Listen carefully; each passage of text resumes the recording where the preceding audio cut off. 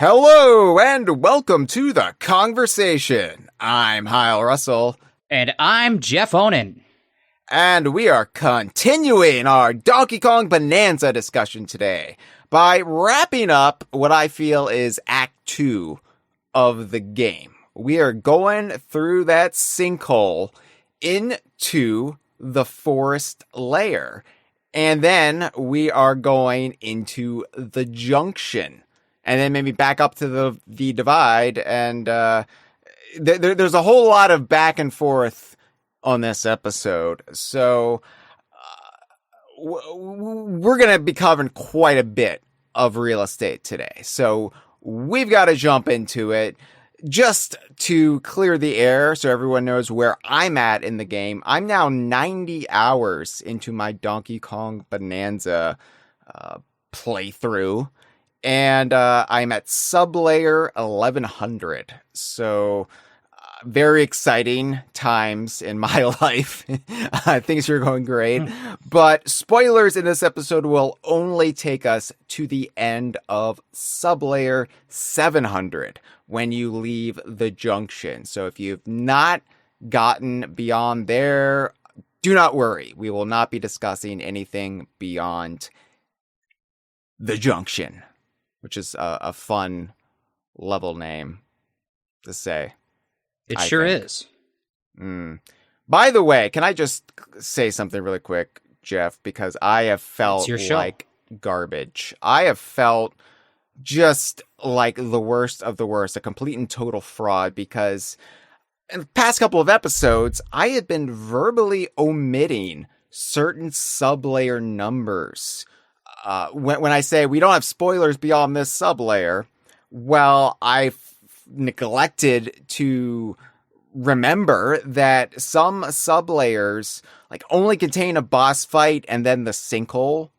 And so, for example, like when I said on the last episode that we would only have spoilers up until sublayer 502, I forgot that technically the boss battle in the freezer that took place a bit lower on sublayer 503. And since those sublayers don't have any Banandium gems, they're not included on the checklist, and I forget about them. So I'm sorry, Jeff. I know I let you down with this. It's okay. We'll have to get through it. The thing is, we could talk about it, but I actually do have a hard out for this podcast. We need to wrap this up sometime in less than 7 hours. So 7 hours from now.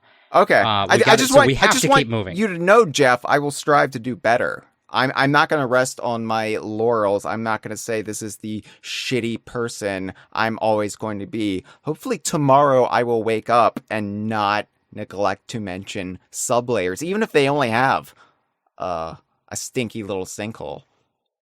Well, Hyle, God willing, it won't be the last time you apologize to me this episode. Let's move on. All right. I still got the post-COVID brain haze. My brain is foggier than an N64 game from 1997. Yeah, all right. Turok. So anyway, thank you for joining us on this episode of the Kongversation. I wanted to really quick plug our Patreon, dkvine.com/Patreon. Of course, we live stream these episodes for our $5 and up patrons. So hello to Martrose, hello to Just Andre, hello to Chocolate Milk Drinker, hello to S Monaco 14, who have joined us on this lovely summer evening. Hundreds upon hundreds of others. We just cannot name them all. We don't have the time. Jeff has a hard out in 7 hours, so that is just the way the cookie crumbles. 6:54, 6:53. I really am on the clock here. Jeff, I know you will make time for this because you made this proclamation towards the beginning of the Kongversation season 13 that because 13 is the scariest number, that you would say something quite startling on each episode of the Kongversation you were on this season. And that's right. This is your opportunity to do so. Right. Until we get to season 666. Right. At which time we will die. But yes, I'm going to say one scary thing each time I'm on the Kongversation. Not because I like to scare people, but just because I want people to be warned. I want people to be aware that scary stuff is out there. And I thought I'd cater this one to the episode topic, which mostly is the forest layer in Donkey Kong Bananza on Nintendo Switch 2 family of consoles. So here we go. The scary thing for this episode is, this is a true story. Hyle, when I was like 4 years old, I had an imaginary friend. Okay, this is a true story. Hold on. Everything I'm about to say is real, even though it sounds stupid. I had an imaginary friend, but my imaginary friend was not any kind of person I could talk to. It was an ostrich. The ostrich that was my friend, whom I named Ostrich. The ostrich was named Ostrich, and it did not talk or do any people things. It just stood around like an ostrich. And for the most part, it just watched me play Legos, and I would narrate out loud my thought process about the Legos I was making. Like, I'm going to put the wheels on top of the car, so if it flips over, it's still on wheels. I would explain this to Ostrich. And the thing is that later in life, as I grew up, I started to realize that the ostrich that I had as a friend as a kid didn't really look like an ostrich. So I don't know why I named it Ostrich. It's kind of weird. What did it look like? Until one day, well, let me tell you, Hyle, one day in adulthood, I stumbled upon researching knowledge about the world and the history of it. I stumbled upon a certain creature that is now extinct, and that creature is called a moa. I'm assuming you've heard of a moa. I have, yes. M-O-A, yes. And so this is a large, long-necked bird that is extinct. It's a megafauna of the early man era, and it was hunted to extinction by early man. And there are none of them around. And 4-year-old me could have never been exposed to the knowledge of a moa, but when learning about a moa, I was certain that my imaginary friend Ostrich was a moa. It absolutely was a moa. And that's when I came to the startling realization that Ostrich it could not have been imaginary. And my imaginary friend was, in fact, Hyle, a ghost. A ghost of a moa. Well, a ghost of a moa, a ghost of an animal that's been extinct for 10,000 years in Australia on another continent. Yeah. I was seeing a ghost. You know, because kids are more tuned into that. Kids are more tuned in. Kids are. They're dialed into the other world because, you know, their little souls have just recently made the passage via reincarnation or whatever baby shoot they come down. And, you know, we've established on the Kongversation past seasons that your house is located above a hellmouth. That is canon, actually, for the Kongversation. It is. For those keeping track or those who are new listeners who discovered us this season, we've already been through this. Jeff lives over a hellmouth and lots of There's two things about me. I live above a hellmouth. I'm possibly born in 2007. Those are the two facts. Yeah, so all I have to say to that, Jeff, is little kids are creepy for this reason. I don't trust them because, they're going to see ghosts. It's like when your cat looks like up this dark stairs at night and they just stare with wide eyes and you're just like, I can't with this right now because I know you're seeing some sort of beastly otherworldly demon and I really don't want to. You can't pick it up in your frequency on your eyeballs. That's right. The human eyes don't see it. And as a bonus scary thing for this episode, I want everyone to just think that every time you get a goosebumps shiver, like a little goosebumps, that's the ghost of bugs crawling on you, on your skins. All right, scary thing over. All right. Well, now I'm in a mood to talk about Donkey Kong Bananza. Thank you, Jeff. You actually requested to be on the freezer Layer episode. Hyle, full disclosure. I feel like full disclosure. I feel like I need to weigh in on this because people need to know the journey that I went through to get on this episode. Yeah. Can I? Do you mind if I? May I? Yeah, you may. May I? Moa. I mean, you can. Moa. Wow. Okay. I am gonna just agree with you because I don't want your legion of extinct ghost birds to come after me.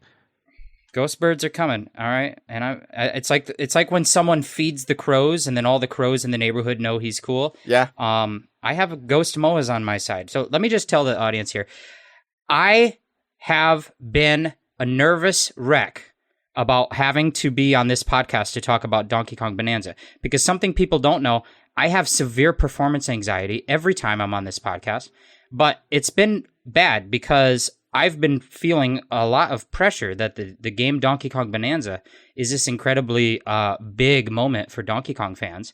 And I've been feeling like, well, what if I have nothing to add to the conversation, on the Kongversation? Mm-hmm. What if I have been a member of the DK Vine staff for 15 years and, for better or worse, defined Donkey Kong fandom as a part of my identity? And yet, when the biggest Donkey Kong moment comes around, what if I'm irrelevant? What if I do a bad job? What if people hate me? Do I hate me? All of these things are thoughts. And dark thoughts. I was listening to the podcast because I listened to this show. And my good friend Mitchell Wolf was on your podcast, this one. And he started talking about something called color theory. And I was like, fuck you, dude. Do you know how much harder that makes the job for the rest of us? We want to do a good job, but you've got Mitchell to compare yourself to. And like Dustin's a professional cartoon guy. Mitchell's a professional video game guy. You got Matt Corna on, the fucking fan favorite, high key most talented person on the DK Vine staff. Yeah. And then, you're bringing on special guests that have their own content creation channels. And I'm sitting here thinking, what the fuck? What can I bring to the conversation? Nobody even wants me on this show. And so I felt like Donkey Kong free falling into a sinkhole, except not having fun. That's the difference. And, but I clawed myself out of it. I said, you know what? Don't overthink it. Just pick a level that doesn't matter too much. Just pick some level, and you don't have to. I don't have to have the most profound take on Donkey Kong Bananza. I don't have to have the take of a generation. I just have to talk about one specific level and give a deep dive of insight into that one little corner of the world. And I could be the guy that did that once. And so I went ahead. I picked a level that I didn't think mattered. It happened to be my favorite level in Donkey Kong Bananza. Mm-hmm. And I said to Hyle 1 month ago of my life, a whole month, I said, hey, can I be on this episode? And he said, yeah. And I was like, okay. And so then I just obsessed about this because I thought I need to do a good job. I don't want people to hate me.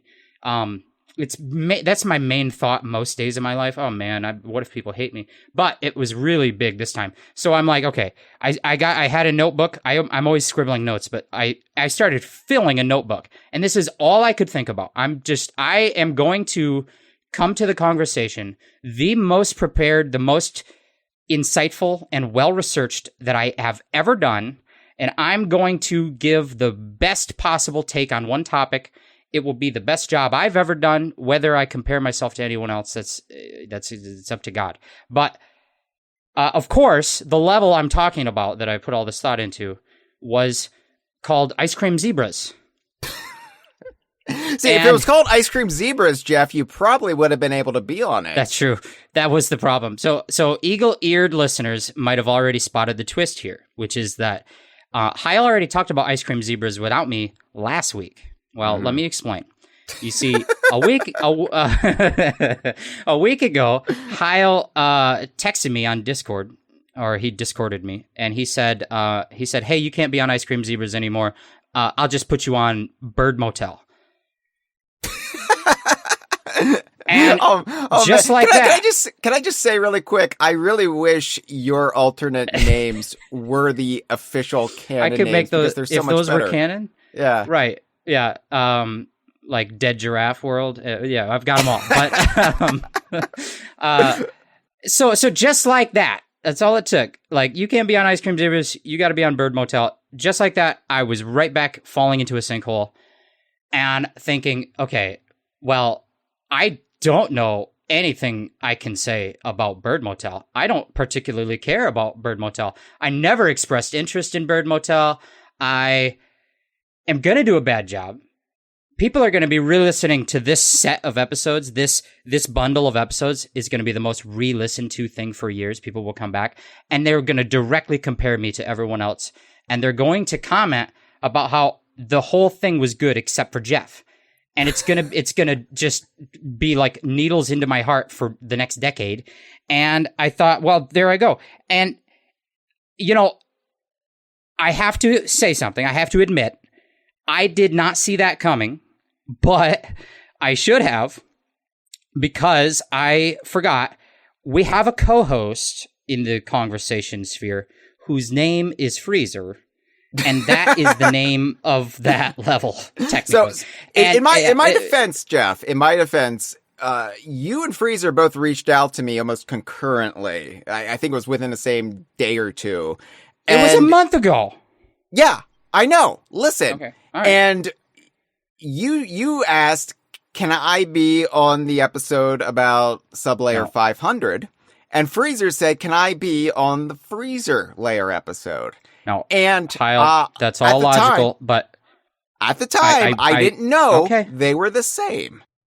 That's fair, but I'm going to be on the offensive for this episode. This is going to be an Angry Jeff. Okay, Angry Jeff. So I can't allow you to explain yourself too much. So let me just finish by saying, like I said, I recognize that Freezer's name is Freezer, and without any irony in my voice at all, I recognize that I cannot compete with that.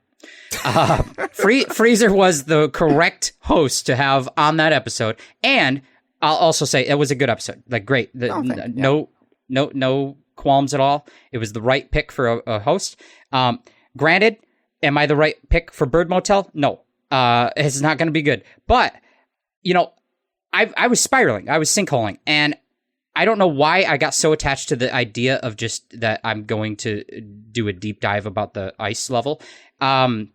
Maybe it's the fact that I've grown up my entire life, every day of my life lived in the state of Michigan. So if anyone who's ever been a co-host on the Kongversation, I have the most personal and exhaustive experience with snow and ice in all of its forms. But if it's not that, it could be that level also has a factory in it. And I don't know how much you all know this. Hyle should know it. He's one of my friends. That for my entire adult life, I have worked in factories. My career is in manufacturing for the past 11 years, including for 3 of those years working in a climate-controlled factory that makes dairy-based food. And for that job, I have toured not 1, not 3, but 2 ice cream factories.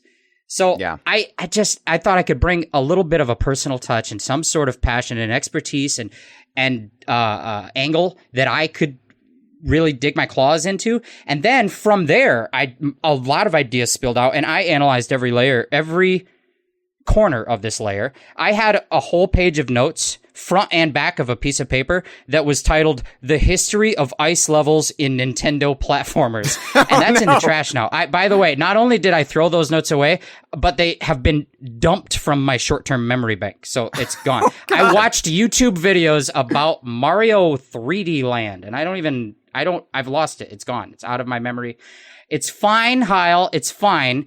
I don't know what I'm going to say about Bird Motel, although I did go back and replay it, and I do have some things to say. But I just wanted to tell you here, right at the start of the episode, right at the front top, that I don't feel good, and I've decided there's only one way that I'm going to be able to get through this episode. There's only one way that I can regain my confidence enough to get through an episode about Bird Motel before I slink back into the shadows and you guys don't see me again until there's Sea of Thieves stuff.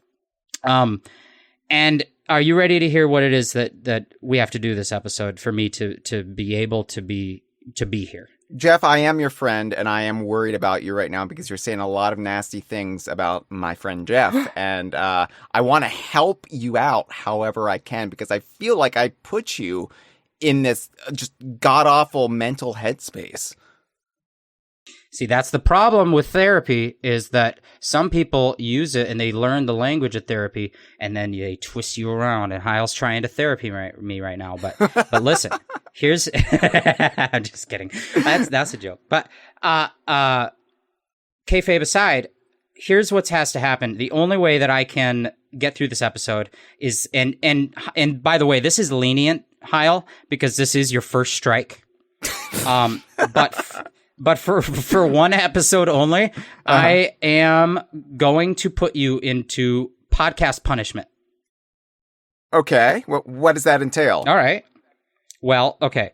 Podcast punishment can take many forms, but on today's podcast punishment, I have crafted a punishment that is specifically themed around this chapter of Donkey Kong Bananza, from the Divide to the Junction, the Freezer, and the Forest. I have, for this episode, prepared all of my observations about Donkey Kong Bananza, and I have split them into two categories. One category is called ice cream observations, and one category is called bird shit observations. Now, let me explain. The ice cream observations are good observations. You'll hear me say them, and you'll say, wow, that's a good observation. And it will give people a taste of what an episode could be like if I did a good job. The second type of observation is called a bird shit observation. And those ones are bad observations. Those are going to barely be on topic. They are likely to annoy and maybe even frustrate Hyle. And they will make people thankful that after this, they don't have to listen to me on the Bananza episodes. I'll be on the Sea of Thieves episodes. So your podcast punishment is that every time I give you a good ice cream observation, I get to say a bird shit observation, and you have to let me. I get to. I think that's only fair, considering I'm the cause of all of your suffering right now. Yeah, well, okay, maybe not all of it, but yeah, so that's what we're going to do. We're going to be doing that today, and on top of all that, we're going to be talking about Donkey Kong Bananza. So that's true. Up. That's true. By the way, Courtney has joined us in a live stream, and Courtney's speaking positive things about Jeff, and others are chiming in, just Andre, Me Muppets. Chocolate Milk Drinker says, Jeff, I think you're tweaking. So you've got that going against you. But besides that, most people are in Camp Jeff. Just so there's some talk about the Moa Ghost. Yeah, people are scared. So Jeff, like, we're kind of spinning our wheels here, and we're just talking about the thought process behind the co-host. But I did want to clarify that when I realized, oh shit, the episode Jeff wanted to be on is called Freezer Layer. It's not going to work. And then I got to the Forest Layer, and I was thinking, oh wow, this would be a fun layer for Jeff, because I associate you with the cloaca. Jeff, yeah. For those who don't know, for those who don't watch our Sea of Thieves streams or occasional just correspondences that we somehow air to the public, Jeff is passionate about what he refers to as the Wonder Hole, which is the cloaca. And because of that, and maybe because you have a guardian angel that is a bird that has been extinct for 10 millennia, but I was thinking, wow, this just seems like it's right up Jeff's alley. And if Jeff was a bird, there would only be one possible alley. It would be the cloaca, because they just have the one hole. That's right. See, the thing about holes is, I think you need to ask Morifice from your orifice. Are you tired of having a separate hole for shitting and another hole for pissing and a whole different hole for laying the eggs? well, let me tell you about an amazing new invention called the cloaca, the all-in wonder hole, where you can do all your stuff out of one hole. And you can, on your own time, Google a phrase that is called the cloacal kiss. And while you're Googling it, you can listen to me tell you what it is, because it is when the male bird and the female bird, they touch cloacas together and in a kiss, and then the male one spits it just spits the semen at the cloaca of the other one, and then that's how that one gets pregnant and lays the eggs. Birds are just awesome. I fucking love birds. Yeah. Jeff, I'm also sorry that there wasn't an Onan layer in this game, because Freezer got a layer named after her. And I was thinking, wow, you know what? It would be apropos if we could have a layer where all of the spilled seed goes into when it seeps into the ground. You know, all the biblical semen that's just lying about. Right. Imagine if it was just all manifesting in this one glorious layer. That would be your episode, but because that doesn't exist, I mean, maybe it does. I don't know yet. Right. Well, you haven't seen the end. I don't know. Yeah, I might be quite the fool when I get there, but because I assume that's not in Donkey Kong Bananza, you got the bird layer. I'm on the bird motel, which I do want people to know that I don't really care about birds or motels, but I do think this level's pretty okay. You know, I did tell my mom she should have named me The Divide, but she didn't understand. So yeah, let's talk about how you get here and the weird bifurcated journey that is parallel to the freezer layer. So we discussed the divide on the last episode. We're not really going to touch upon it here, but let's assume you went to the freezer layer first. I know a lot of you went to the forest layer first, but let's just pretend. It's imagination time here. And you go through the sinkhole at the end of freezer layer, and you will then drop down to Sublayer 700, which is a very similar area to the divide called the Junction. And this is where the two worlds, freezer layer and forest layer, both lead. In fact, if you look up into the sky of the Junction, you will see both sinkholes. And when you frame it with the floating platform that Cranky is on, it kind of looks like a face, and it's scary. Well, it's interesting because usually when you're in a layer in Donkey Kong Bananza, you can look up and you can find visually up in the sky the sinkhole that you've fallen out of, and there's always one hole, an all-in-wonder hole. But it's, incredibly, when you get to the Junction, two holes. The Junction is really just like liberated from the ostriches. It's saying we are no longer associated with that kind. We have two holes, one for shitting, one for pissing. Here we are. Here we be. But yeah, the Junction, it's like I said, very similar to the divide. It's just where it all comes together. You've got the Neptunite walkway. The difference, though, is that you start off on one of two sides. If you drop down from freezer layer, you're on the ice side. If you drop down from the forest layer, you're on the forest side. And they both meet in the middle, but there is a bridge beyond that is inaccessible until you destroy the void generator on both sides, the freezer side and the forest side. And unless you have the ostrich bonanza by going to the forest layer first, this generally means having to use the warp gong to contact the mama elevator and go back up to the divide, Sublayer 400, so you can take the forest path down to Sublayer 600. So it's just a very fanciful way of giving you the illusion of choice.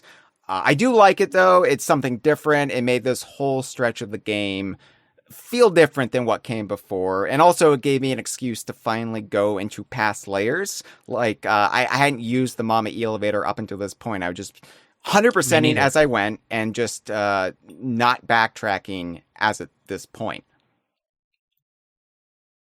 Yeah, I had not backtracked either. And I think this is also, you could say that this kind of is meaningless or purposeless.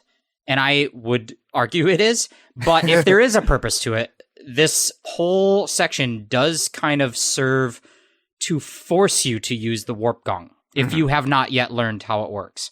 Right. And I guess you could call that a purpose. Yeah. My life, like my career in manufacturing. It's like I guess I could call it my purpose.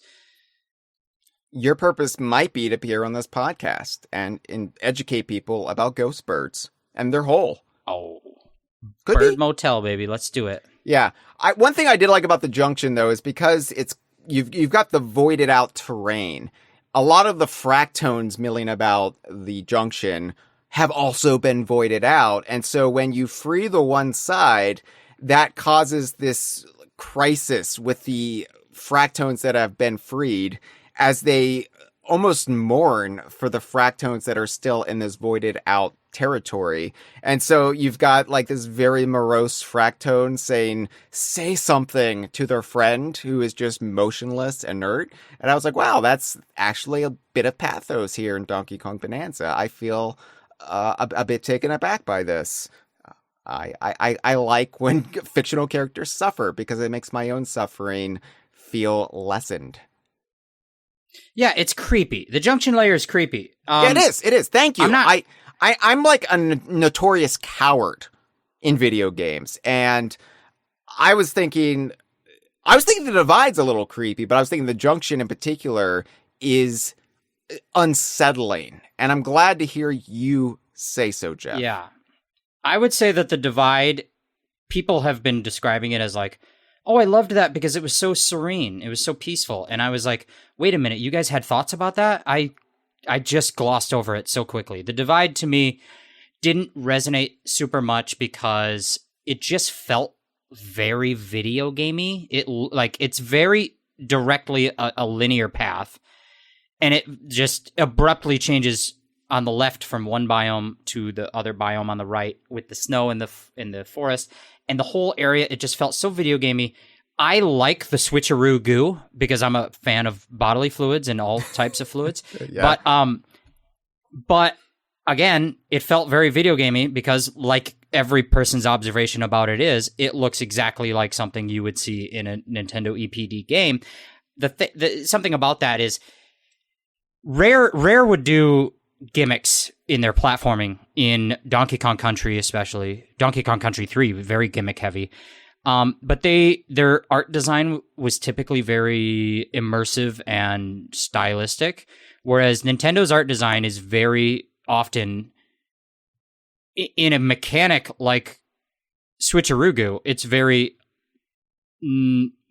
player experience driven. Like, you need to quickly communicate colors and things. Here's an example. In Retro's Donkey Kong Country Returns by Retro Studios, there's a factory level where you hit red switches to turn on the red platforms, and then as you jump, you hit the blue switches to turn on the blue platforms. It's very color-coded, and it feels very Nintendo. And that's good design. That's what you want it to be, very visually communicated, but it doesn't feel like anything in the Donkey Kong Country trilogy at all to me, because those games kind of didn't do that. They were just very visually, like, realistic looking and immersive. Mm-hmm. And this bright pink and bright blue. Anyway, long story short, the Divide looked too video gamey to me, and I felt like I was not in a place, and so I just walked through it, but I did not feel creeped out. However, once I got to the Junction, I did feel creeped out, because you immediately start off with all of the void metal, the void, whatever it is, void substance, and you're like, okay, this is kind of creepy. Like, there are bushes and leaves, but when I touch and walk over them, it reacts like I'm touching a solid metal object, and you're just seeing life forms being encased. And then you see the fractones, and you're like, oh yeah, that guy's alive, and he's encased. That's not even just a plant. That's a person, basically. By the way, Freezer on that last episode made the point that sentient zebras were not people, and I didn't like that sentence. I was like, I think they're people. If anyone who can feel sentience is a person, right? Does the Geneva Convention or whatever, the international court, don't they recognize like gorillas as people or something? I honestly don't know, but in my weird headspace, I am a vegan, so I think of like, yeah, I agree. Like, zebras can be people, sure. Well, these ones, they're just people in clothes with. No, but I'm saying, like, too often human is just conjoined with people as if they were interchangeable terms. And I'm saying people don't have to be human to be people. Yes. And I think that international law agrees with that. Okay, good. Probably a dolphin is a person, I think, in some treaties. Okay. So anyway, that being said, the fractones are certainly people. So this level's creepy. End of thought. Yeah, there's also the introduction of the turrets, the homing missiles that lock onto you as you go down to try to destroy the void generator. And then all of a sudden you're like, oh, wait, I'm being targeted by a laser sight. This is not fun. Oh, no. It's like an escalation, and you're not really expecting it. So it reminded me a little bit of the crosshairs in Donkey Kong 64, when all of a sudden there's just this like sniper on Donkey Kong, and thankfully we don't have the demonic get out voice, but it's still just like, oh, I wasn't ready for that. That's well, because Jordan Peele didn't work on this one, so we don't get the get out. Yeah, but there is I believe, correct me if I'm wrong, I believe there's a battle challenge in the Junction layer where you have to kill a few crocoids, and there's pretty much like almost no terrain to pick up to fight them with, and they're made of lava. But there are the turrets, and I think you use the turrets to kill the crocoids because you get the target to follow you, and then you just put it in the path of the crocoid, and it shoots the crocoid. I think that might be one of the challenges. Anyway, that's so game design. That's so Nintendo. that's so Nintendo. It's my favorite Disney Channel sitcom from the early 2000s. Yeah. But yeah, you have to return to the divide from the Junction. You come back to the Junction once you're done with the other layer that you haven't played yet. But one thing I appreciated playing the freezer layer first is I returned to the divide. It's the first time I've backtracked in the game. And all of a sudden we've got one of the zebras from freezer layer hanging out in the divide. And they're making little comments about the switcheroo goo, particularly. They say, check it out. Check it, brah. This goo is wild. And I love that. That's such a nice little touch. It does remind me a little bit of Super Mario Odyssey, when you would see other inhabitants, other residents of kingdoms, like visiting the other kingdoms that they wouldn't normally be found in. Like when you'd see a new Donker in Chostarina, the Sand Kingdom. I always want to say Tostito because that's a delicious corn chip. But yeah, it's... Or Tostino's, which is the frozen pizza. You don't eat that. That's got cheese anyway, on it. I enjoyed that. I enjoyed that you had one of the zebras there just being... of course the zebra would be mesmerized by the switcheroo goo. They love substances because they love putting substances in your mouth. And I'm sure it inspired lots of culinary treats. Yeah, it's okay. You just made it into like the switcheroo goo. I never thought of putting it in your mouth, but once you put it that way, I just felt like that was a Willy Wonka gimmick. Like Willy Wonka would be like, check it out. It's the food that when you eat it, it goes into your friend's mouth. And then when he eats it, it goes into your mouth, like back and forth. And that's a Willy Wonka invention. Anyways, yeah, cool. It is cool that the zebra showed up there. Although it wasn't a zebra. Was it a zebra or was it a zebra fractone, you said? No, it was a zebra. It was just a straight up zebra. Oh, really? Yeah. Oh, dang. Okay. Dang. Sometimes zebras are fractones. And by the way, you talked a lot about whether that was cultural appropriation when they do that. And I think of it more in the opposite direction. I think of it's more like the zebras expect their immigrants to assimilate. They're like, no, you need to take on our culture and start being a zebra. So more of a cultural melting pot and less of a cultural mosaic. Yeah, it's like, oh, if you're going to be here, you got to speak our language. It's really bad. They're bad people. Yeah. They are people, though. The zebras are people. The difference between you and me, Jeff, I always try to look for the good in my fictional zebras, while you're always approaching it from the cynical side. Well, they got the ableist bridges. Come on, it's whatever. Yeah, we're moving Freezer on. Brought that up. You've been getting this 2 episodes in a row. You're getting this, and it's not your fault because that's not what your punishment is. That's not your punishment on podcast punishment. Your punishment is coming up right now because I'm about to share my very first ice cream observation, which means once I'm done with that, you will be punished with a bird shit observation. Are you ready? Okay. You ready. Mentioned. This is a good ice cream observation. You mentioned that you viewed this whole section of the game, the past 2 episodes of this podcast, the divide, the freezer, the forest, and the junction. You've been calling it Act 2. Right? Yeah. Or Chapter 2? Act 2. Yeah. Act 2. And that's cool because I listened to you saying that on the last episode, and I was like, I have that written down on my notes already. That's what I've been calling it. Because I consider this chunk of the game not just narratively like an Act 2, but it is, in a Nintendo sense, over the course of a game, they kind of will follow 4 acts. Maybe the story doesn't follow this, but the gameplay will follow 4 acts. Act 1 is teaching you what the game is. Act 2 is just being the game. Act 3 is doing twists on the game or introducing gameplay that breaks your expectations of what the game is. And then Act 4 is bringing everything you've learned together into like the most challenging portion. And we're currently in Act 2, the meat of Donkey Kong Bananza. If we've just been spent time learning what the game is, this is what the game is. Freezer and Forest Layer. And what is the game? Well, this is what the game is. There's basically 3 components that make up Donkey Kong Bananza. The mechanical core is 3 things that interlock with each other. You have that the world is made up of different terrains. You have that Donkey Kong can interact with terrains in different ways. And then you have the fact that the enemies in the world are made of terrain. That's a key detail. Mm-hmm. And by doing this, Mitchell made a point, I think, on one of our Patreon exclusive episodes that you can listen to only if you join the DK Vine Patreon at dkvine.com/Patreon. Did I do that good? That was good. That was good. Okay. You're natural. So, all righty. I didn't know if the URL was correct, but Mitchell made the point, I think. I don't want to put words in his mouth. I want to put Switcheroo in his mouth and then put the other one in my mouth. I want to force feed Mitchell Switcheroo.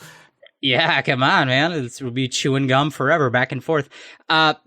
Mitchell, I think, made the point that in the early 2000s, the turn of the millennium, a lot of the focus of games like this, of collectathon platformers, was about cramming the game full of a variety of gameplay types, like a lot of bespoke elements. A game would be like, okay, we're making a platformer.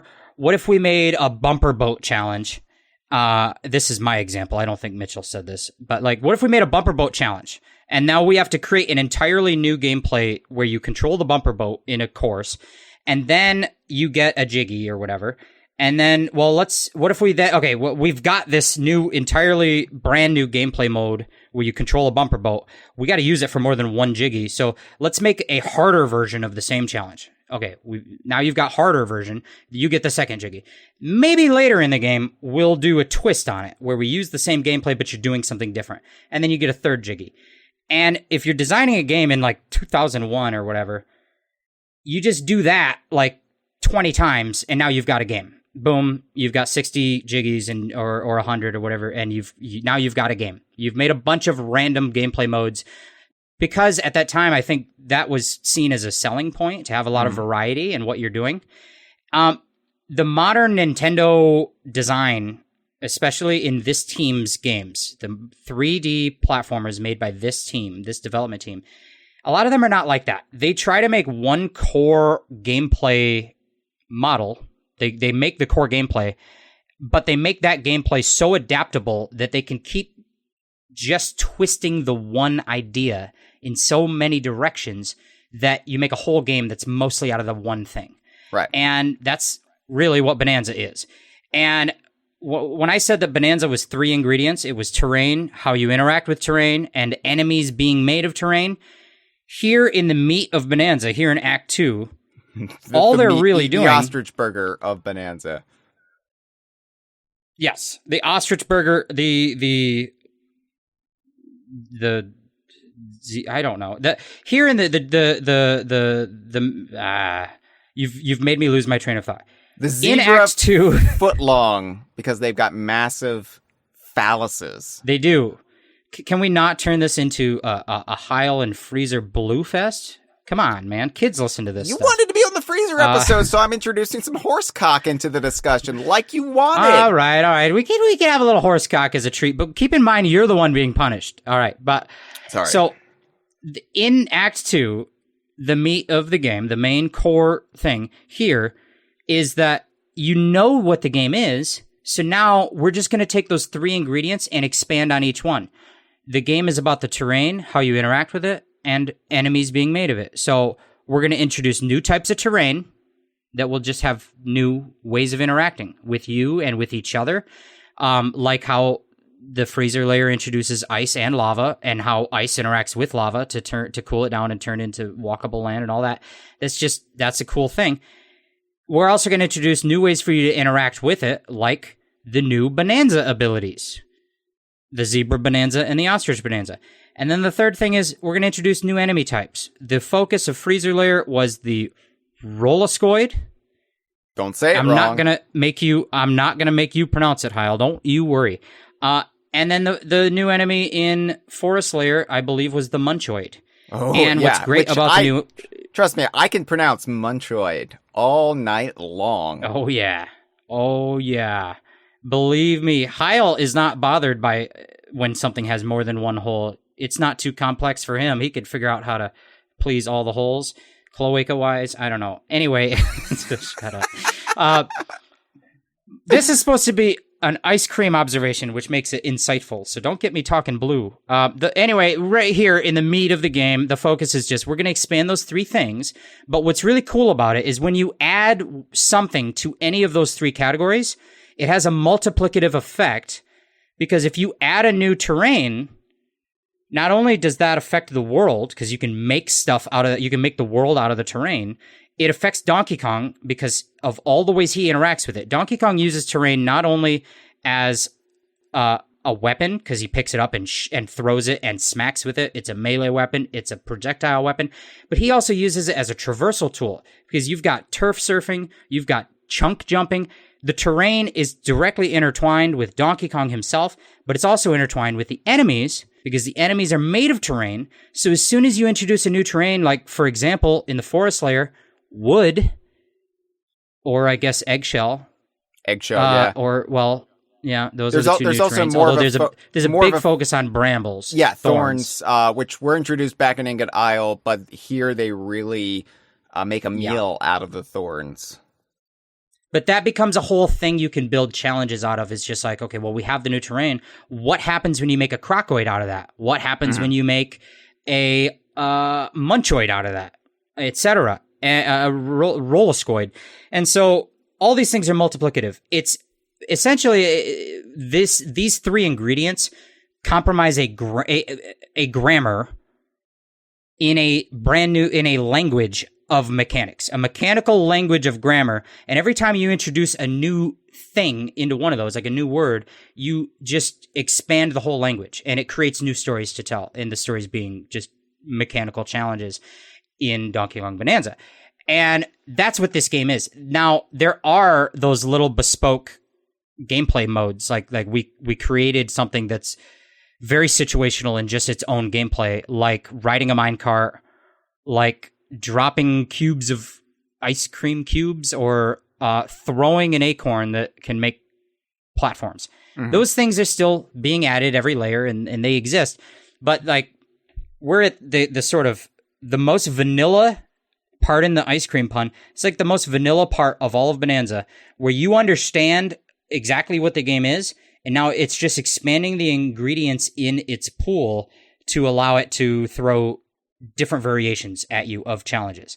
Before you get to Act 3 of the game, where they start playing with level structure and introducing abilities that are more game-breaking, and all that's to come later, spoiler-wise. Yeah.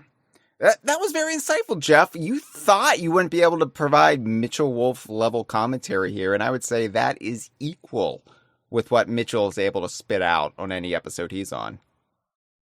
Well, don't get ahead of yourself, because that was ice cream. But with each taste of ice cream, you have to take a little bit of bird shit. So here comes a bird shit observation. Okay.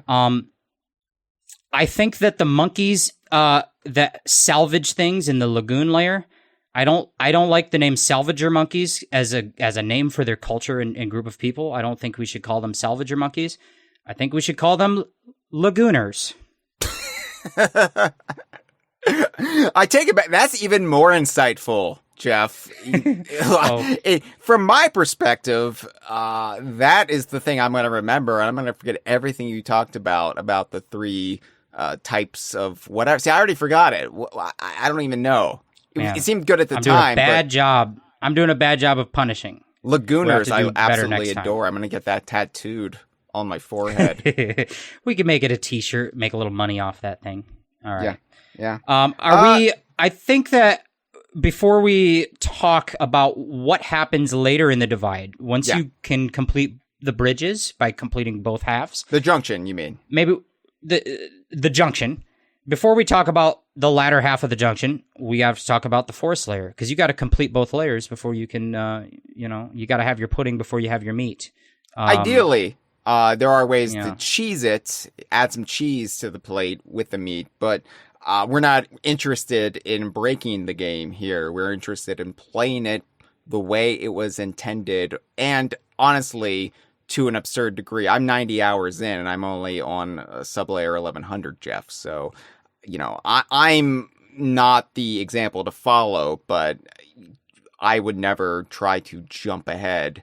It's not my style. It's not my forte. It's not my area of expertise even. So let's talk about the forest layer. Now, of course, it is ostrich populated. They are the big culture in the forest layer. And, you talk about threes, Jeff. I would say that each major, large layer in this game, lagoon layer, canyon layer, and freezer layer before this, they all have a triple theme. It's not just, here is this environment or here is this animal subculture. They always put a twist on each one. So for lagoon layer, it was a lagoon. It was populated by monkeys or Kongs, but they're also salvagers, and they fish up forks and, hoard just junk. Canyon layer, the cliffside, like mesas and what have you, but also populated by dead giraffes. And also, it's a refinery. So you get some of that factory vibe to it. And then with the freezer layer, it's your snow and lava. It's your Hailfire Peaks, basically. It's zebra populated, but they also make delicious frozen desserts. And that's the whole vibe there. And so with forest, you've got the ostriches, yes. It's in a forest, it's in a woodland, true, but here's the twist. They operate a luxury hotel, the Eggshell Hotel, and they're all about customer service and facilitating the wants and just vulgar desires of their clients. Yeah, I did write down similar notes for all the levels, because the fact that every world is multiple layers, pun intended, of ideas blended together. And here's what I wrote for the freezer layer, because I just think it's funny. It's not just a snow level, but also a lava level, but it's also ice cream, but it's a factory, but it's zebra themed, but the zebras are snowboarders, but they're also hipster artisanal ice cream shop vendors. It's a mouthful. You guys never mentioned that element of it. Why do they say bra? Is it just because they're zebras? But we mentioned it. We mentioned a little bit of the etymology behind bra. Right. But you didn't really mention why that is, because they're snowboarders. But also it's because I think the ice cream shops are specifically hipster artisanal ice cream shops. There's one of the tomes or whatever that says buy local or whatever. It's like they're leaning into it when he calls you bra. These dudes are hipsters. They're I don't know. That's what the vibe I got. Okay. All right. And that's not a prerogative. It's not a pejorative. I like all ice cream shops. I'll go to a gelateria. You know, I don't have a problem with if they give me a little thing with like one of those pieces of wood that's barely shaped at the end like a spoon, like a little scoop at the end of a chunk of wood. I don't mind that. Give me a gelato. I'll do it. I used to like gelato back when I did dairy. Yeah. Gelato was my favorite type of iced cream. But unfortunately, you know, I just have to go for the dairy-free desserts now. You know, Ben & Jerry's, they used to have a wide array of their like pints of ice cream, but made with almond milk. And then they switched them all up to oat milk because it's more environmentally conscious. I understand that. But the problem is oat milk gives me just the worst diarrhea imaginable, Jeff. I can't do oat milk, so I can't eat Ben & Jerry's anymore. See, I can't relate to that because I eat the regular ice cream and get horrible diarrhea, but I still eat the Ben & Jerry's. By the way, one of the factories I toured, when I said that I've toured real life ice cream factories, one of them is the Ben & Jerry's factory in Vermont. So there you go. Oh, all right. You're but I did want to comment.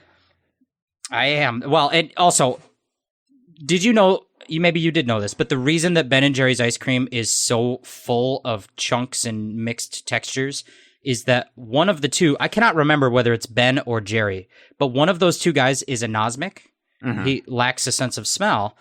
And that's why the ice creams that they make are one of their forward facing elements is that they're very texture heavy with mixes of chunks and layers and things. And, you know, I got to respect that because I'm an anosmic. People are learning a lot about me. I think they already knew that about you, Jeff. That's one of the Jeff facts that routinely comes up. Most of the people who are jumping into this podcast to listen about Donkey Kong Bananza have never heard of Jeff. This is new to them. And they don't like me so far. But before we talk more about Forest, this notion that you mentioned about all the levels being multiple things combined, I did just want to quickly say that was something that Donkey Kong Country Tropical Freeze, in my opinion, started to approach.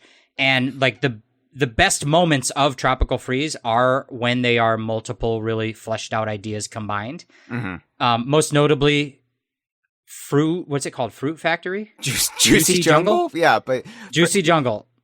I mean, Fruit Factory is what it is. Yes. My bad. That might be one of the levels instead of the world, the island. I don't know. But Juicy Jungle, great, very, very Bonanza-styled combination of ideas. Also, just like the final level, the final world where every level is a different biome from the first game, but now reimagined, covered in snow. That's a cool idea. I think the combination of mangroves with downed aircraft and boats, that's a Bonanza-styled idea. They almost got there. While Returns, as good as it is, its level themes were seen as comparatively bland, oftentimes unfavorably compared to the new Super Mario Brothers platforming series. And those games were known for how every game had the same level themes, world themes. You'd have the grassland and then the desert and then the jungle and then the ice level and then the lava level, and every game was the same. Anyway, just a thing. Yeah. No, it's good observation. You're just running circles around Mitchell. I don't know what you were worried about. Well, okay, if you call it good, then I get to say something bad. Here comes a bird shit observation. The next bird shit observation, I need to get some of these off the board. So let me just do a big one. This bird shit observation is titled 5 Reasons That Bird Watching is a Horny Hobby. I'll go quickly. Reason number 1, usually you ask someone what their hobby is. You say, oh, you have a hobby? What do you do? Bird watchers will say, I don't do anything. I just like to watch. Red flag, I think. Reason number 2, they do their watching through those tiny little binoculars that they only sell in the kinky aisle at the pervert store. Okay? Reason number 3, they set up stuff in their backyard to attract the birds, and the things they set up are horny. They put a bird bath because they are not just bird watchers, but they want to watch the birds bathe. And then the other thing is a bird feeder. Okay, explain this to me. You want to watch the birds swallow your seed? The fourth reason that bird watching is a horny hobby is that the official legal scientific name for a person who studies birds is a hornithologist. Hornithologist. That's a fact. Reason number 5, final reason, is that the people who named the birds, they have come up with some fucked up names for birds. Here are some real names of birds. I could chime in with this, but yes, go. Hit me, please. Well, I've got a list. Titwillow. You hit me and I'll tell you what you missed. Titwillow, yes. Yeah. I wrote down swallows, a swallow, a tit, a booby, a shag, a cock, a pecker. I wrote down in quotes a warbler. I'm not sure if warbler is sexual, but I guarantee if I looked it up on the Urban Dictionary, it's sexual. Like there's probably a slang for what warbler means. Kind of sounds another like one I wrote down is. Yeah, right? Like, I would enjoy a little warbling, probably. Last thing I wrote down, the North American flat-chested twink. That's real, I think. That one's probably as real as the rest. So anyway, there you go. That was another bird shit observation. I like that one wasn't even really about Donkey Kong Bananza. That was just Jeff doing stand-up. And I appreciate it because you are a talented comedian, Jeff. In the live stream, Chocolate Milk Drinker just saying, what? And then just Andre is saying this is going well beyond accusing bird watchers of just being horny. You're going to be dodging defamation lawsuits for the next decade. Well, they're so horny, they're probably into defamation. I'm not judging. I don't like poop stuff, but if they like poop stuff, that's up to them. It all comes out of one hole with their partners that they're interested in, right? And it was not off topic because we're talking about birds. We're talking about the forest layer where the ostriches live. Yes. And they have hotels. Yeah. So like the other layers though, beyond the 3 types of variety with the theming, you also have the crisis that's been applied on top. So in the lagoon layer, the crisis was there's a drought. In the canyon layer, the crisis is, there's multiple crises there, including that the mixer is going to blow up. They've taken our bananium, et cetera, et cetera. The crisis in the freezer layer was also multifaceted. It's the cooler is cooling too much. The fans have been turned off and the final boss is making everything too hot. The crisis in the forest layer, perpetuated by Voidco as they came through, is that they have, one, Grumpy Kong has created bioengineered brambles and they are everywhere. And there is poison filling up all of the sublayers of the forest layer, creating lakes full of purple toxic grape juice.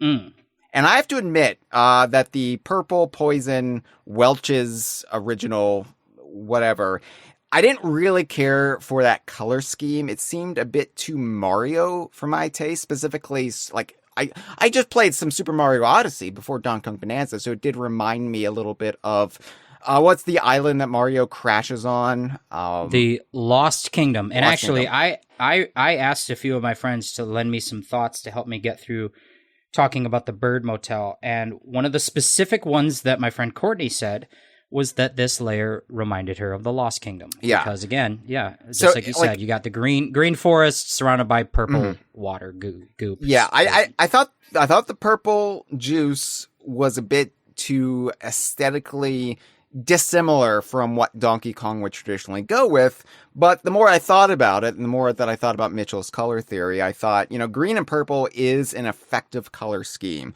So you've got the green of the forest representing what's supposed to be there. You've got the unnatural purples and reds to contrast that, like almost this bloody, gaping wound on the forest itself.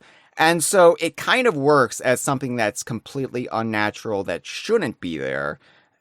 In that regard, I guess it serves its purpose. And you want to avoid that Moody Maze Marsh, some ukulele shade here, that Moody Maze Marsh, just oppressive sameness in the color scheme. It would just make it dreary, and it would really be demoralizing, dispiriting to play this world. And so they avoided it, even if they had to go a little bit off script from how Donkey Kong would normally do things. Yeah. Well, and I did not make this connection while playing the level, but you just keep saying green and purple, green and purple. And what that brought to mind to me was, there's like green and purple gas clouds in Donkey Kong Country 3? Or am I mixing that up somehow? The poison pipeline levels, maybe? Yeah. There's a green one, and is there a purple one?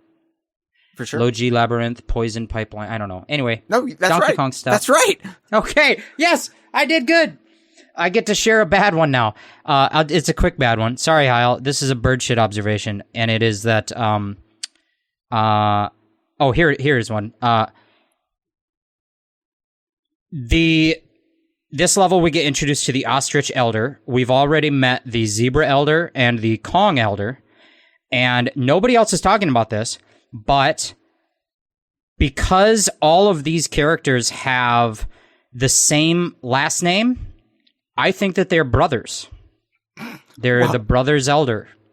The Ostrich Elder has she, her pronouns, so... Okay, well then they're the Siblings Elder. Okay. And the same could be said of the Shopkeeps, because we met Zebra Shopkeep, but we, in this level, met Ostrich Shopkeep. And maybe they're siblings. Yeah, maybe. That's a little bird shit for you. That was, I think, your first truly bird shit observation. Thank you, Jeff. You're not supposed to like them, so here we go. Well, you're punishing me. That's the point. So I feel adequately spanked right now. And fortunately, you like punishment, but we do have to keep going. Yes, I did think overall the aesthetic of this level, it's a little bit muddled to me. There's on the one hand, the foresty stuff and like the sky in the first layer, is it 600? Mm-hmm. 600 is forest, right? Yeah. Yep. Layer 600. When you look up at the sky and it's just like canopies of leaves with like the light cracking through, streams of light, and the music is really good. Like that's like the best vibes you get in this level. You're climbing some trees. Maybe we'll talk about it more later, but the emphasis on thorny brambles, which we'll talk about, along with the poisonous sludge, along with the like names of like marshes and bogs and stuff. As you go through this level, I can't really tell if this is a forest-themed level, or if this is like a jungle-y level, or if this is like a swamp level, or if this is like a bramble level. It really is an amalgamation of all of them. Mm-hmm. And whereas I think that's a strength for the freezer layer, where the freezer layer deftly touches on all the different things you want out of an ice level. The serene crystal caverns and the blizzardy, like tumultuous landscape, but also the calm, fresh, soft snow landscape. Like it's a combination of all the ideas. This level feels like it kind of lacks a little bit of a focus for me in terms of the forest. We'll talk about it as we talk about each individual layer in passing, or sublayer in passing, because I feel like it does tell a narrative story with like the terrain, the environment as you journey deeper. And I feel like it's in service to the crisis that I was talking about. And so it does become less of a forest, this very placid, like tranquil environment, and it becomes something fouler and nastier and a little bit smelly, maybe. And I think that's by design. So maybe table that for now as we just go through some very basic stuff. But let's go. We got it. You did bring up the thorns, and we've got crocoids now decked out in brambles. They basically have a bramble exoskeleton now. And you also are introduced to some fractones that are made of some of this new terrain. So you've got a bramble fractone who's got a fossil in its back, and you've got to smash it by holding some piece of terrain that will enable you to dispatch of the brambles or thorns in this case, without touching them. And I like the variety in fractones as well. It's interesting because fractones, as I said, they're normally made of fractonium, but occasionally you will see a fractone made, in this case, of thorns, or later on you'll see a fractone made of the rubber material. And you're just like, how did that happen? I wonder. Anyway, the fractones serve a really cool gameplay purpose, or multiple purposes. Is one being that they are a substance that can infinitely regenerate. So if they need to put you in a spot in a puzzle where you might need a specific terrain, like the only way to get through this is to have some boom rock. Well, they can make a fractone out of boom rock and put them there, and now you'll never run out of boom rock. But they also can make it a challenge, in this case, where they do this numerous times throughout the game, where they'll stick a fossil inside of a fractone. And now it becomes a puzzle of, well, can you just figure out how to destroy this substance? It's like, oh, we introduced a new substance to you. Do you know how to destroy it? And this is how we test you, by putting a fossil right in front of your eyes and asking you to get it out. And the fractone's always complaining about this horrible cyst they've got on their back. And can you please squeeze all the pus out? And they don't know it's a fossil. They can't see it. But you come along and you perform the extraction. And then they're like, oh, wow, I feel 10 pounds lighter. Thank you. Yeah, they said all that. There's a lot of dialogue in this one. So much dialogue in this game, yeah.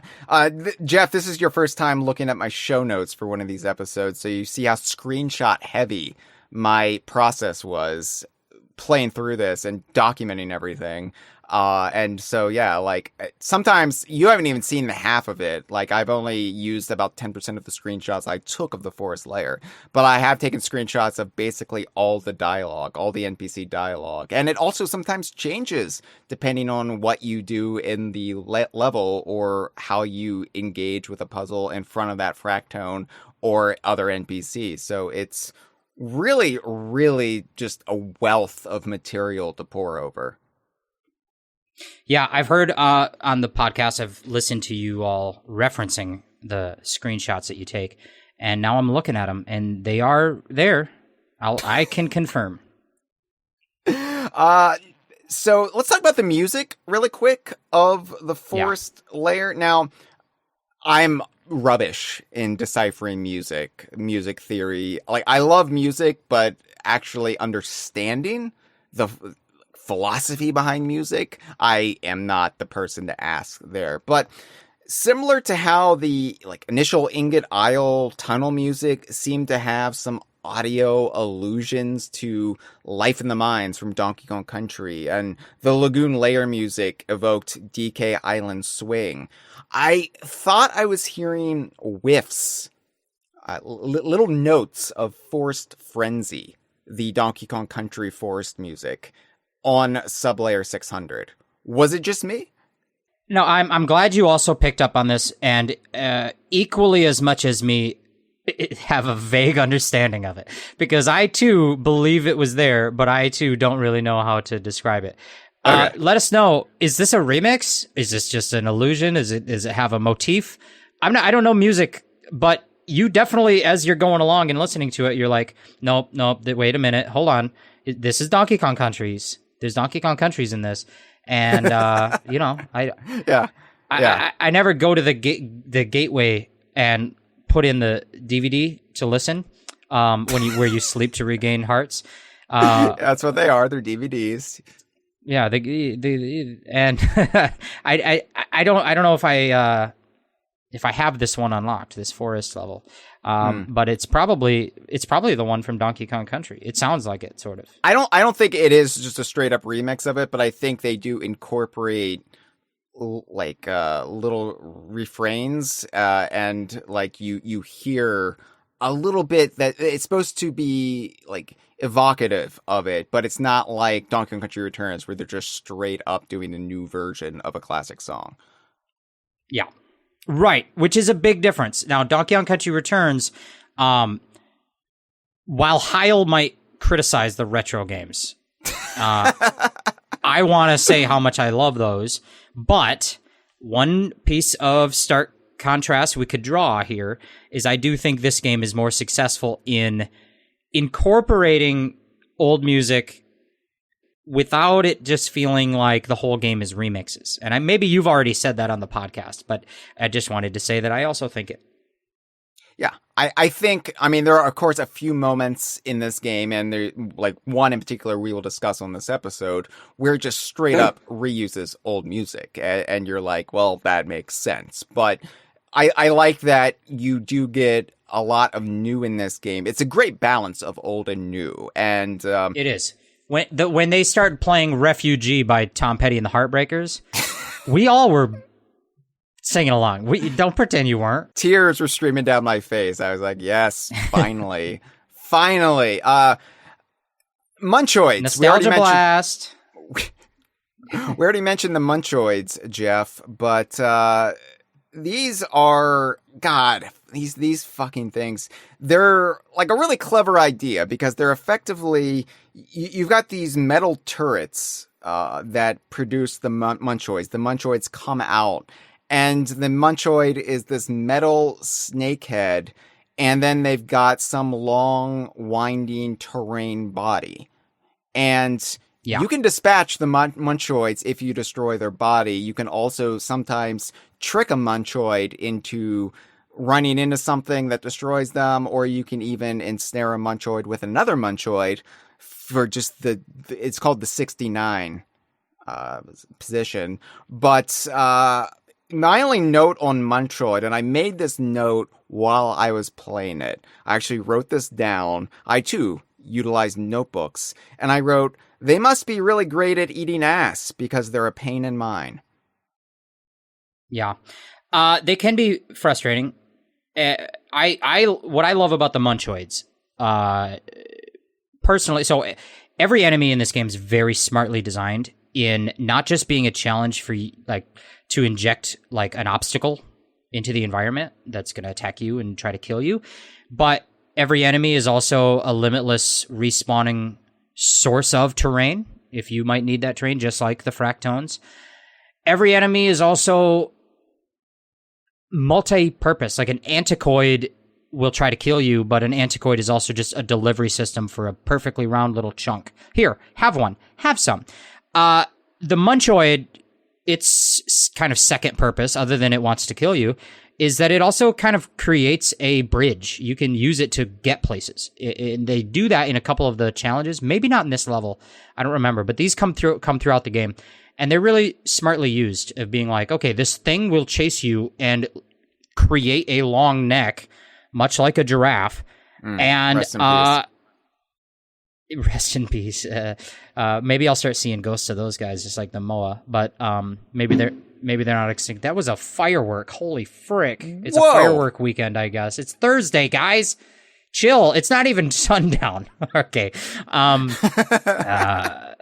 Jesus, threw me off. But when the thing's chasing you and making a line out of its body, you can also like use that to kind of like get somewhere as like a bridge almost. I don't want to do this thing that I did a lot when we talk about the retro games of being like, I wish they had this enemy that could have just been this other enemy from the Donkey Kong country games. Like, why didn't they just make the shark into a Chomps Jr. or whatever? I will say, of all the enemies so far in Bananza, this is the one that I don't think you could make into like, what would this? You can't make this into a Kremling. What would this be? A lockjaw or a snapjaw? It just doesn't make. It doesn't work because it's multifaceted. Another aspect of Munchoid is they will clear the terrain that they're munching. Oh yeah. So right. That not only can they be bridges, but they can also actually eat walkable terrain, and then all of a sudden you've got poison seeping up from below, and then you can't walk there anymore. So it's like they do both. They're honestly well, that could be an obstacle when they reveal the poison beneath. It could be an obstacle, or you could use it to your advantage by tricking them into eating something you want to be erased. You know, right.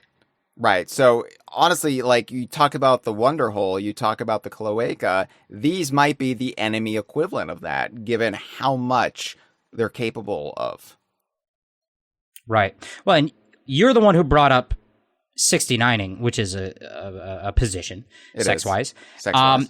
It does bring me to one of my key bird shit observations of the episode, and this is in dedication to the Canyon Layer. R.I.P. to the giraffes. The title of this bird shit observation is "Giraffes are the only animals that do not 69." You might not know this. This is true. It is one of God's little pranks. It's a little trick that he's pulled on us because giraffes, as we all know, are literal throat goats. I mean, they have the long necks, they have those big old tongues, they have the handlebars that you can grip onto, the handles. But they're the only animal that do not 69. Don't get me wrong, I didn't say that they cannot 69.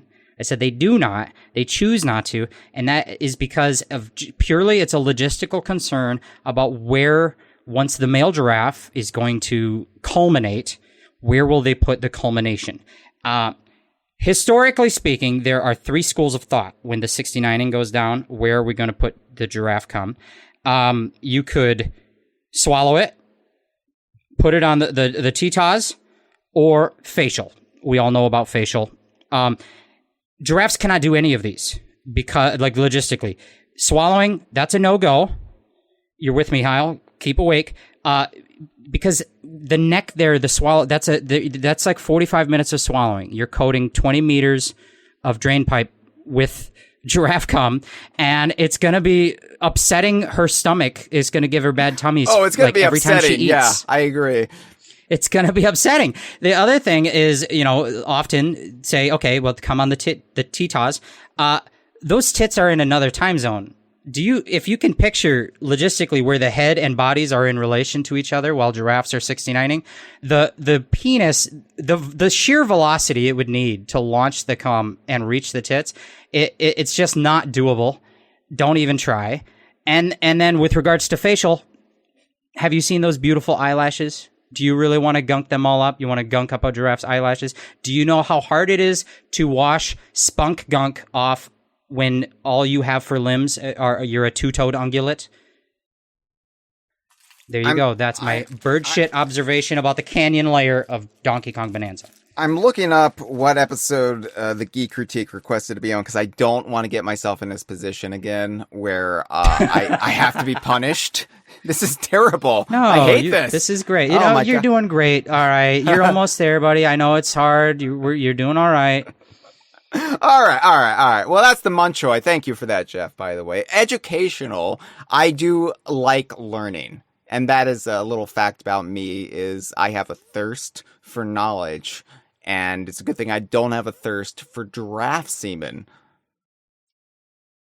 Not yet.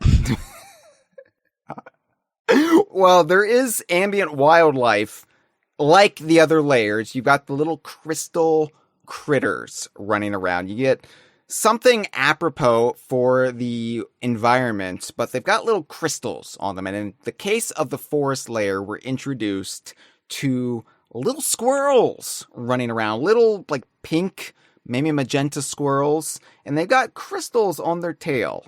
And I love them. They're fun. And, you do wonder things like, well, I wonder what Diddy Kong would say about this, because it's kind of like his friend Conker, except bejeweled. And then there's and it doesn't piss on stuff. It doesn't piss on stuff. You have also got the squirrels from Returns, those squirrels. And, it's fine. Yeah, I know. Jeff hates the squirrels from Returns. I didn't say that. What sound? You think the sound I just made implies hatred? I don't think so. I think it implies disgust at the very least. I don't think it came up on the microphone even. It's not true. Okay. Well, not only do you have the ambient squirrels in this layer, but some of the previous ambient wildlife can also show up, like, I believe, the little lizards. The little lizards from the Canyon Layer are back, too. I was happy to see them.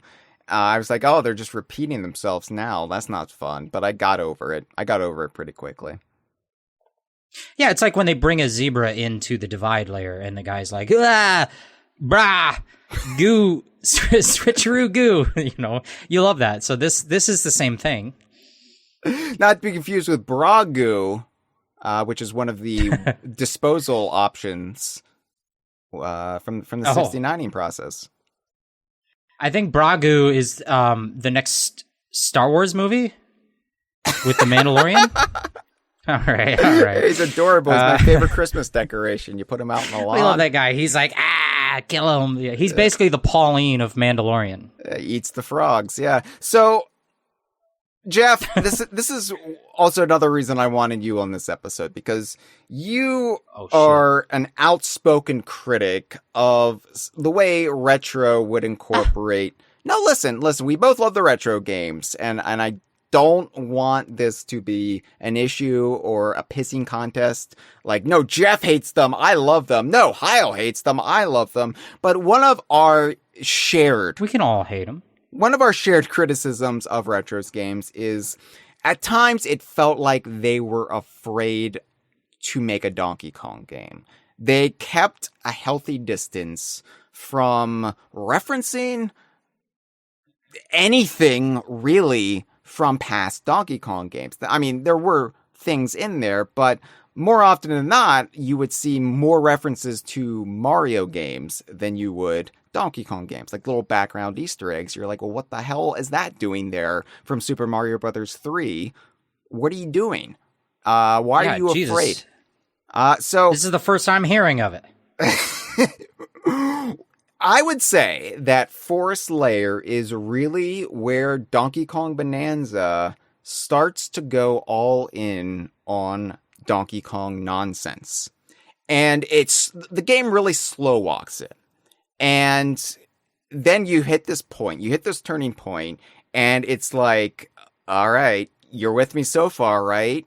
And then it just shows us what it's been withholding up until this point. It's basically like, okay, so you're with the game so far. You like the terrain, you like the enemies coded in terrain, you know how to use the terrain. You're on board with Donkey Kong Bananza, so now we're gonna treat you with Donkey Kong fan pornography.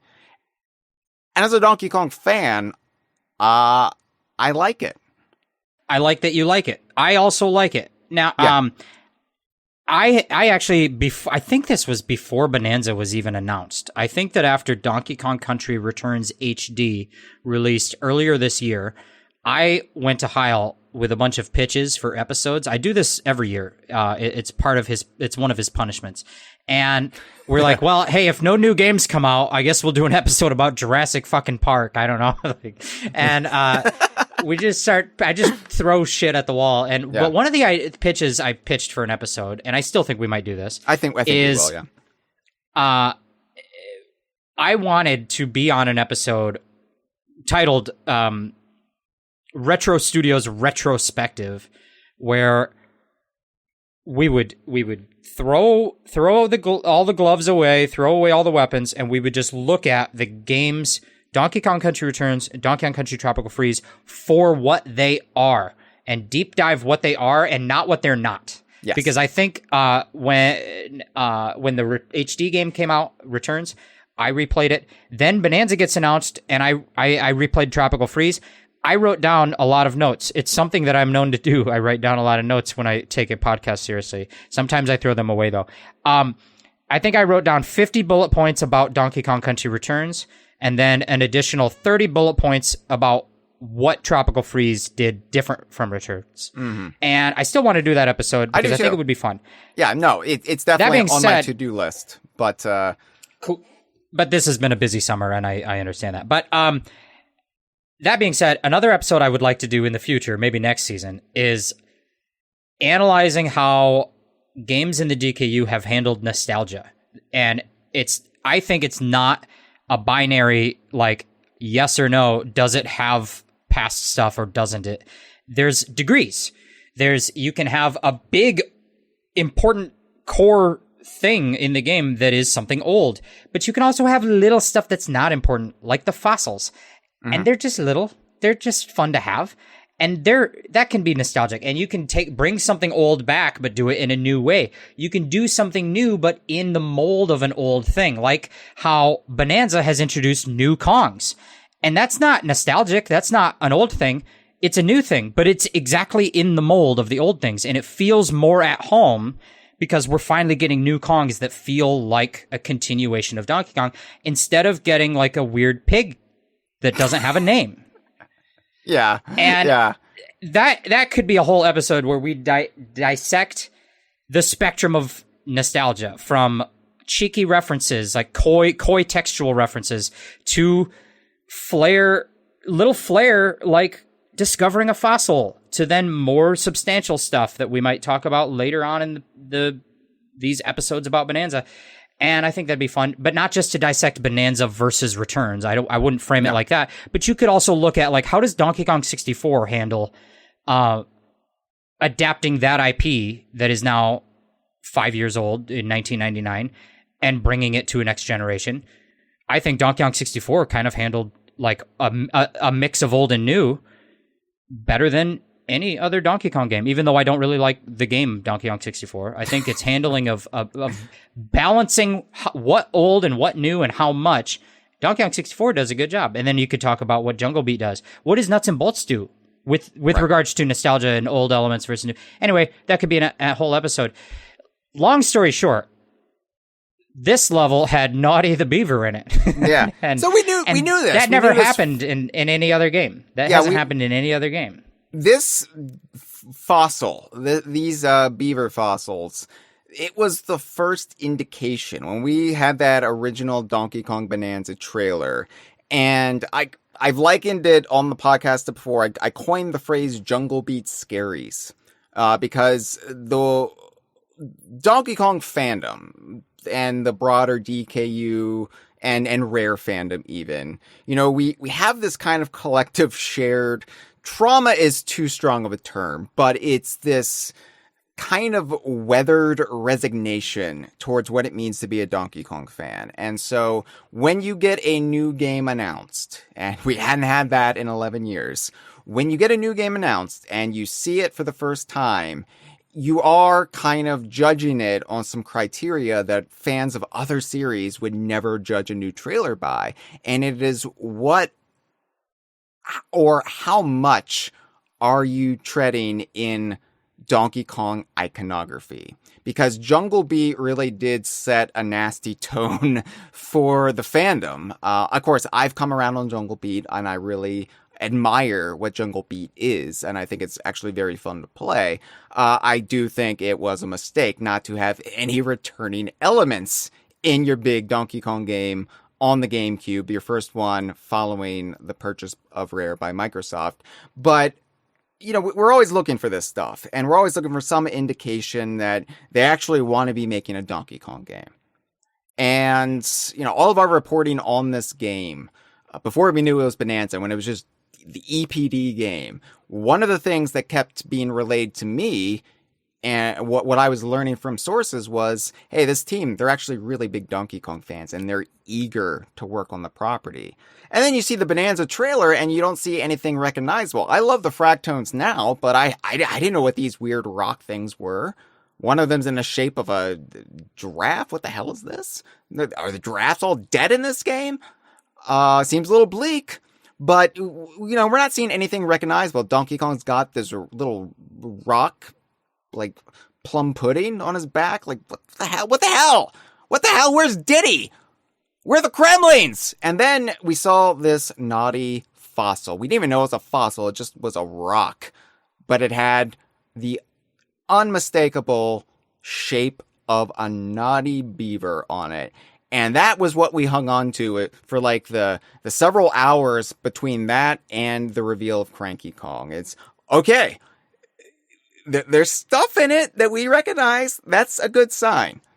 And so the fossils became sort of this totem for the fandom in the months before Bonanza's release, because we knew we were going to get references with the fossils. But up until this point, aside from the one in Freezer Layer, the preserved bug, which was a zinger, we hadn't gotten any actual Donkey Kong characters or animal species types. We got real fossils. We got trilobites, which I love. But I thought that was great. I thought it was a great touch. And again, educational. I love learning. I have a thirst for it. But they were really waiting. They were biding their time. And then in the Forest Layer, they hit you. Hey, you're getting all Donkey Kong related fossils in this layer. Have fun with that, you nerds. Yeah, it goes a long way towards you can change nothing else about the game. You make the game exactly as you have so far, but then you throw in these fossils, and nothing else has changed, right? But it goes such a long way to making people accept new stuff when that new stuff comes along, even with just these visual nods. And these are not cheeky textual references like someone says, I don't know, like, wow, that's a swanky vest. And you're like, oh, is that a reference? He said it's a swanky vest, so it could be a reference. These are actual, these are full-blown references. These yes. They're not just cheeky. They're not homage. They are actual references. Even though the text about them is sort of vague about it, these are clearly direct ties to the old games in a fan servicey way. And I think we sound crazy when we talk about it to other fandoms because they don't know what it's like to have a game that has no fan service in it. And so it goes a long way to basically laundering the new stuff through the old stuff, right? And making the new stuff feel immediately accepted because it's all part of one gumbo. Gumbo, yeah. One poisonous swamp water. Yeah, add it to the stew. Choke on it a little bit. I think it was like Cameron that brought this up when we were all chatting about the game. Not on the podcast, but we were just chatting in our private time, as we're wont to do. We're human beings. We like to converse with each other. We're friends. Cameron brought up that this is exactly the type of thing that Donkey Kong games have been lacking for a long time, where we don't need...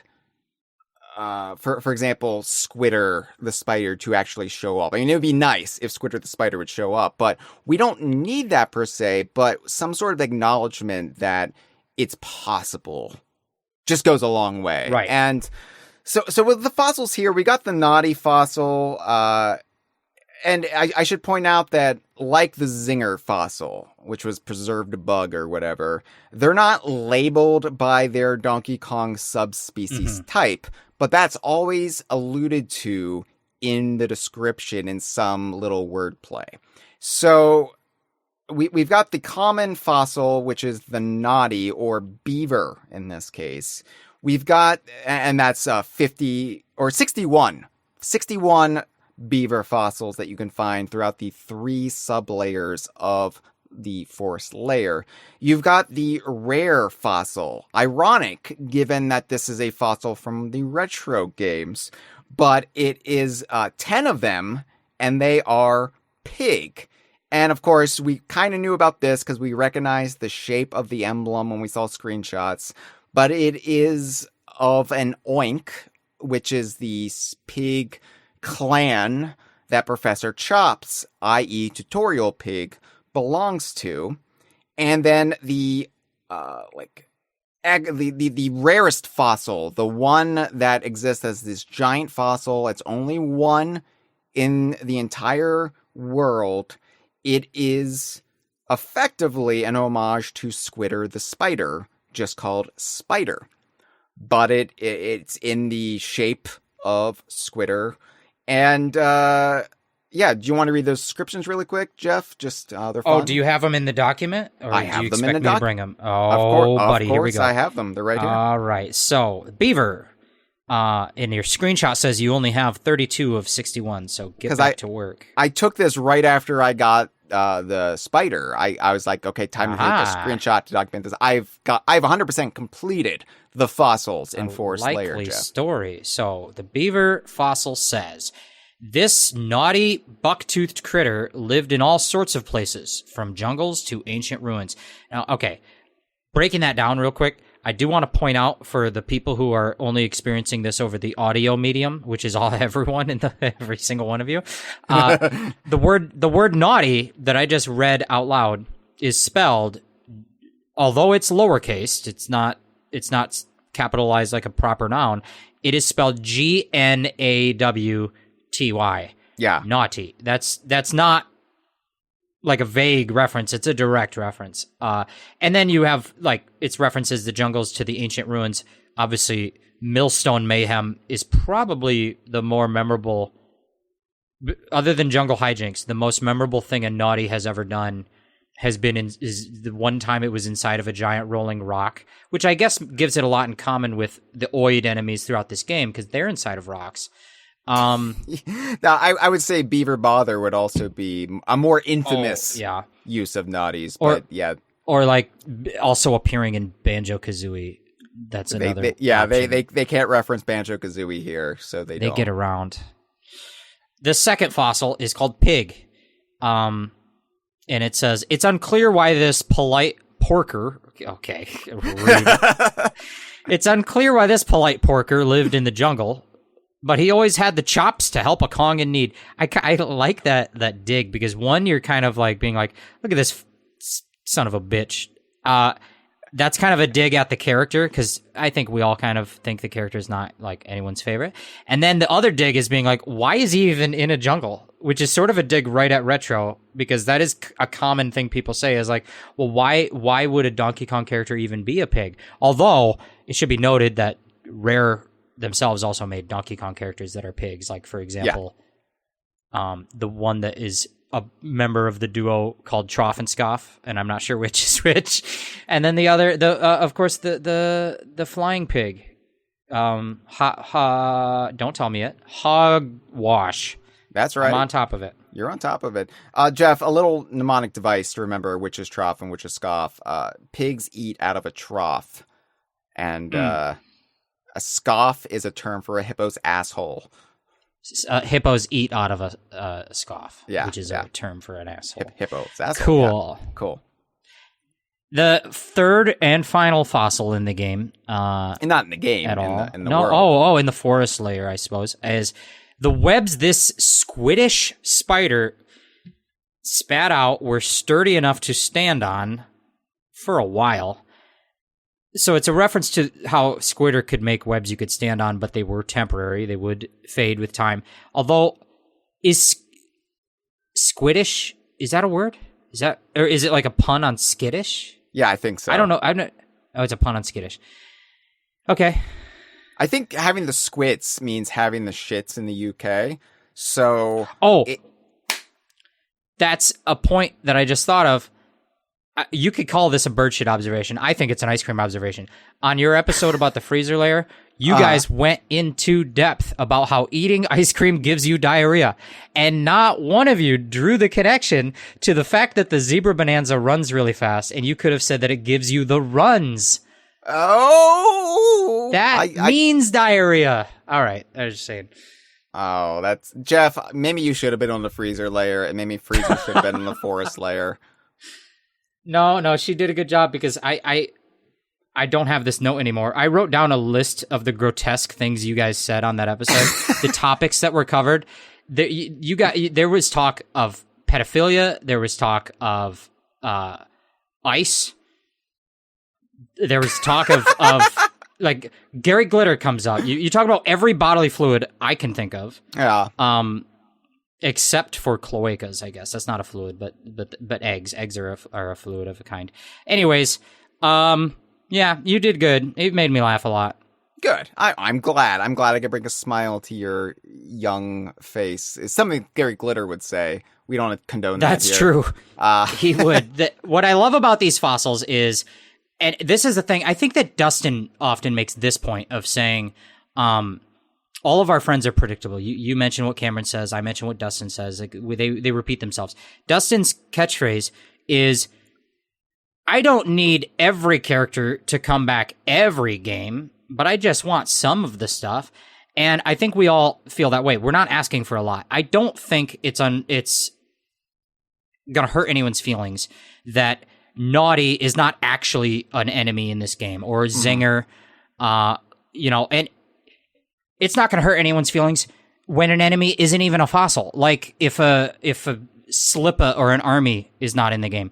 Like, we're not asking for everything we don't want a remake of Donkey Kong Country. Although Returns kind of veered on pretending to be a remake of Donkey Kong Country. But it's just nice to see a taste of the past.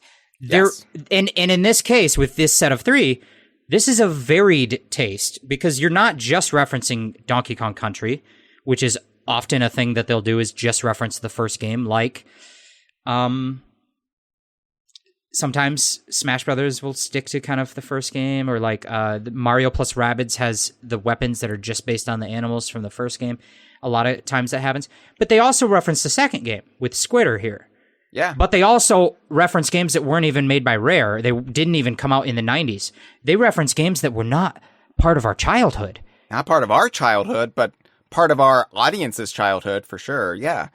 And this is what I've always said, not to step on Dustin's catchphrase, but when I said I want everything to be on the table again, I want the retro era to sit alongside the Rare era and the Pay-On games and Jungle Beat and the arcade games. Like, I want everything to potentially be in reach when somebody makes a Donkey Kong game, probably EPD from now on, and they're like, okay, so what are we going to pull in? Well, let's make it 60% new, 70% new even, and then let's pull from this and that. That works here, this works here, and you've got a nice smorgasbord of Donkey Kong. Now you got a stew going. Yeah, mumbo gumbo. And I really like that. And, it kind of worked here because there was a bit of this world that reminded me of Juicy Jungle, and we associate that with the Oinks and Professor Chops. And the seeds that you can throw in this layer create platforms, which reminded me of Squitter. And then when I realized that Squitter was the, ultra rare fossil here, I was like, oh, I wonder if they chose that for this reason. There's also Web Woods. So, it all works kind of as a piece together. Oh.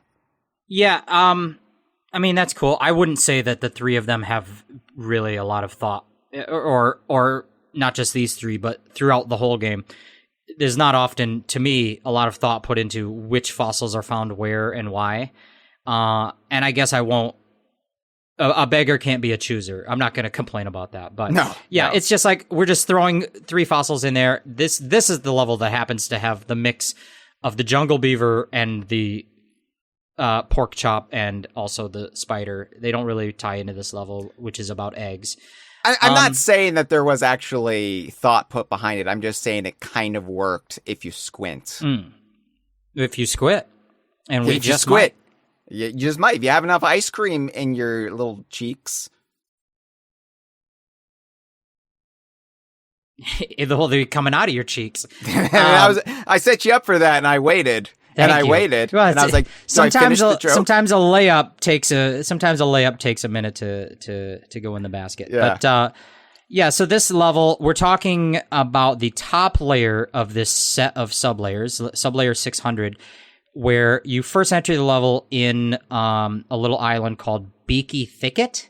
Beaky Thicket, yeah. Let's just talk, list all the locations, all the name locations we can do that here really quick. Let's not get into, and then you go to Beak Lip Point. I don't really care about that, but yeah, it's Beaky Thicket, Beak Lip Point, Bellhop Burb, which they're gonna yell at you. They're gonna yell at you in the chat if you call it lip.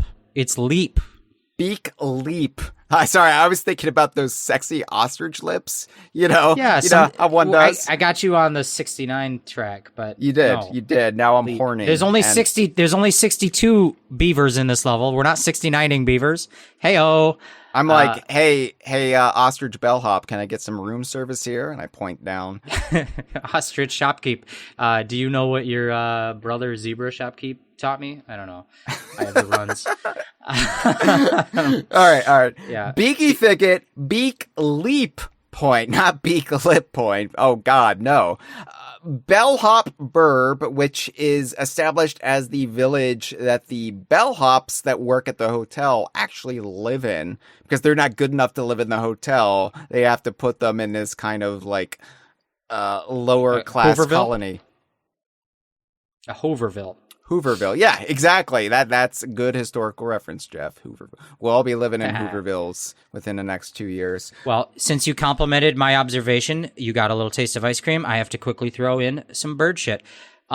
Did you know that ostriches that are raised by human beings, like on farms, ranches, ostrich farms, they eventually become so attached to their handlers that they become romantically and sexually attracted to their human handlers, so much so that they stop wanting to reproduce with ostriches. And this is a known problem that ostrich farmers just like learn how to deal with, that the ostriches just stop wanting to fuck ostriches. They only want to fuck their humans because they're fall in love. So I didn't know this about ostriches. I think I knew this about peacocks, which is why I can no longer watch the streaming service that has the U.S. office on it. It gets too attached to me. Those bird scientists, they're like, what do I love? I love pea and I love cock. Let's name a bird that. Come on. Yeah. Those bird scientists, those ornithologists, they just don't stop. They don't stop till okay. I did want to say you mentioned all these locations here on this Sublayer. I'm not even done. I wanted to point out. Oh, you didn't? Oh, well, keep going. I'm sorry. All right. There's Thorn Hollow, and then there is the Eggshell Hotel itself, which we will get into in depth. Yes. I just wanted to say also, to get up to the Eggshell Hotel, you have to climb something that's canonically called Big Tree. It's not the best name. That's right. Big Tree, historical name. And I think that Thorn Hollow is the little island you can fly to after you are done with the Eggshell Hotel. I couldn't figure that out or not. I wrote that in my notes too. I think so. Yeah. What I like about this, I don't know if I like this, but this is what I think about this is, I noticed that this layer and a lot of the layers in this game, they surprise me when I'm running through them at how linear they actually are. If you're just trying to, whenever the game tells you to go to this exclamation point, if you just go to it, you realize that the level structure is very linear, even though it feels like you're in a big sweeping landscape. And in this case, it is like separate islands, like start at this island, get to that one, then go to the bellhop burb, then climb the big tree, then do the stuff in the hotel, then go to Thorn Hollow. But what's really cool about it, in this level's case, is that along the way, you can meet the Constructones, and you can pay them to put the barrel cannons that will get you back to, that will shortcut you to previous islands. Yeah. And by the time you get to the end, and you've done the climb up the big tree, then you pay a Constructone, and he removes all of the spiky thorns that go up the tree that make it really hard to climb the tree. At that point, once you get to the end, this thing that felt really linear, you realize you weren't going in a straight line. You were going in a line, but it was sort of an S curve. It was a serpentine line. And then along the way, you got shortcuts that kind of connect the end of the S to the body of the S at every corner. And especially once you've unlocked the Ostrich Bonanza, and then you've paid for all these barrel cannon shortcuts, when you come back to the level later to clean up all the stuff you missed, like some people might play the game that way, the level no longer feels like a linear level. It feels like you're just in one big circle, like an open land. Right. But they smartly sort of restrict your first path through, and then once you pass through it, all of a sudden it opens up into a big open land. It's cool. It really makes it not feel overwhelming at first. It's like you're taking little baby steps in this environment that's strange and unfamiliar, and you're getting acquainted with it. And then when it does actually open itself up, you have free reign. And I like that. I like that it kind of holds your hand a little bit. Yeah, no, it is cool. It's interesting. And something I noticed, maybe I didn't notice it as much in this layer, although I do think it has the same structure. I definitely noticed it in one of the sublayers of the freezer level. And it's that I looked at the landscape before me and what I had to do. This might have been layer 502 or something. And just looking out over it, I could tell this level is just a linear path. But then you've got all these little from your vantage point, you can see all these side objectives. Like, okay, I follow this path, but over there is an island I could get to. And over there is clearly a Smash Tone challenge. And over there is another little island that might have multiple Banandium gems. And it didn't click with me until the second time I played through the game that actually this feels a lot like the Donkey Kong Country trilogy. Those games are 2D side-scrollers, so by definition, they follow a straight line path. But as you go, you kind of are spending your whole time exploring the nooks and crannies to try and find a branch off that path, because then you're going to be rewarded with a secret. And especially Donkey Kong Country 2, which I think is the best platformer at hiding secrets and balancing collectibles. It's the perfect collectathon game. This game feels like that because a lot of the time it is like you're following a straight line path, but along the way you have a bunch of stuff off the side you could look around for. And it's just like Donkey Kong Country 2 in that way. Yeah, I agree. Actually, that is another reason why Squitter is the apt fossil to put in here. Because I associate Squitter with, the secrets in like Bramble Scramble, getting that big hero coin with Squitter, and that it feels like it's a piece is with the thorns here, and of course there's the Forest Layer Challenge Course 1, which we are about to discuss. But in the Forest Layer, just like in the Freezer Layer and in the Canyon Layer, you had the lore tablets or whatever written in the banana glyphs that it kind of explain some of the background of the community and society that has been built up in this layer. And this is all, sometimes it's useful, sometimes it's educational from a gameplay perspective, but a lot of times it's just color. It's just there if you really want to be invested in this world in a mental headspace versus a mechanical like gameplay sense. But here we've got the Hotel Keep's Handbook, and they're written in these on these little tablets or plaques or whatever, and I guess they're just for the ostrich bellhops to read. And Donkey Kong and Pauline, they're just going off the beaten path, and they're seeing like a little bit of the behind the scenes communication between the management and the employees of the Eggshell Hotel. We're not going to read all of these. There's really not much point. And I also kind of want people to discover this stuff for themselves. Like, if you haven't done this yet, go read this material in the game. But here, like, it explains the mysterious tree seeds, as it calls it, and explains that if you throw these seeds at either a tree or wood, it will grow like this massive vine that you can then climb on. It creates a platform, and this is especially useful before you have the Ostrich Bonanza. But one of the things that I discovered later on, I think it might be Sublayer 601, where you have to collect the fragment tones that have been broken off from the fractone, kind of shepherd them back to their parent body so they can reform to one whole individual.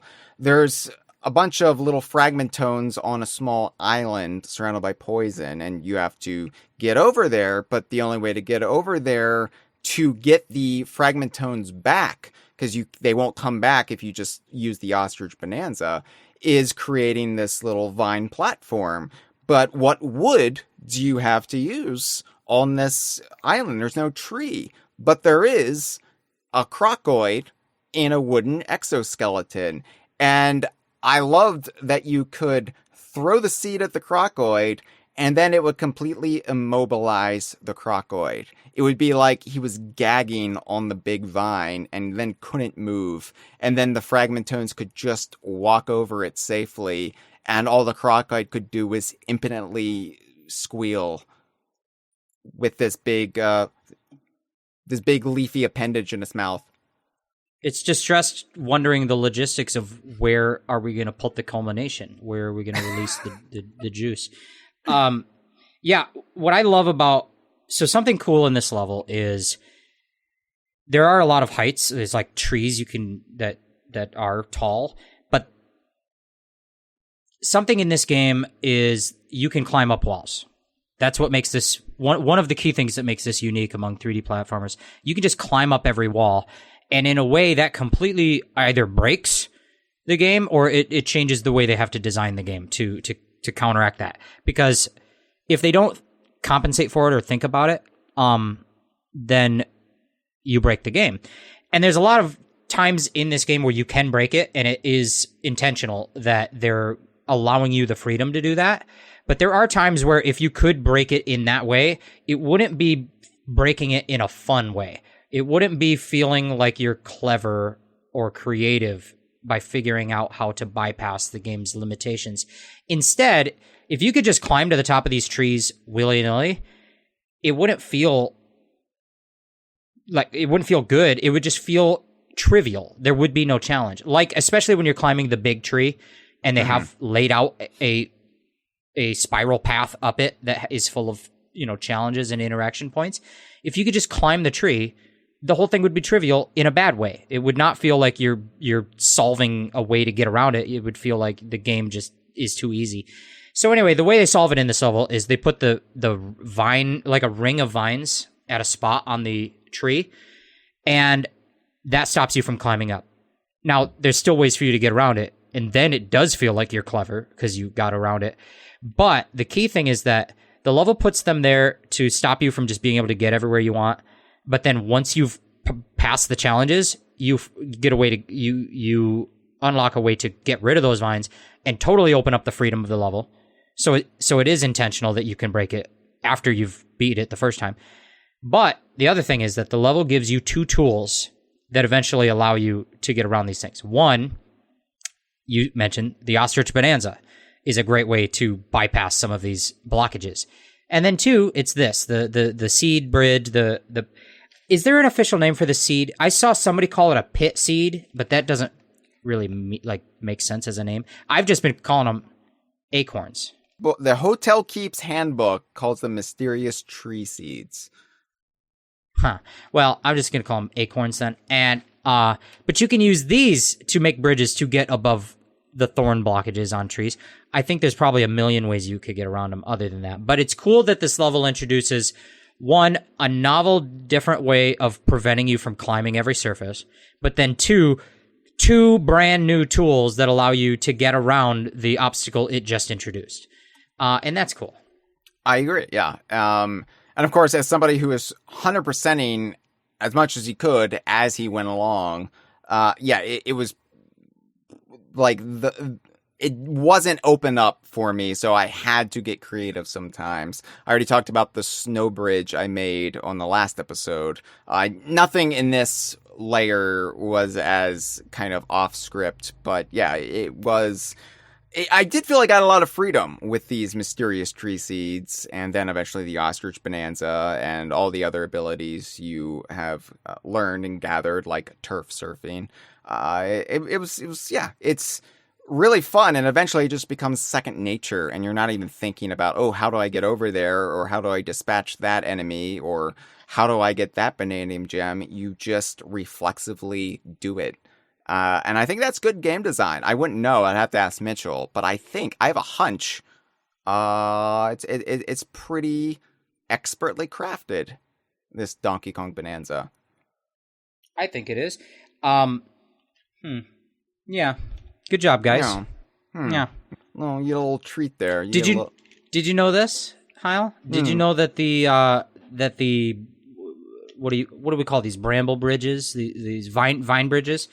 Did you know that they have a length limit? Because I accidentally found it.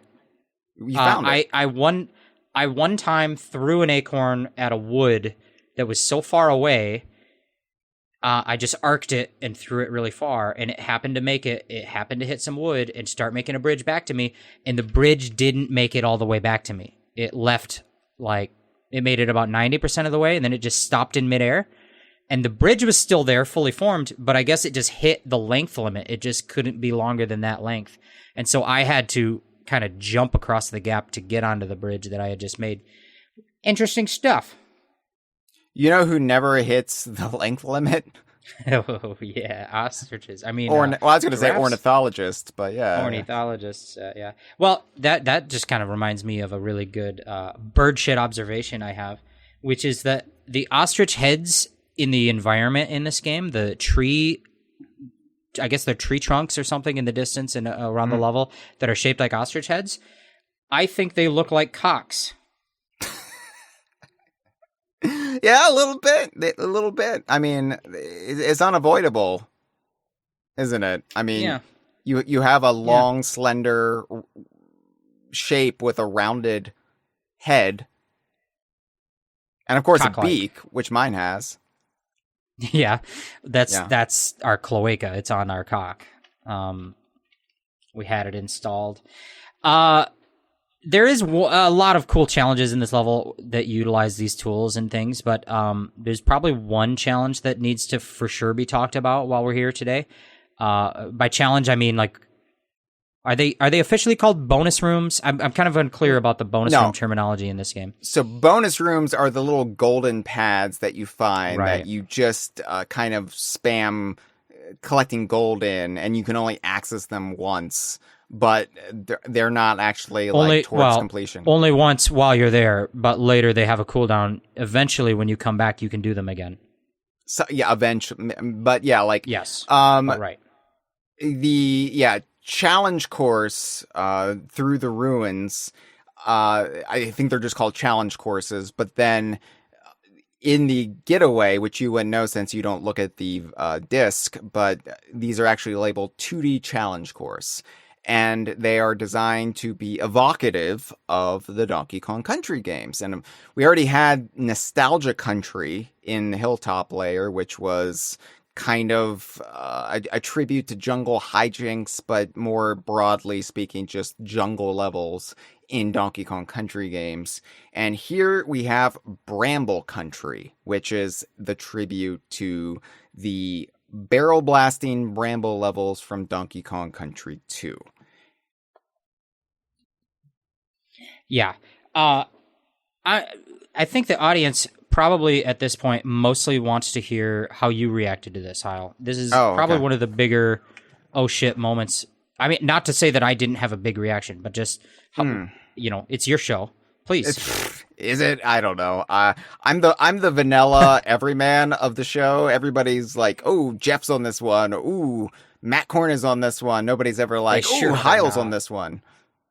It's fine. I understand my role, but yeah, I think that obviously we knew this was going to be in it. Anybody who watched the Donkey Kong Bananza Direct saw this, and we had screenshots released that day of it, so we knew this was going to be in it. But when I saw it, I was like, yeah, that makes sense. It would be in this layer. Yeah, And of course, hearing the music, I got a big wide grin on my face. Couldn't help it. Couldn't hide it. Didn't want to hide it. But I will say, between the two so far, Nostalgia Country and Bramble Country, I vastly prefer Nostalgia Country as a tribute to the original trilogy. And it's just because I thought this was great. I thought this was great. This was fun. It was lovely. But I just think that Bananza's engine and gameplay, it isn't quite able to replicate the feel and mechanics of a Bramble stage from Donkey Kong Country 2 like it could with like doing an homage to jungle hijinks. And I think the difference is that with the Bananium gems, because there are 3 Bananium gems that you find or collect throughout this challenge course, you have to physically break down the Bananium gems. Donkey Kong has to pound on it like 3 times to break it, and then you collect it. He gobbles up the pieces. And so many of the collectibles in Donkey Kong Country 2's Bramble stages, they're obtained by mere touch. So yeah, this kind of broke it a little bit because Donkey Kong and Pauline would have to get out of the barrel blasting sequence and get on solid ground to break the Bananium gems. So it felt a little bit clunkier, plus just the Bonanza mechanics in a 2D space, doing the barrel blasting with the brambles. It didn't feel quite as elegant like with Nostalgia Country, it was just amazing to me that I tried stuff based on pure reflexive muscle memory and it would work. Like, ooh, I wonder if there's anything to the left and above. Oh my God, it's Donkey Kong's treehouse. Oh, I wonder if there's a secret under here if I barrel blast through. Oh my God, yes, there is. There's a secret tunnel here. With this, it was, I don't know. It was great. I loved it. I just didn't love it as much as an actual throwback as the first one. Yeah, I mean, I could see all that. I didn't think that through while I was playing it, although I can definitely see the feeling of like how the game does force you to get onto land and walk around, although there was the boardwalks in those original levels. Some of those levels had a lot of walking and regular land platforming, but I do think the iconic element of them was just being in the mine, not the mine, what do you call it? The barrel cannons. And yeah, maybe you lost something in that here. Although I just wanted to say, I love that this game has extended barrel cannon sequences that in Retro Studios games, they have some barrel cannon sequences, but a lot of times the focus is still on keeping you moving forward linearly and to keep momentum in a sort of bombastic, constantly increasing pace towards a finale, a climax, sort of like, two giraffes with their mouths and bodies entwined. Exactly. And I think part of the structure of the barrel cannoning in the Retro Studios games is very linearly like, you have to move forward. If we are giving you, it's usually a timing based thing of like, okay, you need to time when to launch so that you get into the other barrel, or we're going to give you a binary choice of like, it flicks to this direction or this direction or this direction or this direction, and just go and keep moving forward. And don't hit the thing that is going to kill you, but do hit the thing that's going to explode the giant statue and cause the rock to start falling so the whole stage falls apart. And it's just this constant forward thing. And something that was great about the bramble levels that were barrel cannoning in Donkey Kong Country 2 is how much of the barrel cannoning was non-linear in this sort of labyrinth of like figuring out where to go around this space to get to the secret. Like big fields of barrel cannons. Yeah. And this little bonus sort of captures that. At least better than Retro's games did. It gives you a taste, and I liked that a lot. Like, don't get me wrong, I didn't dislike it. I liked it quite a bit because it was a goddamn tribute to the Bramble levels from Donkey Kong Country 2. I'm on record as saying Bramble Scramble might be like my favorite level in any Donkey Kong Country game. So, like, this was great, and it was much appreciated, and I did like the touch.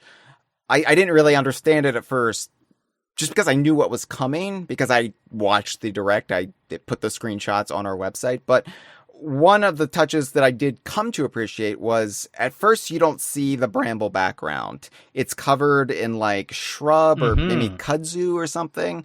And as you start barrel blasting, you strip it away like it's terrain. And then it kind of has this grand reveal. It's like, oh yeah, we're doing this.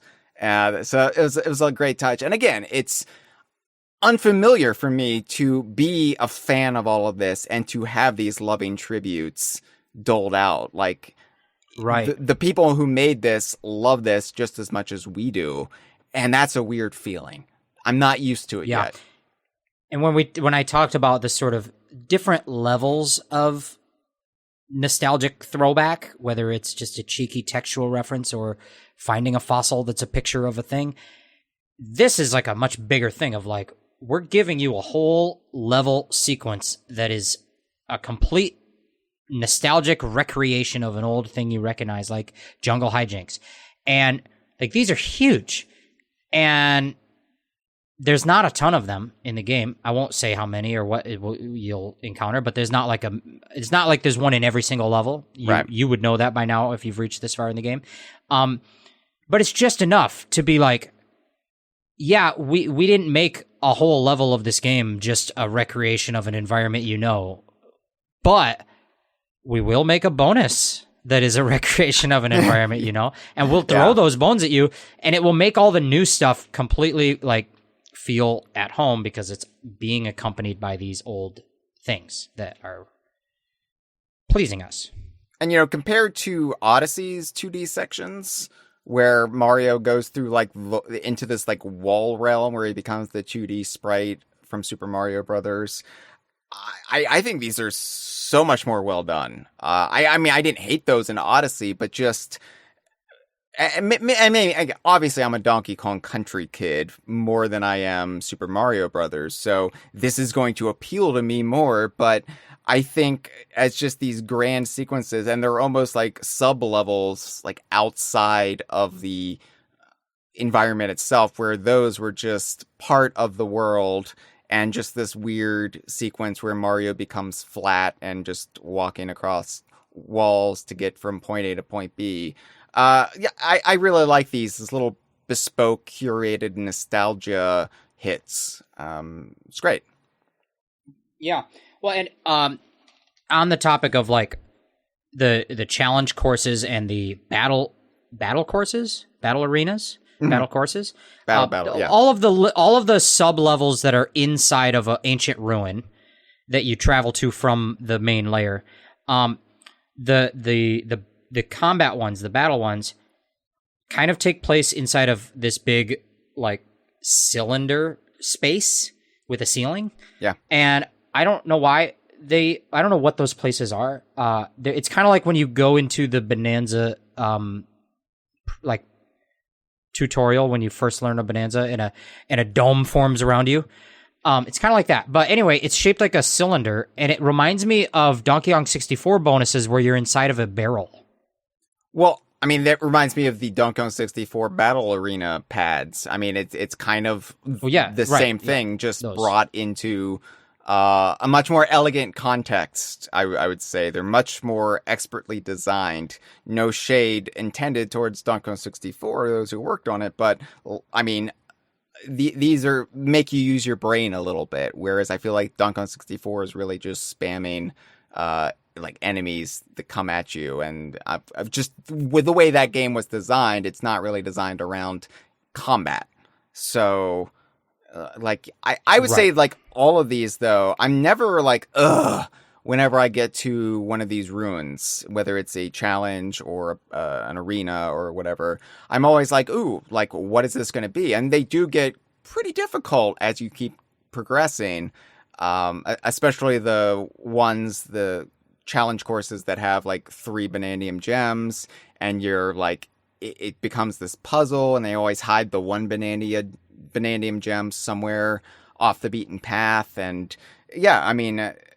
There have definitely been some on my first playthrough where I entered a arena or like a challenge course with 3 gems, and I looked at what I was expected to do, and I just said like, no, not right now, and I left. It's like, it did happen, and I guess I could just, for context, explain to people how I played this game, which might be in contrast to the way Hyle played the game probably, or is playing the game. I described my play method on my first way through. I call it the seafood diet, which is a reference to an old-time joke. The joke goes, oh, I'm on a diet. It's a seafood diet. If I see food, I eat it. That's a very funny joke they used to tell. And that's how I played Bananza, is I would follow the kind of objective that the game is laying out with the exclamation point, like, go talk to them, and they'll tell you to go up the hotel. But... along my way, if I saw something that looked like a secret, or if I saw a spot that, like, right there that I like, oh, I can see a gem, a Banandium gem, or I see a spot I could punch through a wall and find a cavern, or I see, whatever. If I see it, I go get it. But I did not exhaustively explore the whole environment to get every single thing before I moved on. I got what I saw, and I looked around as I went, and then I moved on. And then I beat the whole game, and I came back, and I went through every level again, and then found all the stuff I missed. I would say by the time I finished the game, like the main story, I guess you would call it, I got about 50% of the game finished. Then I went back through and got 100%. So, not too bad. But in my defense, I was hopped up on painkillers because the day that Donkey Kong Bananza came out, I got all 4 of my wisdom teeth removed. I guess that's a story worth sharing on a podcast. They cut out my teeth. They cut out. It was. This is the first conversation you've been on. Sans wisdom teeth. That's true. The last in between the last time I was on the Kongversation and now, Hyle got a little cold, and I had a major surgery and have been in currently 8 weeks of physical therapy because I busted my knee. Because once every 6 years, you know this, we're friends. It's come up a bunch of times. I can still be sympathetic. Oh no, you sound surprised though. Every 6 years, my knee decides to just self-destruct. It's kind of like if you build a cool thing in the video game Banjo-Kazooie Nuts and Bolts, but then a gruntling bot just like smashes into just the right part on the like weird helicopter you built, and the whole thing falls apart. And that happens to me once every 6 years, and it's called my knees. And that happened, and now I'm better, so it's fine. So I had my wisdom teeth out. The worst part of having your wisdom teeth, trying to get them out, is how much it tears up your penis. Because the only way they come out, because the way they come out is because you whizzed them out. That's why it's called that. You whizzed them out. I was making a callback to don't the have fact teeth. that we had mouths on our penises, but you were going for the pun. And it's something, but Bananza came out the day I had that surgery, and the surgery overall went well. At the time, not so much. I woke up in the middle of it, and I felt the whole thing happening, and I did not start to feel numb until I got home from the car ride. And I asked the man to save. I asked the man to save me my teeth. Here's a little Jeff lore for you, because I've saved all of my teeth, all my baby teeth. I have in a jar. Because the first time I lost a baby tooth, I gave it to the tooth fairy, and I was immediately overcome with intense sorrow because I had grown personally attached to my baby tooth. So I wrote a letter to the tooth fairy, and I put it under my pillow, and I gave the nickel back. By the way, I got a nickel. Yeah. Wow. And so then the next morning I woke up and my tooth was back. I kept it in a jar. I kept all my teeth from that point on. Never sent them away. Then they removed my teeth, so I asked the man, this tooth ornithologist, and I said, "Can you save me the teeth?" And he's like, "I don't know, I'll try." And then I get out of it, and I'm like, "Hey, I woke up in the middle of that surgery." He's like, "Yeah, you did." And I was like, "Did you save me the teeth?" He's like, "No, we fully destroyed 3 of them, but we did save 1 of them." So I was like, "Are you digging in there like Donkey Kong trying to punch the earth? What are you doing?" Drilling through my teeth like a Kong Bananza. Smash-A-Tone wanted the teeth destruction stats maxed out. That's true. Yeah. And they were going Hyle style. So anyways, that all long story short is that, I went through the game pretty quickly that weekend. I took Friday off of work, and in those 3 days of Friday, Saturday, and Sunday, I put 45 hours into the game and beat it. And then I went back and got 100% on everything. And so there's my seafood diet explanation. Meanwhile, the fourth layer is where I hit my wall, because this is really where the COVID got bad for me. And I was full on like high fever, delirious, and I was starting to have fever dreams about the ostriches. So I was like, I have to put the game away because I'm having negative associations with Donkey Kong Bananza, and I need to come back to it when I'm a little bit healthier. So this probably took me the longest to complete as far as the big layers go, just because I was not well enough to enjoy it at the time. Well, it's because you don't have a super long neck. Like the longer the neck, the shorter the time to completion, if you know what I mean. But no, it's funny you have fever dreams about the ostriches, because I did have a dream about the zebra layer. Specifically, I had a dream that I went into a challenge room in the freezer layer. The ice cream zebra level is what it's officially called, ice cream zebras. And in this challenge, it was exactly a recreation of the video game Kix, or maybe it's pronounced Quix. It's spelled Qix, and it's my favorite game. I have it on the Game Boy, original Game Boy, and it's my favorite video game. But basically, you have a square area, the screen, and you venture out into the square from one of the borders, and then you try to draw any shape of rectangle, and then get back to the border in time before a little blip catches you. And if you make it, then you fill in that part of the square. But if you don't make it, you lose one of your lives. And then you have to keep trying to fill in as much of the square as you can until you get like 70% filled in. But as you go, the blips get faster and they get more blips. So anyway, I had a dream that they recreated this in Bananza's mechanics, where there was a big square area of ice in the zebra layer, and you had to zebra run out and then make it back before the buzzoid enemies chased you down. And I woke up and I said, wait a minute, that was the game Kicks/Quicks. I don't know how it's pronounced. So, yeah, you know what? We could call this a bird shit observation and move on, because you're saying like it's judgmental, and I don't like it. No. I'm just like, that's interesting the way your brain works when you sleep. That's all. That's all. I was just saying. Sometimes. So in a live stream, by the way, Courtney had to run out. Hi, Courtney. Too much giraffe cum for comfort. Skips has joined us. Hello, Skips. Just Andre also said... Fizz pop. Fizz tap. Not fizz pop. That's... Thanks for listening, Fizz tap. Yeah. Fizz pop is, what do you got out there in the Midwest? Is it, Faygo?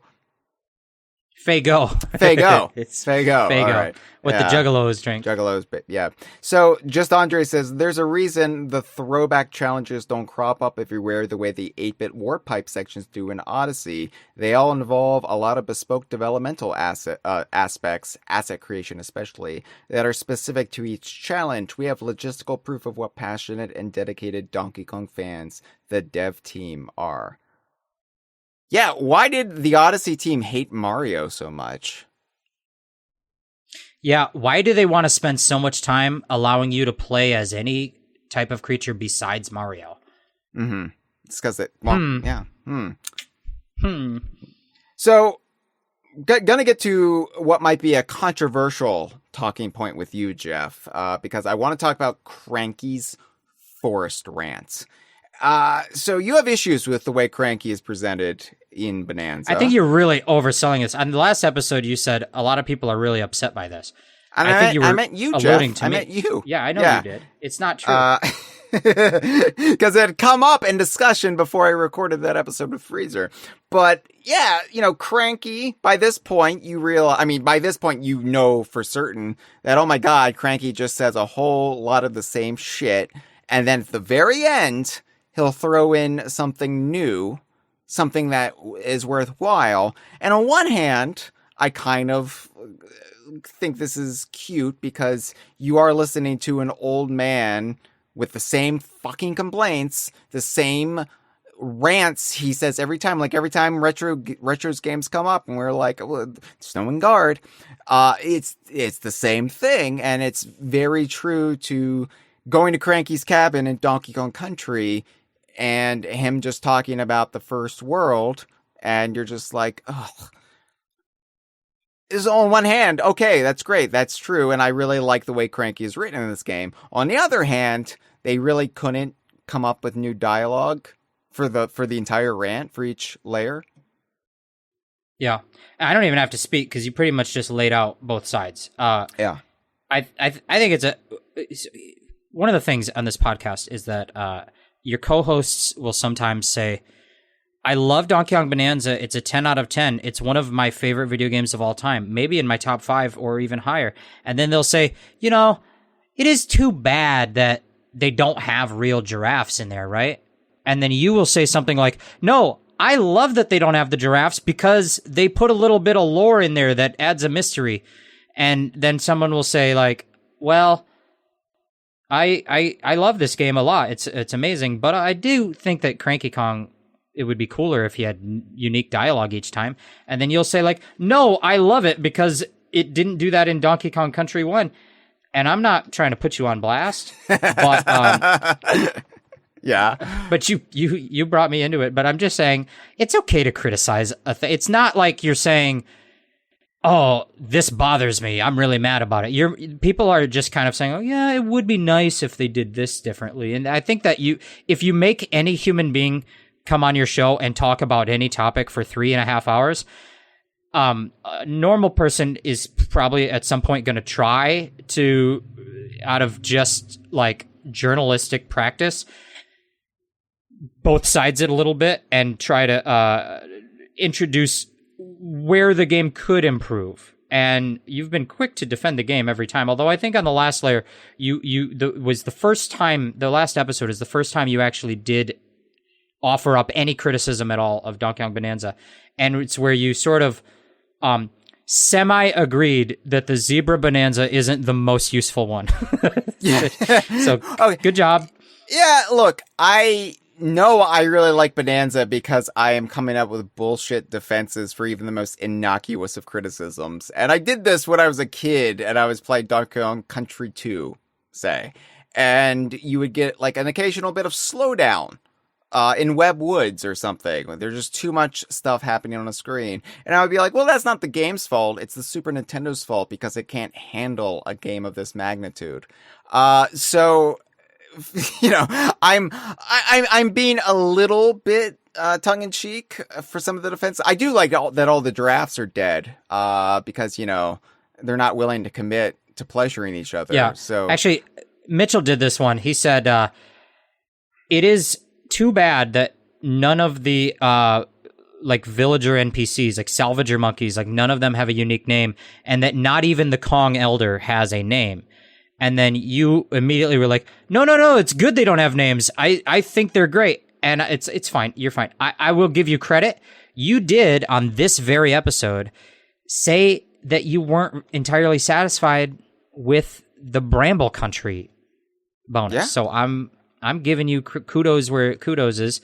You know, you're able to think critically. I'm going to have another criticism in like 3 episodes from now. So okay, cool. I do wish that Cranky said more unique stuff. I also think it's cool that Cranky is in the game. All right, so I think it's the best Cranky dialogue we've had in ages. I'm disappointed that he does repeat himself to the extent he does. I can, you know, massage that into a positive, but I do understand, like, that's just me on my bullshit. But yeah, like, I am all in it for that last little nugget he drops because, you know, look, I'm unspoiled still, Jeff. I don't know where this is all going. And it seems to me that Cranky is speaking out of both sides of his mouth because it seems like the developers want you to think he's talking about Void Kong, but Cranky is never... He's talking about this banana bandit, and he's using terminology that could apply to another banana bandit out there. And Void Kong's head never pops up in his dialogue, in his rants. So there's some clear sleight of hand going on. At the very least, they want you questioning some things right now. And so in the Forest Layer, the unique bit of dialogue is, what a rotten crook. He thinks he's such a big shot, flaunting his mindless flunkies everywhere he goes.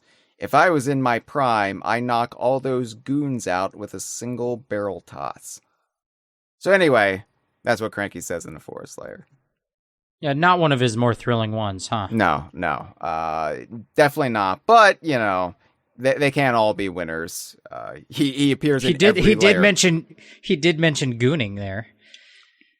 He did, which I imagine, you know, he's an old man. He doesn't know what that means in today's vernacular. And but his wife is dead as well. So what's he going to do? I mean, he's got to get it out. Well, okay. I mean, what kind of hotel do you think this is? Let's be real. Well, it is a 10-star hotel, which far exceeds the usual star rating. So they've got to be earning those extra 5 stars somehow. Well, yeah, there's only 59 more to go, and then they can be a real hotel. Yeah, the hotel. Should we get to the hotel? We should get to the hotel, whole layer, the eggshell hotel. It's cool. We like the areas, but the main draw of this layer 600 is the hotel. Yes. And the eggshell hotel, it's in this big, eggshell, like, domed building. And it's got 3 layers, I think. And, you know, you've got... Well, they're not layers. They're not sublayers in the... Levels. There's 3 stories. Stories, yes. Floors. And yeah. I like how detailed it is. You know, you even have the check-in, you have the lobby, you've got like luggage carts. Just a lot of nice visual touches to communicate what exactly this is, and it does feel vaguely real, like a hotel. And you check in. There's even a room that they give you. It's not a getaway, but it does afford you a little bed. You don't even have to spend the money to build a getaway. You can just use your hotel room, which is a great touch. But yeah, there's the pool area. There's an indoor pool, although it's been overrun by poison. There is an indoor garden. Of course, it's been overrun by thorns and munchers. And then there is the ostrich elder behind the lobby. And, the ostrich elder is even visible from the distance in the forest layer because there's no roof above the ostrich elder in the eggshell hotel. So you can see you can see her just sitting there. And you're like, oh, holy shit, it's a big ostrich. It's a big ass bird. Yeah. Do you think that the elder laid the egg that the hotel is made out of? Or like see, I was wondering this. We see these giant eggs. This is the most giant of all the eggs that we see, but we see numerous of them, especially in the Bellhop Burb, where it's a whole village of little shops and houses that are made of giant eggs. Yeah. But I wanted to ask the question, like, who laid the eggs? Obviously, the ostrich elder is the biggest bird we see in this game, at least so far. But visually, it evokes, and I think Courtney pointed this out to me, it evokes the canon ending to Donkey Kong Country 3. That's right. With the queen banana bird. But who laid the eggs? No, I think you're right. I think, the ostrich elder is identified as a she, and I think that might suggest that she squeezed this one out. Good job. The eggshell is also terrain. It's a material identified in the game's smashing stats. So it is genuine eggshell. There's no weird middle ground here. It's not a decorative. Right. It's not a facsimile of an egg. This was pushed out of an ostrich. It's the real authentic deal. And apparently it's the height of luxury. Yeah. I have been thinking how I want to get into these ostriches' egg spots. Another thing, just like in the canyon layer, there were no drafts because they all died from lack of 69ing. But the fractones, of course, some of the fractones took on the identity of the drafts, and there were some zebra fractones in the freezer layer. Well, here you've got ostrich fractones as well, and they are employees of the Eggshell Hotel, so I wonder if it is a requirement. Like, well, only ostriches can work here, and then they're they take on the shape, and they're like, what about now? And we're like, well, you got us. Like, we can't say no to that then, given that you've upended your entire persona to be employed here. I like that the animals in the underground world accept fractones as one of their own, as long as the fractone has altered its appearance and assimilated into their culture. Yeah, they're like, they to these ostrich bellhops, they look at this fractone and they say that is an ostrich. Yeah, they're one of us. There's something wholesome about it. There is something. There's a lesson here in these divisive times that we live in. A hole is a hole. Yeah.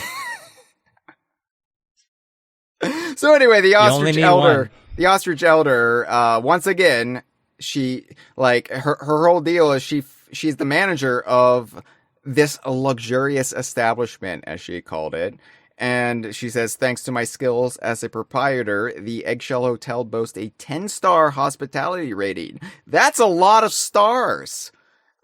She says, but the hotel biz is just my side gig these days. I'm a DJ now, Yeah, my music career has taken flight. I said before, like, I liked the joke with the Kong Elder, that you have this, like, almost mystical leader who's, like, evolved to this point where this gargantuan kaiju King Kong type character, but he's like, but I'm an aspiring DJ. And, like, the DJ thing, when I realized it was just going to be all the elders, I was like, oh, that kind of ruins the joke for me, because it was just such a weird flourish for the Kong Elder. But I do like that it's switched up a little bit, where the Ostrich Elder is still the manager of the hotel, but she just considers that her side gig. She's actually a full-time DJ. She's not an aspiring DJ or doing DJing on the side. No, that's her full-time job. Yeah. And, well, this actually brings me to one of my ice cream observations. Something you might like, a tasty little morsel.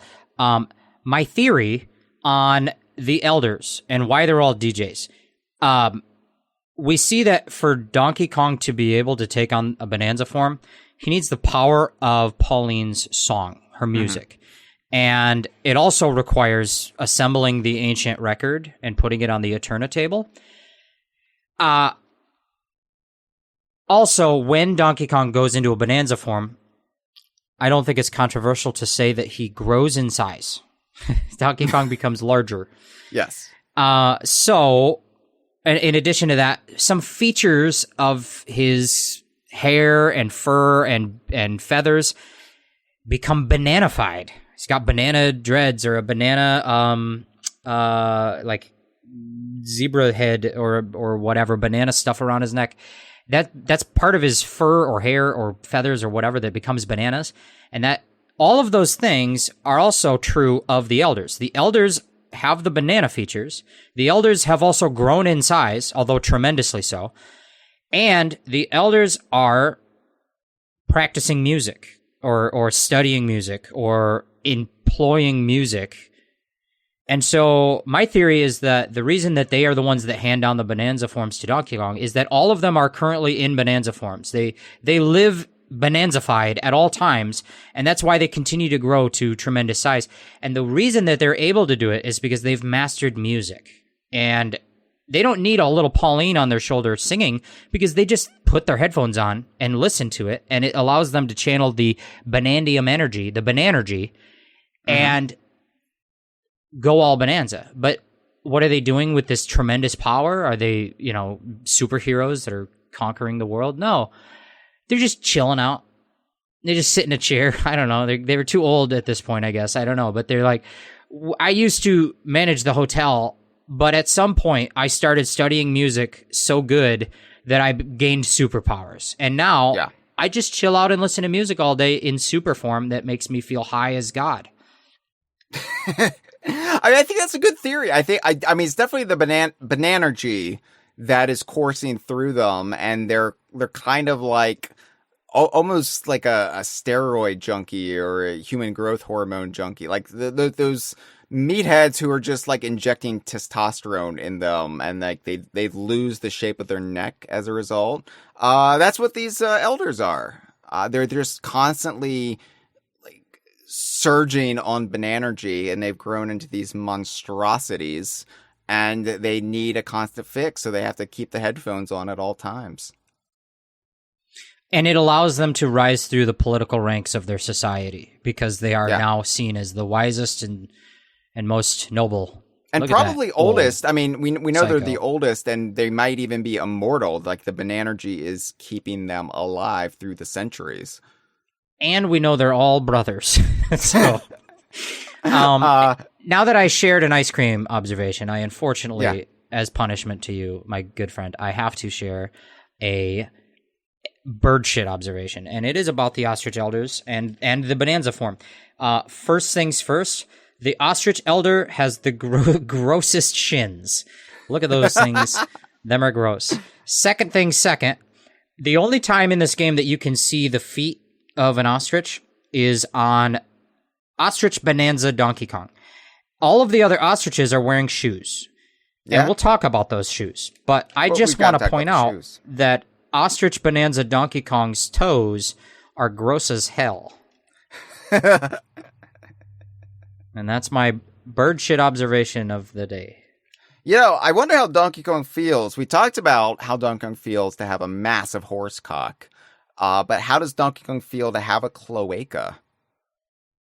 Oh, he's gaping and ungaping it all the time. Oh. Like whatever muscle, you know that thing where if I tell you, all the gentlemen, all the penis having people listening to this will know what I'm about to say is that if I tell you to try and move your penis up and down, you cannot do it without clenching your butthole. They're tied to the same muscle. And try it. Your butthole's moving right now. I know you and I are all doing it. I'm doing it right now. Donkey Kong is just doing this with his new orifice over and over, being like, "Oh, this feels different. What is that? What if I do that? Oh, what is that? What is that?" And it is ruining his undies. Let's just leave it at that. He's eating those undies right up. All right. Yeah, Espresso's shoes, or at the very least, a style of sneaker that is the same brand that Espresso wears, is being worn by the ostrich elder. That's true. That is a point that, actually, 2 points. One, just Andre made the point to me that that the ostrich elder has the best line reading of any of the voice acting in the game. So everyone go ahead, watch the cutscene with the ostrich elder and just laugh at the amazingness of this vocal delivery of their gibberish language. We love it. Second, Mitchell pointed out the espresso shoe thing. These ostriches are the most direct homage to any Donkey Kong character we've seen so far without actually having that Donkey Kong character. Like, this is so close to just being espresso stuff. It is obviously intentional homage. This is not a coincidence. They are referencing espresso with this, and yet they just don't put espresso in this game. Well, at least so far, in this ostrich level. Isn't that interesting? That's Mitchell's point. If it's not interesting, blame him. In the live stream, just Andre screaming at us.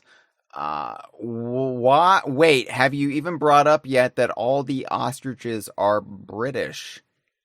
Are they? Andre, don't ask us if we have brought something up when you know we haven't. You could just say, hey, bring this up. And we just did, because you yelled at us. Yeah, sometimes we get yelled at. That's the risk we take. It is.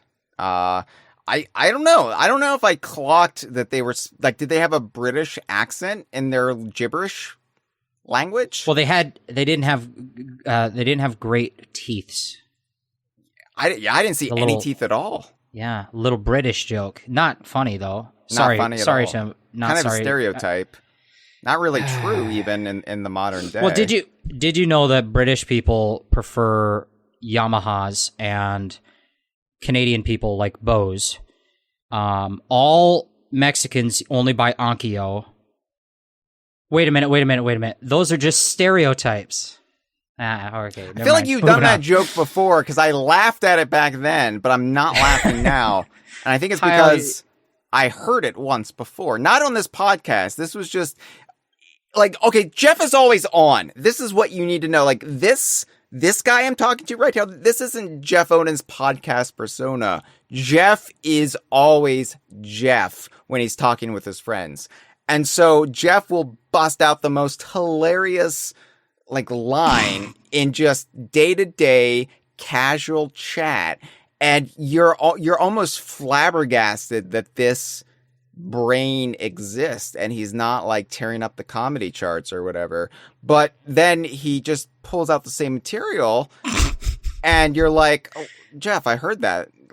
It's a well-known criticism of me that I have exactly 6 jokes and I do repeat them. So, and yet you complain about Cranky Kong in this game? You're a hypocrite. You're right. I am a hypocrite, but we're not in the hippo layer. We're in the ostrich layer. So, what else? The shoes are like the ostrich from Donkey Kong Country. That's true. Yeah. No, it's a lovely little detail. It's a nice little thing that only hardcore super fans up Donkey Kong's cloaca would ever notice. And it's appreciated because they didn't need to give them espresso sneakers. Like, that's not necessary. You could have just given them gross ostrich feet, but they were like, hey, this is a Donkey Kong game. Let's put some Donkey Kong stuff in it. And we got enough grossness on just the shins. So take a look at that next time you have a chance. Yeah. Yeah. By the way, also, when you're the Ostrich Bananza, did you figure this out? Well, you obviously, I think, have figured this out. It took me a long time to realize when you are in Ostrich Bananza form, I guess we haven't gotten to Ostrich Bananza, but I've skipped ahead. I just wanted to say, I assumed that when you are gliding, which is the main ability of Ostrich Bananza, I assumed that you can't be holding something in your hands because you're using the wings, probably. Uh-huh. It turns out you can carry chunks and still glide. It's like I wrote down that gliding does not require hands. Yeah. I didn't know that until like way late in the game. That comes in. I was going to say handy, but I guess it comes in wingy later on when there are moments you have to use the Ostrich Bananza, and you might have to hold a chunk of something. I don't think it really comes up in this layer all that much, or it's not required. But yeah, like the Ostrich Bananza, way more useful than a Zebra Bananza, in my opinion. It's a lot less situational, where you might just say, I'm going to break out the Ostrich Bananza to achieve this or exploit this. Where the Zebra Bananza, it's like, oh, there's a crumbly bridge. I guess I'm using the Zebra Bananza here, but I'll never break it out otherwise, right? So it's like espresso. I mean, effectively, the mechanics are you're fluttering in the air. You're not flying like Kazooie, right? It's not like I'm taking off, or like Lele in ukulele, like I'm taking off and I can fly anywhere. You can only flutter and hover from the general height in which you take off. So, you've either got to get up high, or you've got to use, in this case, the updraft fans that they put throughout the layer, and there's a little bit of lore on that, but you can also drop up to 3 eggs as kind of projectiles. Both the fluttering and the eggs are upgraded on the skill tree, so like that's something that you can then invest Banandium into if you want to carry 3 eggs instead of 1, but I hardly ever use the eggs, honestly. And it should be noted that the Ostrich Bananza Donkey Kong does have teeth. Yes. It does have teeth. Because I imagine there's still a little bit of gorilla in there. Like, it's not just Donkey Kong's DNA getting completely shifted to ostrich. Right. It has hands. He's still a little bit of a primate. He's still a little simian. So it's a melding. But when it comes to the toes, totally ostrich, unfortunately. So no cool sneakers. So I really like the Ostrich Bananza. I still wouldn't say it's my favorite Bananza, but it's probably up there in the top 3 maybe so far. I mean, there's only been 3 that we've talked about. I'm talking about maybe potentially later on. And that's not a spoiler. It is not a spoiler to say there's more Bananzas, because you can see right on the upgrade screen. Yes. When you go to upgrade your Bananza forms, you can see that there's open slots for 2 more to come, possibly. Yeah, it's not really a spoiler if you're paying attention. So, yeah, there's, like I said, I wasn't going to read all these Hotel Keeps handbooks, but there is one for the Updraft fans that I thought was just fun.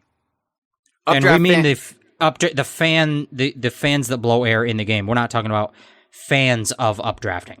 Fandom fanatics. Yeah.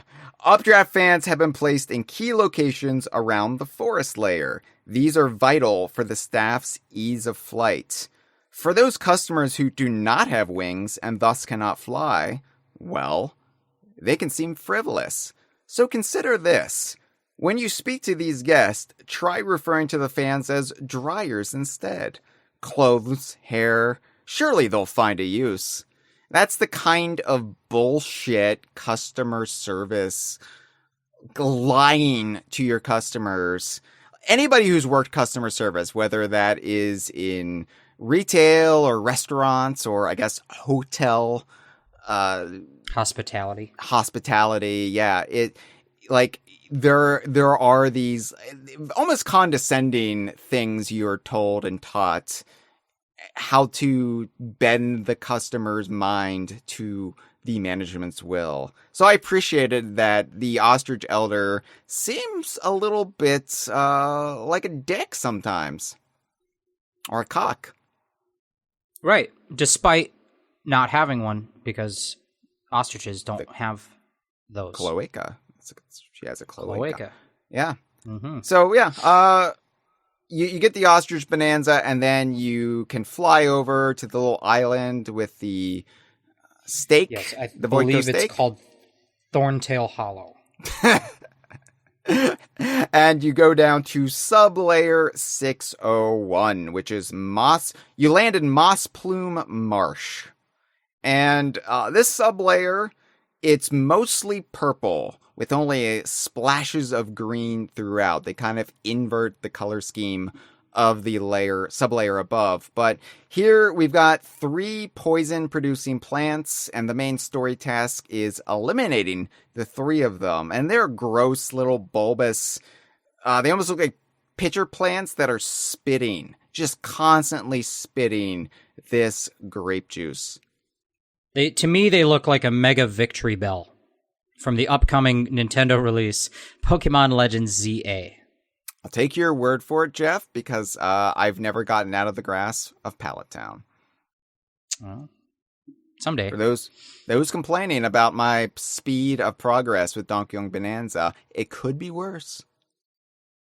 So, as we enter the Moss Plume Marsh portion of the level, I wanted to point out one of my disappointments overall with this sublayer, this set of sublayers, this whole world of the game, Forest Layer, is I thought that the hotel would be a bigger part of it all. Mm-hmm. And I think that Canyon Layer does a good job of, like, it's pretty much like constantly about the refinery, whether you're going down into it or coming up out of a smokestack and going around it. And the Freezer Layer is very much about the factory and the cooling system and figuring out, going down inside of it and all this stuff. And not only does this level, this is the first multi-layer level that doesn't have you go down and then come back up as part of the course of the story. So there's not a lot of interplay between the levels, but there's also, the hotel is just one subsection of the top layer, although there is the annex in this next layer down. We'll talk about the annex because it rhymes with anal. But I kind of thought the whole level was going to be hotel themed, and like obviously it's forest themed. It's the forest layer, but I thought it's a hotel in the forest and overgrowth hotel. And I think there's a lot more you could do with that than what they did. The hotel that they have is fine. It's cool. But I was picturing imagine the top sublayer. You're like at the top of a hotel and you kind of enter through the roof or something. And then all the people are like, oh, hey, the elder is going to do a DJ show in the ballroom, but it's only open to guests. So you're going to have to go all the way down to the lobby, which is 2 sublayers down, and get the key. Once you get a key, you can come back up and get to the Ostrich Elder, but you can't use the elevators because the elevators are made of updrafts. So to get back up, you're going to have to take the long way, and then you get the Ostrich Bananza, and you can go up and down, and now you have access to this multi-story hotel that goes from sublayer to sublayer to sublayer, and one sublayer has the pool, and one sublayer has the garden grounds, and maybe there's a ballroom, and maybe there's some cool there's like a honeymoon suite, and the ostriches are cloacal kissing and stuff. I don't know, but I thought the hotel element of the level would persist across layers more and be incorporated because of the fact that a hotel is multi-storied. Right. I thought that the levels of the hotel could be multi-layered, like a gigantic hotel. Honestly, that's a great point. I hadn't considered that. I did like the hotel we got, but you're absolutely right. And now I'm a little disappointed too. It would have made another little punishment.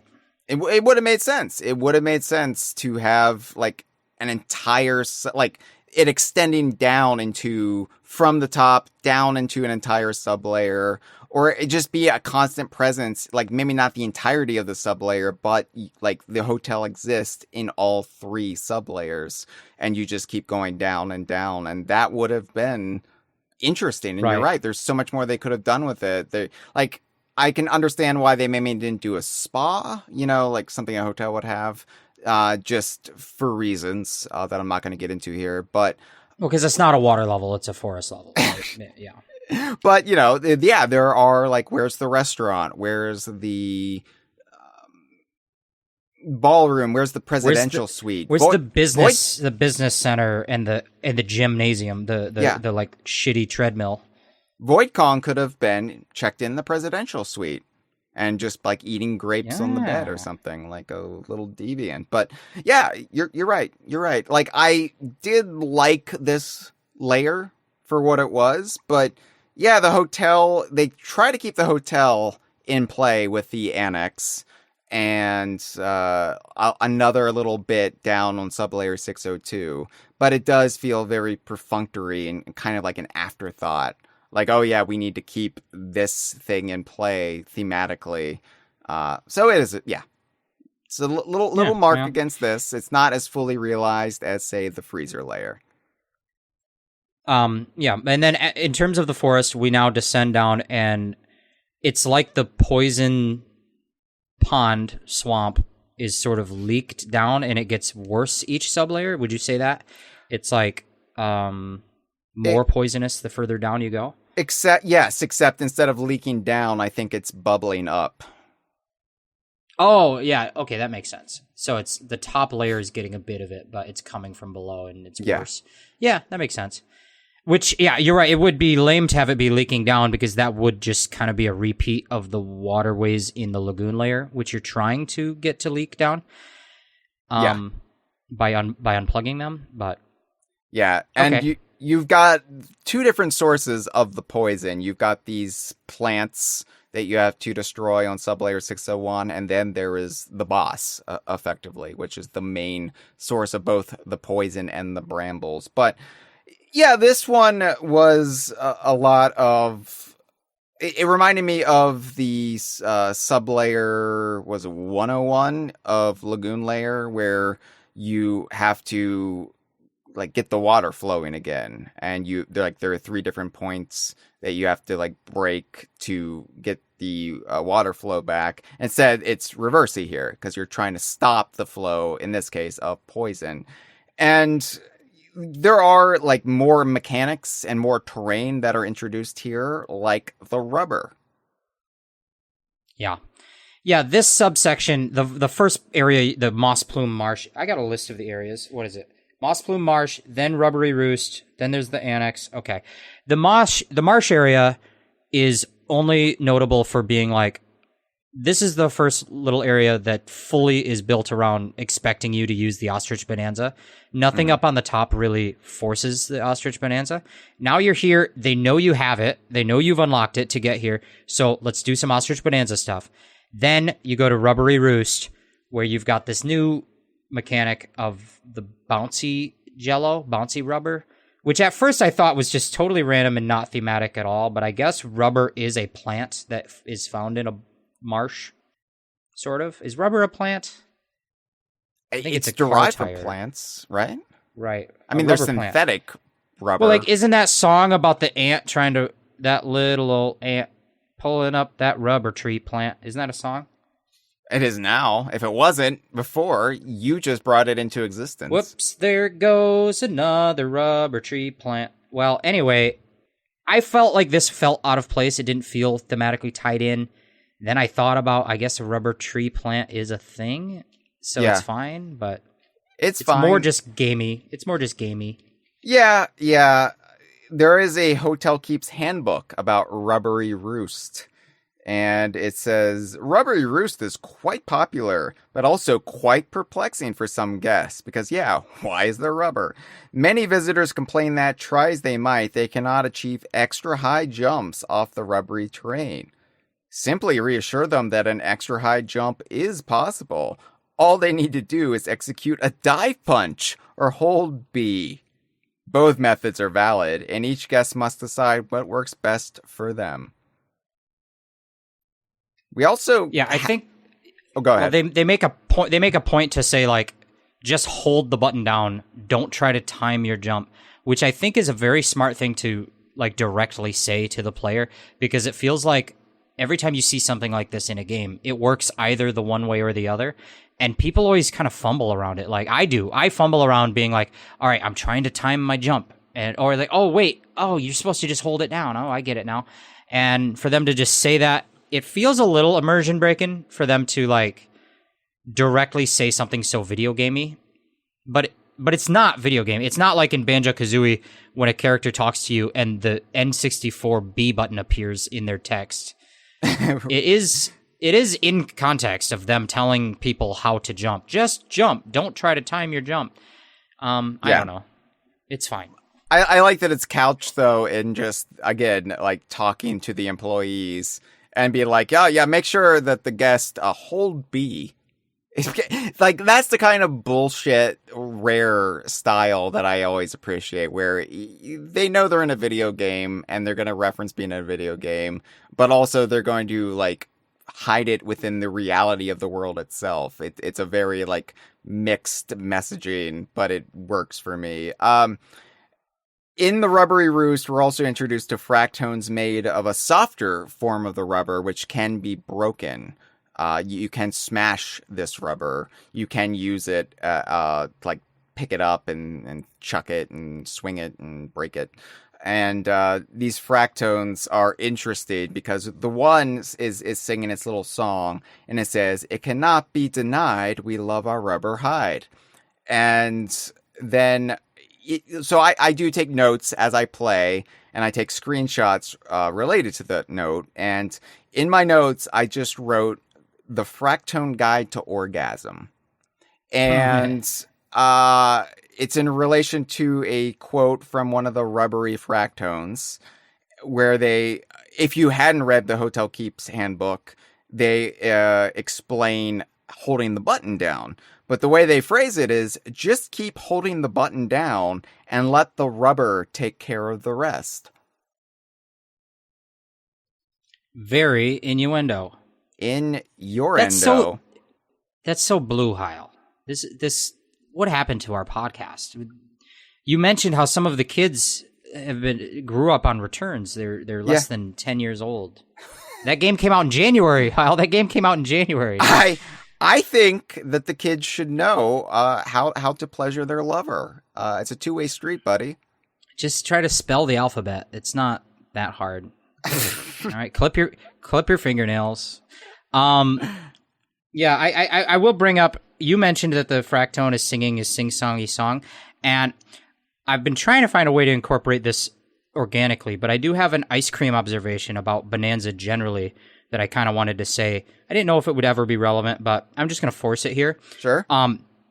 Something I love about this game, I think Bananza takes this and just distills it to perfection. This is almost just like the game developer's guide on how to do what this is. And it's this team, Nintendo in general, but especially this team, the way that they want to tell a story in a game and the way they build out a world, it comes out of gameplay and it comes out of ideas and stuff. But it's very well tied together. And something that everyone thought, okay, they're making a 3D Donkey Kong, or I hope they make a 3D Donkey Kong someday. And most people just imagined like Donkey Kong Country in 3D. Right. And that's not really how Nintendo makes games. Nintendo is like, what if we had a game where you could jump into a mirror and then we had gameplay where the mirror was a reflection of you? Well, if we made a game like that, we should probably give Mario a new buddy that's like a talking mirror. And we should probably make it the Mirror Planet. And in the Mirror Planet, you have to save the Mirror Queen. And they build the story and the theme out of that core idea, and it all builds on itself.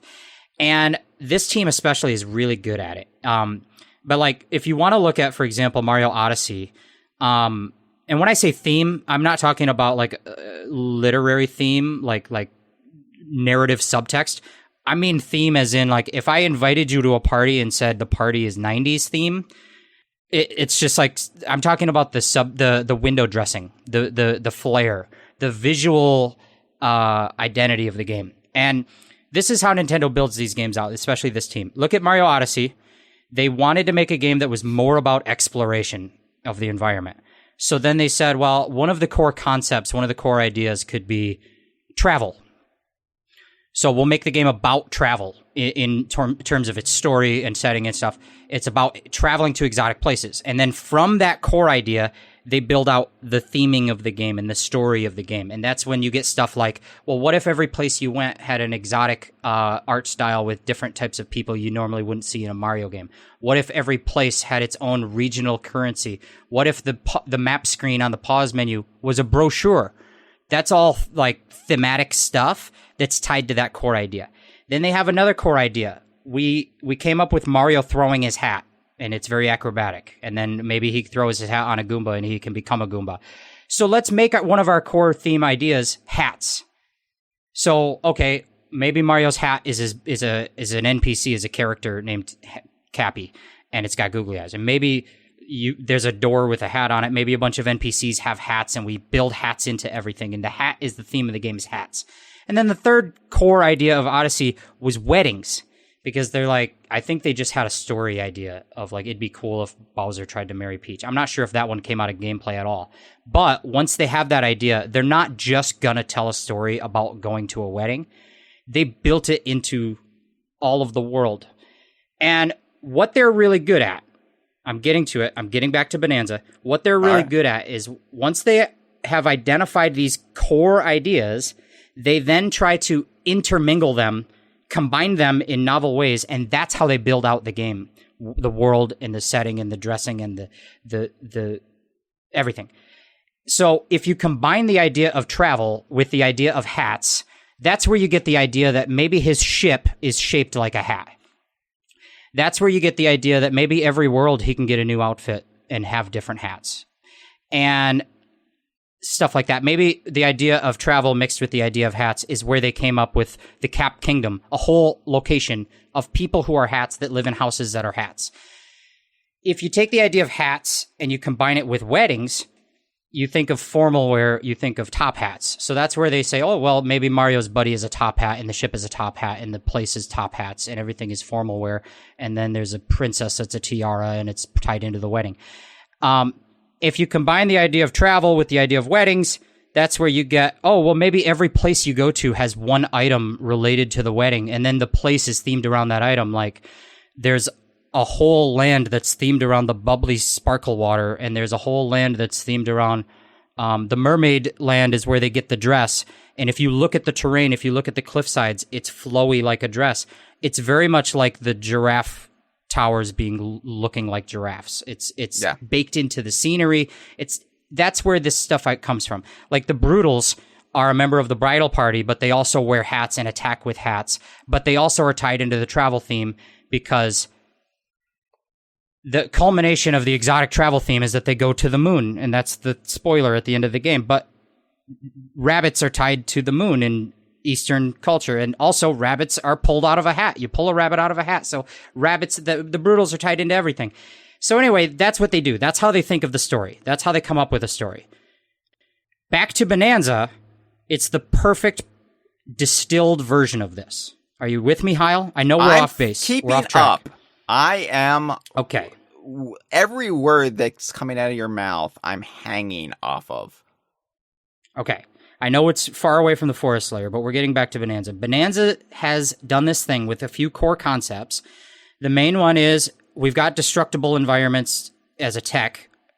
Why not make the game themed around rocks and digging and digging? So rocks, that's one of your core ideas. I think that the idea to put Pauline on Donkey Kong's back came out of actually from the musical composer. They said this in an interview where they just were composing music for the Zebra Bonanza, and then they decided to put funny lyrics to it. And then they all liked it so much, they decided they should give a role to Pauline, have her sing it. But I think also Mitchell pointed out that there's probably a drive on Nintendo's end to take ownership over the IP in a way by having one of their own characters be a main star. So they wanted to make Pauline part of it. From Pauline, you get music, and music becomes one of your core ideas. And then the third core idea is animals, because Donkey Kong's always been associated with animals. The animal buddies are a gameplay idea that was underutilized by the most recent Donkey Kong games that have come out. So I think this dev team thought we need to incorporate animal buddies in some way. They have a lot of gameplay purposes, but then they early on decided it makes more sense for the animal powers to also be part of Donkey Kong in a traditional power-up sense, because in this game that's about player freedom and freedom of play expression, if you put him on Rambi, you actually limit his possibilities rather than expand them. But if you give him all the powers of an ostrich while still having all the powers of Donkey Kong, you expand his options. So that's where they decide it's going to be about animals. All right. I know this is long. We're almost there. Where this game is brilliant is how it combines those three ideas: rocks, music, and animals. And what do you get when you combine rocks with music? You get the fractones. This is where it all came back to. Okay. The fractones are musical, sing-songy, and they are resonant crystal things, structures. What else can you get when you combine rocks with music? Resonant metals, like a tuning fork, like the gong that you can hit. That is a combination of rocks and music. So this is where they're just like thinking of all the things in the game and how do we tie them to the themes. That's one way. What do you get when you combine rocks with animals? Hyle, can you solve it? What do you get when you combine rocks with animals? You get that's right. The 60s band, the Animals. Rock yes, band. That's correct. No, when you combine rocks with animals, logically you get fossils. Yes. So fossils are a combination of two of the core ideas, and that's why there are fossils as a core collectible in the game. What do you get when you combine animals with music? Well, in this game, you get the fact that the animal power-up is triggered by music, and it's given to you by a DJ, and it's learned in a big musical concert venue. And it's just a thematic way, how they tell the story of this game and how they fill the world with its details and stuff is just by taking those core ideas and combining them. I'm not saying that the only core ideas are those three. I'm saying that's generally how they build out a game. And if you want to imagine a Nintendo game in your head or like brainstorm like possible Nintendo games, this is how you do it. You come up with that core idea at the start, then you build out the other stuff around that. And Bananza is like a textbook learning example of how it's done at its absolute peak. So there you go. A little bit of ice cream. See, Jeff, you have insight. You were so terrified that you were not going to bring anything new to this episode. And I would say you are being the most insightful out of all my co-hosts. And I'm including myself in that because I'm just like, I like the beaver fossil because it looks like the thing from the thing. Yay. You know? Thank you. Well, yeah. That's nice. I have to give it with a little bit of bird shit now. Oh no. Sorry. This is a punishment episode. You can't be happy. One of the things I wrote down is I write down a lot of notes. And one of the notes I wrote down, by the way, I scribble these notes at work. I'll be like working and then I'll manically grab a piece of paper and write it down and shove it in my pocket. But I wrote down the words, Donkey Kong's health. I didn't write these words. I just wrote down the words, apples are health. And then I wrote, apples have cores. And I underlined the word cores 3 times because in this game, you're trying to get to the core, the planet core, right? Apples have cores.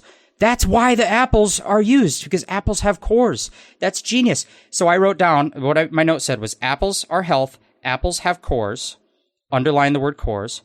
But the reason I'm bringing this up is not because I think it's a very insightful note. I'm bringing it up just because I wanted you all to imagine my tangible fear that one of my coworkers would read my piece of paper and just see on a piece of paper, I wrote down, apples are health, apples have cores. So there you go. A little bird shit for you. Thank you for all of that, Jeff. Thank you. So, as mentioned, there is the third component to Sublayer 601, and that is the Eggshell Hotel Annex. It's just a little way to keep the Eggshell Hotel part of the vernacular, part of the theming of the world. And there is a great bit in the annex that I really appreciated, where I just Andre pointed this out, how much just Andre related with this bird, because they have very similar jobs, just Andre and this ostrich. But you find an ostrich kind of hiding like off to the side of the annex, and the ostrich is laying down and just says, "I earned this break." I was like, yeah, you know what? You did. I think any working stiff can relate with that. Yeah. Now that I'm looking at it in your screenshot, though, the word break, my brain cannot read that without seeing the word beak. And I'm thinking maybe they could have worked a pun in there. They could have been like, "Don't talk to me. I'm on my 15-minute beak." And maybe they're smoking a real life cigarette. I don't know. There's a lot of puns and wordplay in the NPC dialogue of this game, but every now and then I need a break from that. I need a character just to talk like a real person would. Yes, these are people. Yeah. I'd also like to point out, I didn't put this in the show notes, but there is a little bit of commentary in a Hotel Keep's handbook. It's called Business Disruptions, and I thought this was great.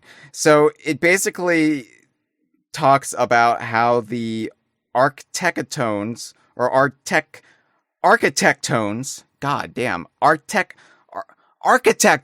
is that so hard to say? Hyle, I was a philosophy major. Believe me, there are names that are hard to say. If I was in class, I would think that's architectoni. Oh God, I can't even do it. Yeah, see? Architectones. He Greek philosopher, Architectones. But no, architectone, I think. Architectones, right? Architectone. Yes. Yeah. Because the architectones, they're the ones who build the getaways. And there are, I think, 9 getaways in this layer. And so part of me was like, this kind of defeats the purpose of the Eggshell Hotel if the architectones, that's my Rolescoid of this episode, if they're building these really affordable little homes, I mean, much more affordable than any homes on the surface these days, if they're building these throughout the layer, like, how do the employees at the Eggshell Hotel feel about this? Because it's giving a cheap, viable alternative. It's like an Airbnb versus a 5-star hotel. And this actually comes up. It says, as of late, rumors have circulated suggesting that the architectones are disrupting business with their work. And it basically says, let's not rush to judgment. Go first and observe the work they do and the skill they do with it. Consider what it is they're trying to accomplish. And I just like that little commentary that they are aware that the fractones are kind of muscling in on their business model. Yeah, but it's such a wholesome reaction to that of like, well, let's just see what they're up to. Let's see, maybe they have a smart idea that we can learn from. It kind of ties into something that goes throughout this game of like, there might even be like a story theme of saying that industriousness and like labor and like working, like using nature to benefit mankind is not inherently bad. Most of the good guys in this game are blue collar. You've got, this is hospitality. The last level was the service industry or food service. Before that, you've got fishermen and miners and refinery workers. And then the enemy, the villain of the game is corporate greed, right? Yeah. But like back in the giraffe layer, you can read some of the tomes saying like, yeah, we're trying to maximize productivity, but every time we see a fossil, we stop production and we marvel at it and make sure it's not going to get damaged, and we move our facility because they're just like, you can harness nature, but you have to respect it. And this is kind of another wholesome thing of like, yeah, we are a business and we're trying to succeed, but let's not assume the worst of our competition. Let's try to learn from each other and better each other's businesses. It's a weird kind of thing because I feel like the story of Donkey Kong Country 1 was very like nature versus industry, and this game is kind of being like, industry can be good if you like are responsible. Like industriousness and business sense can be okay things. And honestly, by the way, everything I just said, I think I got from Jem. I think Jem said that, so just pointing it out. Jem's going to be on an upcoming episode, maybe even the next Bananza episode. She can elaborate further because there's going to be more and more to say. So, yeah, like for me, to that point, I'm thinking more about that mysterious foreman of the canyon layer of the Banandium refinery and like what happened to the drafts. And it's like the foreman is one of the only characters that doesn't seem to radiate any kindness in all of their decrees, and is like working the employees to death. And it just makes you wonder, like, what did happen to the drafts? Did they get driven to extinction because they eschewed this mentality, or this like late stage capitalism mentality was forced upon them? I don't know. It's interesting. It is interesting. Although I did just have the thought, and I know why they didn't do this, but the idea, you talk about the getaways maybe logically clashing or conflicting with the nature of a hotel in this layer. It would have been kind of cool if the whole layer was full of like hotel, like, oh my God, I just was about to say wings of the hotel. That's a fucking pun because they're birds. The bird motel. Anyway, this could have been like the one level with its own gimmick around the getaways. Yeah. Where instead of having the architect tone, you have like, an ostrich receptionist that like checks you into a room, and instead of getaways you have hotel rooms all dotted around the level. And the reason they did not do that is because, like I said before, this is the meat of the game. This is the most vanilla Act 2, like purest example of what Bananza is, and you can't just mess with a core mechanic like that just for a cool twist on it. That happens in Act 3. That's what they do in Act, like, right. Not that they do anything specifically like that, but yeah. Anyway, it would have been neat. I agree. I agree. But yeah, you're right. Like, you don't want to break the established rules of the game quite yet, because we're all just, getting acquainted with it. It's familiar territory, and it's supposed to be familiar at this point. But I do wish they would have done more with the Eggshell Hotel, because you get to Sublayer 602, and this is effectively one big boss arena, but you don't realize it yet. It's the two primary locations are Bramble Nest Bog, which I love that alliteration, and Broodbud Isle. And this is the most oppressively purple. It looks like a Prince video. It's just like it's the main source of the toxins and the thorns, and it's just it almost looks like it is out of a nightmare. It like there's really no green worked into the color pattern here. Yeah, and it is interesting. I didn't quite pick up on it the first time I played the freezer layer. I kind of went through it so quickly that I was like, okay, it's an ice level. Oh, and now there's lava elements. It's that classic cliche of ice and lava level in the same place. But you pointed out on the podcast, obviously I did notice once I spent weeks thinking about that and writing notes about it, that it actually is a very clear progression from purely an ice level to a mix of ice and lava to a mostly lava level. And it's like the lava increases the deeper you go into the cooler thing. This level does the same thing. It's like a pretty I don't know, mellow is not the word, but it's a very scenic or naturey vibing forest at the top. And then you're kind of in the marsh, and it feels like, okay, well, I'm not really even in a forest level anymore. It feels like I'm in a swamp level. But you get to the bottom, and it's like, oh, this is like a fucked up swamp. This is like a bad swamp. Yeah. If the ostriches are British, bog is what they refer to toilets as. It's one of the little nicknames they give. What? I thought it was a loo. No, well, there's loos there, but they have different words over there. It's not just they call it a loo because it's where you loosen your bobble, your boggle, bog. I don't know. See, bog works, but this is according to one of the ostriches down there. There's a big plant in the middle, and they say this foul flora is the source of the thorns and poison that plague this beautiful place. It must be stopped.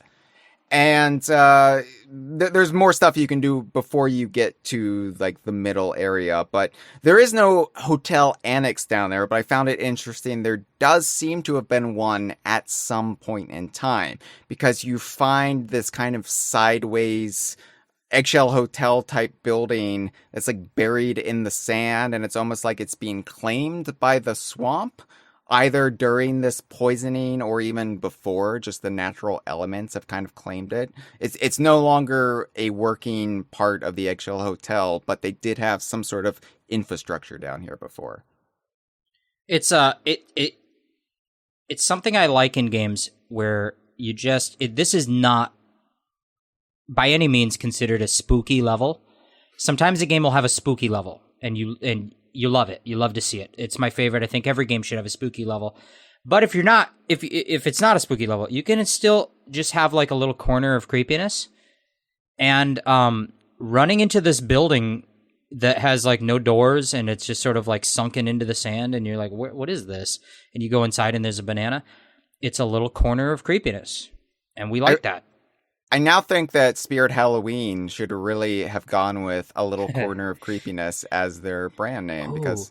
But then you could get even creepier by, instead of calling it a corner of creepiness, you could call it a coroner of creepiness. You know what I mean? And then you're just getting into the kind of pun game where I have the problem, like some of the NPCs are a little bit too cute in this game. I'm like, just talk like a person. You're people. Yeah. I don't care if you're a fractone or a zebra. Right. Like, you cannot pronounce rollascoid. Rollascoid? See? Because you say it like... Either. But you say it like it's spelled like burlesque. Like with an S-Q-U-E. It's like very French out of your mouth. And that's fine. I'm not giving you a hard time. Because I get very French with my mouth, Jeff. I just told you I always bring my lovers to orgasm. Yeah. When I said spell the alphabet, I wasn't talking about those Latin letters. They've got all kinds. They have a tilde. If you do a tilde, she gonna like you. Let's just leave it at that. Is tilde French? That can't be right. I'm laughing though. Delete this. No. It like what? It had the It's a romance language. Yeah. Emphasis exactly. on the romance. Right. Yeah. So it's fine. Really quick before we talk about the boss, I wanted to rattle off some of the reoccurring lore drops that you get in all these layers, and I wanted to read the Saga of the Exploratone that you find in the forest layer. There are 3 of these, verses 9 through 11. Don't worry.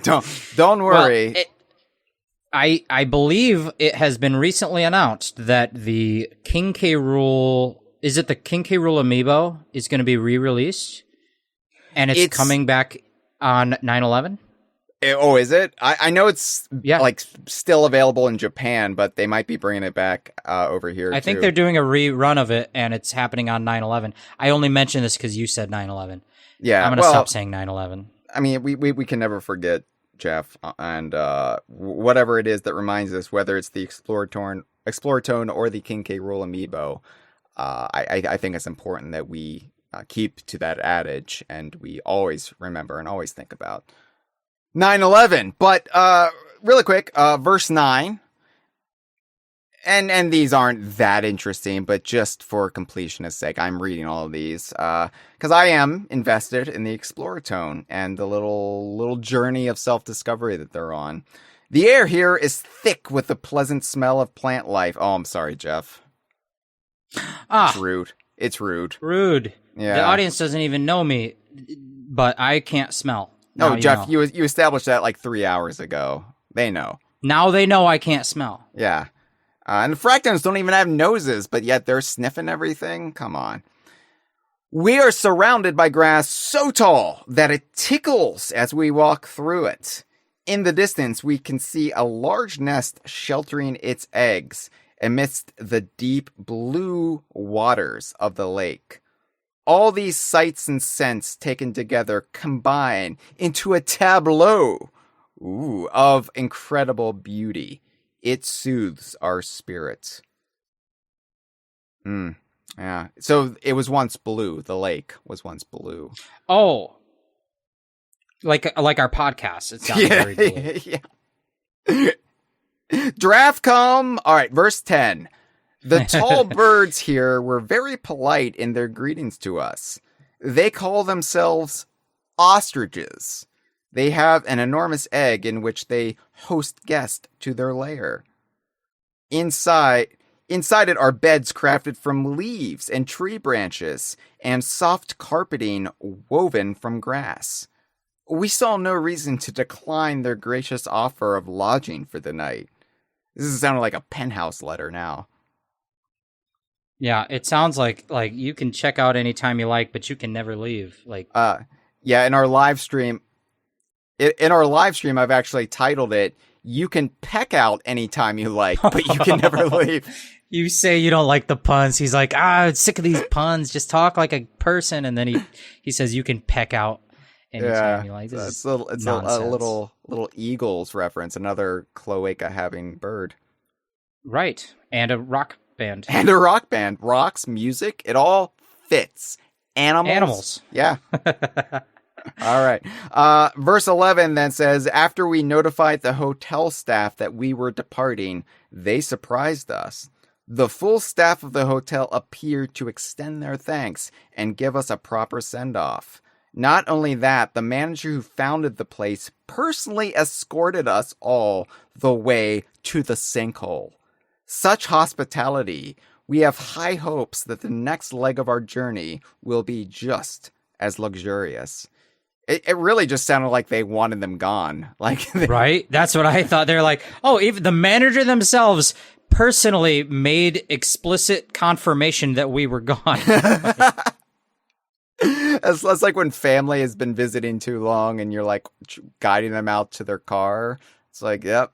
Well, this was fun. We have to do it again. It's a shame, you have to leave. I don't know if this is a universal experience, but in the Midwest, when people are talking and visiting for too long, the universal sign to give that shows that it's time to stop and leave is you just kind of slap your knees, you exhale, and you say, well, and that's it. It's like, well, guess we better get moving. Like, you just slap your knees and exhale and say, well, and every Midwesterner does it. I don't know why that is that way, but. And then you pour yourself a glass of Fago. Fago is the talking money from Concord. That's right. That's where I got that from. It's right. fine. It all comes back.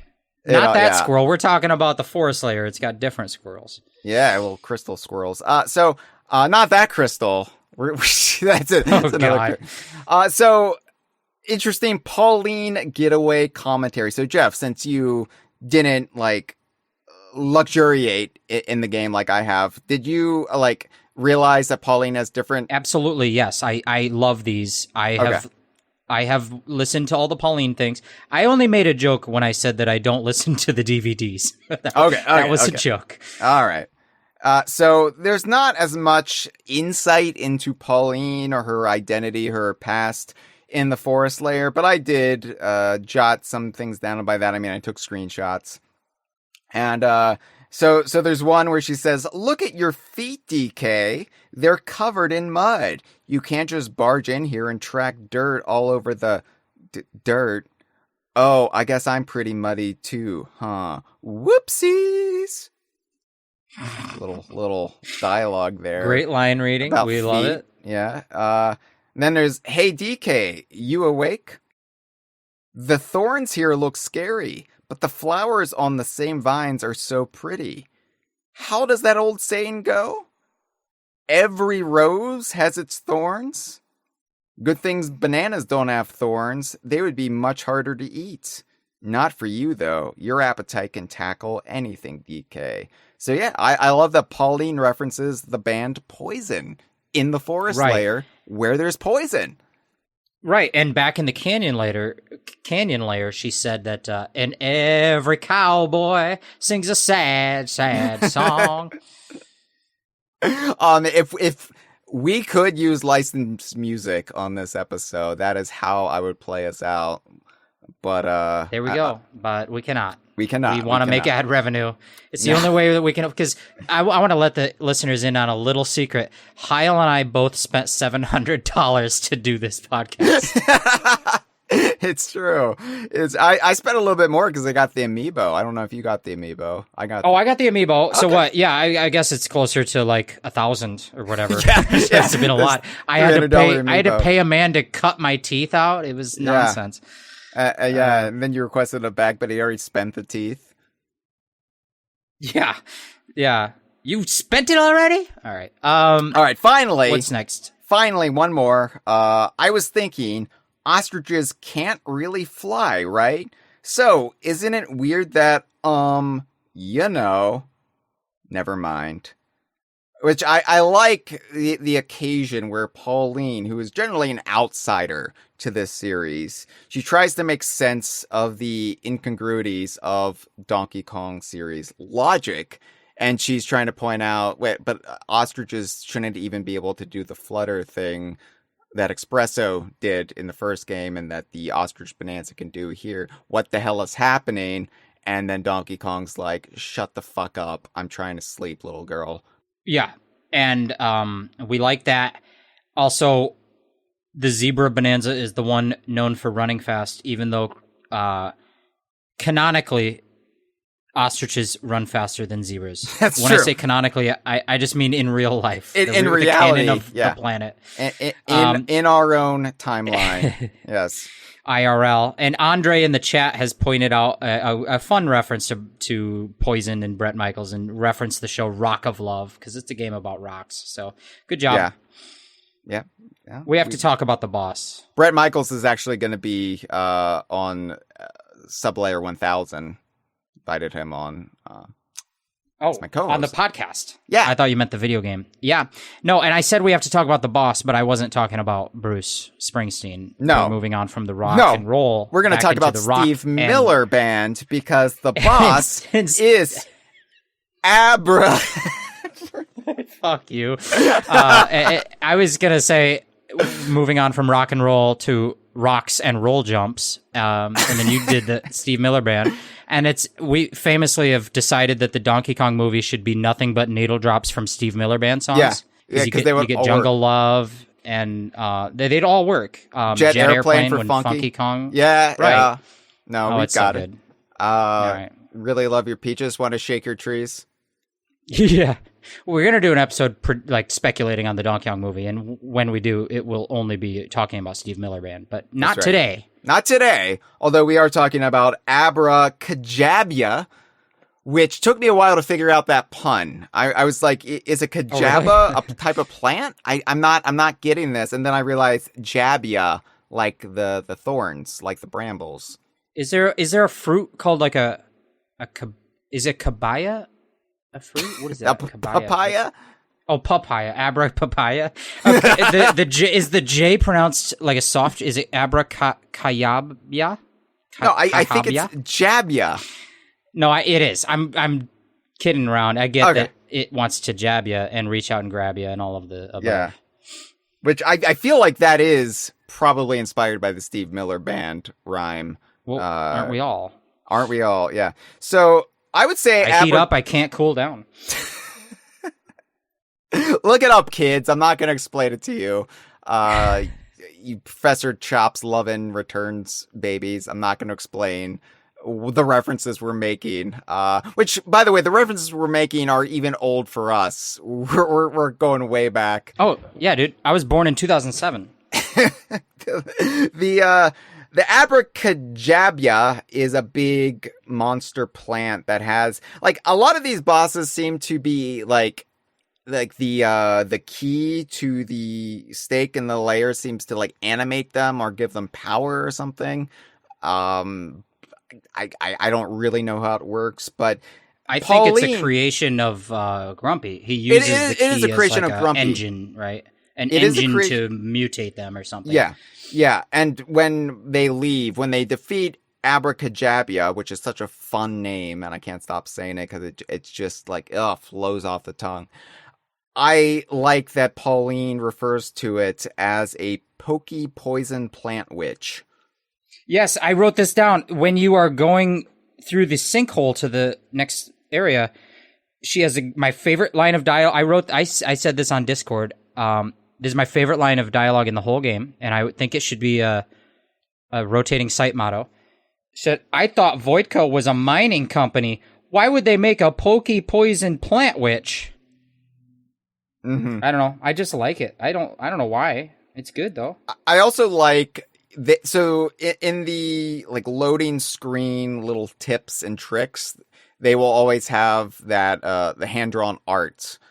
Yes. Yeah. And they will start incorporating new art as you progress, like stuff that would have been a spoiler up until you see it, and then here's 2D art of Grumpy Kong watering Abra Kajabia, I believe it is, and it's just like, oh yeah, just like how I pictured it in my head.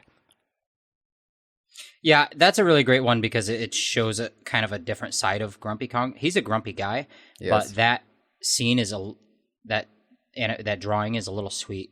He's, because I think that you'll talk more about him when you have played the whole game and get, at the end. But I think of him as a guy who is kind of gruff, but he has a very firm appreciation for good handiwork and craftsmanship. Mm-hmm. And I don't know. That side came out there. He's like, yeah, I'm just growing good plants. I care about my craft. Yeah. Do what you love, and you never work a day in your life. I wrote down about this section 2 notes. One is good and the other is bad. I guess one is ice cream, one is shit. There we go.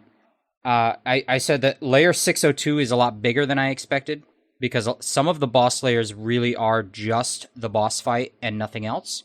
Like no other Banandium gems. Yeah. But 602 is a big area, and we've talked about some of the areas in it, and there's not a lot to do, but there is more to do than you might expect. And then the other thing I wrote down is I think that Abra Kajabia looks like a Digimon. And I mean that in a good way. I like Digimon. Yeah, so this was, as far as boss fights go, I would say this might have been the first really challenging boss fight of the game. Just considering that it is a battle across the perimeter of Sublayer 602. So you're basically chasing Abra Kajabia, and it's creating the vines, the like almost like the mysterious seeds that you're using as kind of ramps, giving chase to it. And then it's like throwing up obstacles in the way, but you can also fall off, and then you're just like down in the layer, and you have to get back up to the fight. So there's more at play here than simply spamming moves to beat up the boss. It's a parallel with the boss of Freezer Layer in Flamonite, where you do, although it is a smaller arena with less platforming, a big component of that boss fight is using the Zebra Bananza's unique ability to do platforming. Yeah. You have to climb the path to chase Inflamonite down and then hit him. And this is sort of similar because it's a path you have to travel using your platforming skills. Yeah. But you can also use the Ostrich Bananza as kind of a leg up or a wing up in this case. And that or will make nasty toe. A weird foot with one toe. Yeah. So if you remember, oh wait, I have the Ostrich Bananza, I should probably use it because then I won't fall off as much. It definitely does make it easier. I stopped falling when I remembered that, Jeff. So anyway, yeah, that's smart. We're not done here. My God, we still have to get through the junction. You go through the sinkhole. Pauline has that great line about a pokey poison plant witch. You get back to the junction, you clear the other side of the junction, you liberate the fractones, and guess what? There's more Saga of the Exploratones that we have to read, and there's Cranky's rant that we have to read here. So the verses 12 and 13, there's one on either side, depending on where you came down. Verse 12, which is on the freezer layer side, says, "The branched path has become a single road once more. The chill winds of the snowy peaks and the sweet fragrances of the forest have left our heart full. We sing with joy as we write this." And then verse 13 says, "The clouds stretching into the distance are a sobering sight. We can see a giant hole ahead," not the cloaca. They're referring to the hole in the clouds of the junction. "As though someone shaved a chunk out of the sea of clouds." Not a rare game, that's Sea of Thieves. "We have come to the next sinkhole. It is quite large. When we jump into it, we will pretend that we are flying through the sky." And I'm like, how do you know what the sky is, you fractone fraud? If they're flying through the sky in this area of clouds, then that would make them cloud runners. Star Fox Adventures. Star Fox Adventures. We love it. This game knocked it out of my top 10 list. Oof. So, Cranky's Junction rant. What new does he have to say in the Junction? What is his function? Well, not a whole lot. He says, "What a rotten crook. Only weak villains fire projectiles as their main attack. Everybody knows that. He should use sheer muscle and toss a barrel or two. Now there's an attack with some integrity." So, he's still doing it, that Cranky. He's up to his old tricks. That old bastard. All right, so you finally get to the end of the junction. You can finally get there. And you approach what's called the pay dirt pile driver, which is this big mass of material that the Void Code trio are tunneling through the underground world on. It's what we saw in the beginning cutscene. And as you get closer, Void Kong freaks out. He says, "Grumpy, get this thing moving," referring to the pay dirt pile driver. And then he's like we're low on fuel. And so Void Kong is like, "Bye!" And he flies away on his little hover banana chair thing. And then you can actually talk to Poppy Kong in this scene. You can approach Poppy, and she says, you've got a couple dialogue options. "What's this thing?" And she says, "This thing is a machine that's capable of digging deep into the underground world. But Pauline, darling, you should know that. We took you for a joyride in it after we kidnapped you."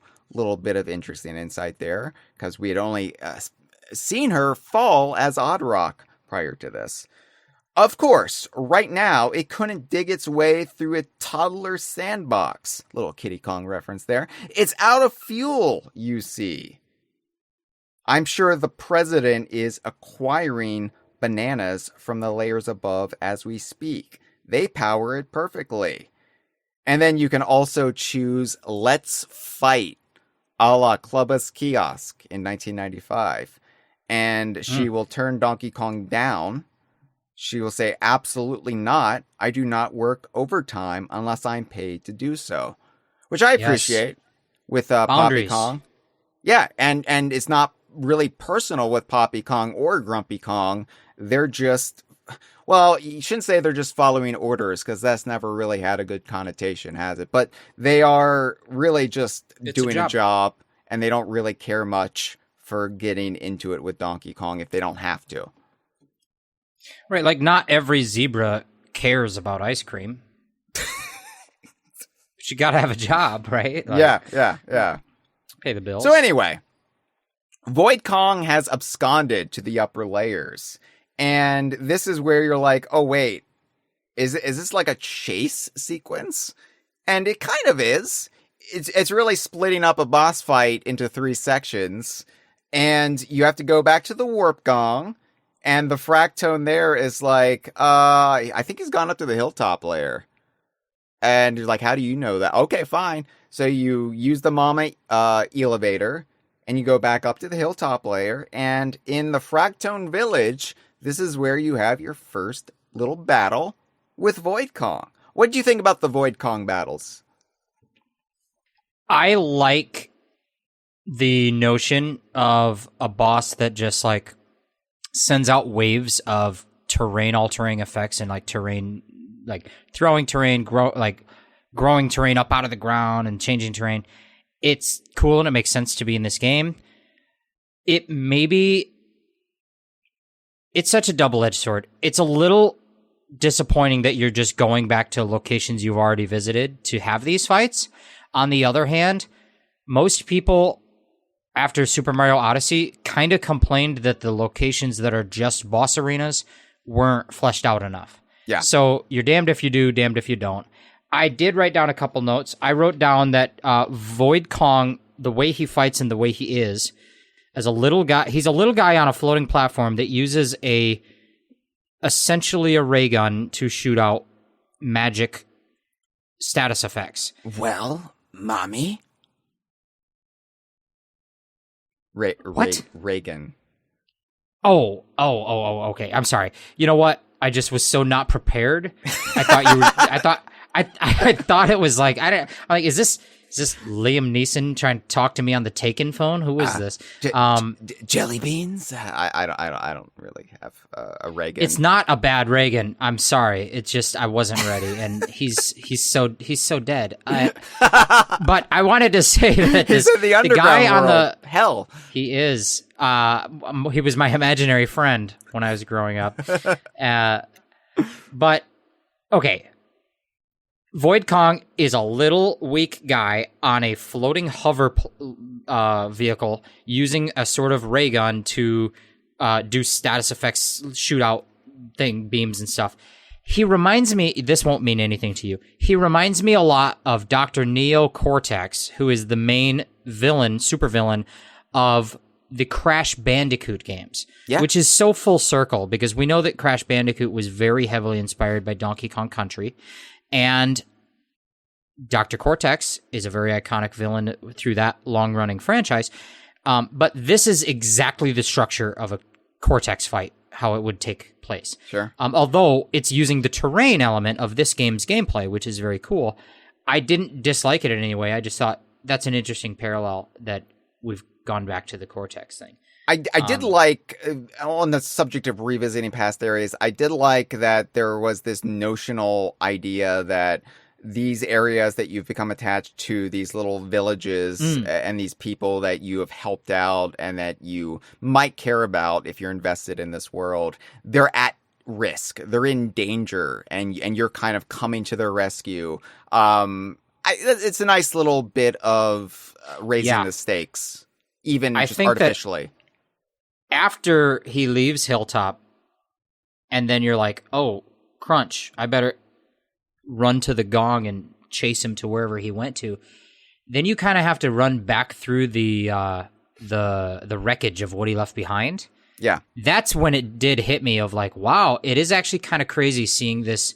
I thought of the Hilltop layer as the most peaceful level so far.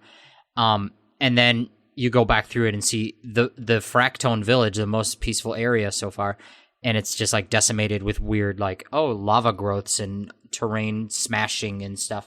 That did affect me a little bit. Not affect me like super serious, but like I was like, oh wow, that's different. That's kind of cool to see the change to this place that from how I normally perceive it. My other point I wrote down about Void Kong is that his outfit. It reminds me of like if you're at like a party or a wedding or some sort of venue where they'll have a little corner where they do gag photographs, and they have a big box of stupid costumes and hats and things. And they're like, everybody grab something silly from the box and put something silly on, and we'll all take a silly photo. And I've got the lei, and I've got the feather jacket, and it looks like he grabbed every single different thing from the box and put it all on. That's my opinion of Void Kong, and I like it. He's ridiculous. He's a ridiculous little imp, and he's clearly overcompensating for everything. Aren't we all, though? So yeah, like I like the stress this introduced, because it did really, it feels like there's no timer. You're not like running against the clock or anything, but it does feel like, oh shit, I have to end this now. I have to chase off Void Kong because the Fractone village is in danger. And then he takes off again. He says, I've got places to pillage. See ya, losers. And you can talk to some of the Fractones and they'll react. But then you're back to the Warp Gong and you have to take off again. He said, see ya, losers. I didn't even catch that. But I did. So, and I'll tie this in. I wrote down that the Divide Layers music, not the Junction, but the Divide, everyone called it serene, and you called it more atmospheric, very DKC1. And I wrote down that it reminded me of Minecraft. And then I wrote down the Void Kong battle. Excuse me, I just burped right on top of the microphone. Oh, that's some bird shit right there. Damn it. I'm the one being punished. No, I wrote down that the Void Kong fight music, the battle music, to me, it just is a Pokemon battle. Like, it sounds, it's not specifically like any specific one, but if I was playing a Pokemon game and that music started playing, like if I was just outside the grass outside Pallet Town fighting a Rattata, this is, I'm telling you so you can relate and bring you into this, Hyle. Thank you. I'm invested. That music that would start coming in as you finish off that Rattata with your level 60 Blastoise, this music sounds like Pokemon music. But then you point out that his dialogue says, see ya, losers, and it's totally Gary Oak from off of Pokemon, which you would have met. You would have met him in your short adventure. Not short time, a long time on a short adventure. Right. Yeah, it does have like the cadence too of a 90s bully. So yeah. Yeah. Like right? that's what I wasn't thinking Gary from Pokemon, but I was thinking well, I guess his Pokemon name is technically Blue, and then Ash is the anime name is Gary. I don't know. No, but those were options in the game. You could in the Western release at least, you could choose Ash or Gary. Or you could come up with your own name. I put my own name in there. I was Hyle. Mine was my first one was Pokemon Yellow, and I think I named myself Jeff, and I think I named my rival Poop. I mean, fuck that guy. Right? He's like, see you, losers. Semicolon, said Poop. Yeah.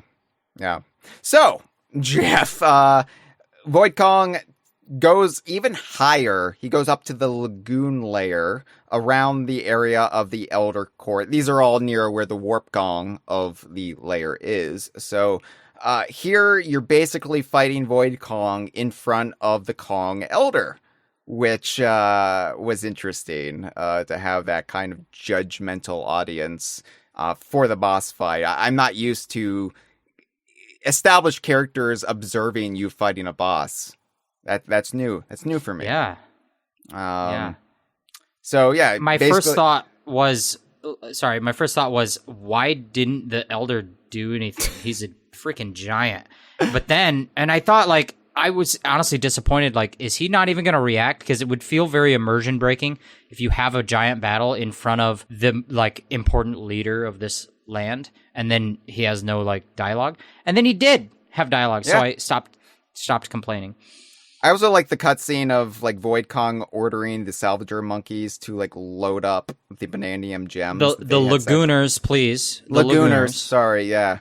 He wanted the Lagooners to grab their bananas, and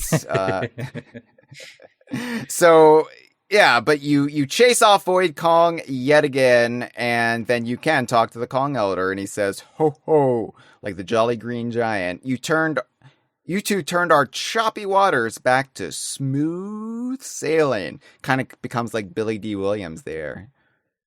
Yeah, Han, you old whatever he says to Han. I don't know. Anyway, then you have to go back to the Junction for actually the meat of the boss fight with Void Kong. It's longer, it's faster, more intense, a la George Lucas. And this is really where you have to utilize some skills to get over the terrain that he throws at you. You might be breaking... I mean, it depends on your play style, you know? I was definitely spamming Bananzas during this, for sure. Yeah, I was probably doing that too. I think, actually, you know what? No, well, the first time I think I was doing Bananzas, but I just recently replayed it, and that time I did not do any Bananzas, but I think I was just so familiar with the mechanics that it just breezed through it. It wasn't hard. The first time, I think I legitimately, I wouldn't say I struggled, but it probably took me twice as long, and I used Bananzas. The second time, I just went through it with no Bananzas and was twice as quick, so it was pretty fine. But yeah, you have to kind of hit each of his void. What are they? They're like balloons, punching bags that will get rid of some of the void metal, and I don't know. It was okay. I think that the idea of a boss that shoots out terrain as like magic energy beams, that's a cool idea for a boss in this game. I don't know if I want the main leader boss to be using that. I guess it makes sense, but it just feels like he doesn't have any powers. It feels like he doesn't have strength or abilities. It's just like a magic beam. It comes from the banana phone. I mean, yeah, but he's hiding behind it all. Like, he is not this imposing figure, Void Kong, but he uses his wealth, his corporate influence, and his like that's where his power emanates. And so, like, it makes sense, and especially for a game that's all about the terrain and how it's deployed and utilized both for you and against you. It makes sense to me. Like, I can't say I was wild. I can't say I was wild about this boss fight, but I respected what it was doing, I guess, at the very least. Same. Okay. Big same. But then you do defeat him, or at least you just knock him back, and Pauline's like, "You did it, DK." And then Void Kong says, "DK, a name I won't forget," which is kind of funny because that's not even his name. His name is Donkey, but whatever. He says, "Pauline, you'll join me sooner or later." And then Pauline's like, "Hold up. Why? I'm just a little girl. I'm just a small bean.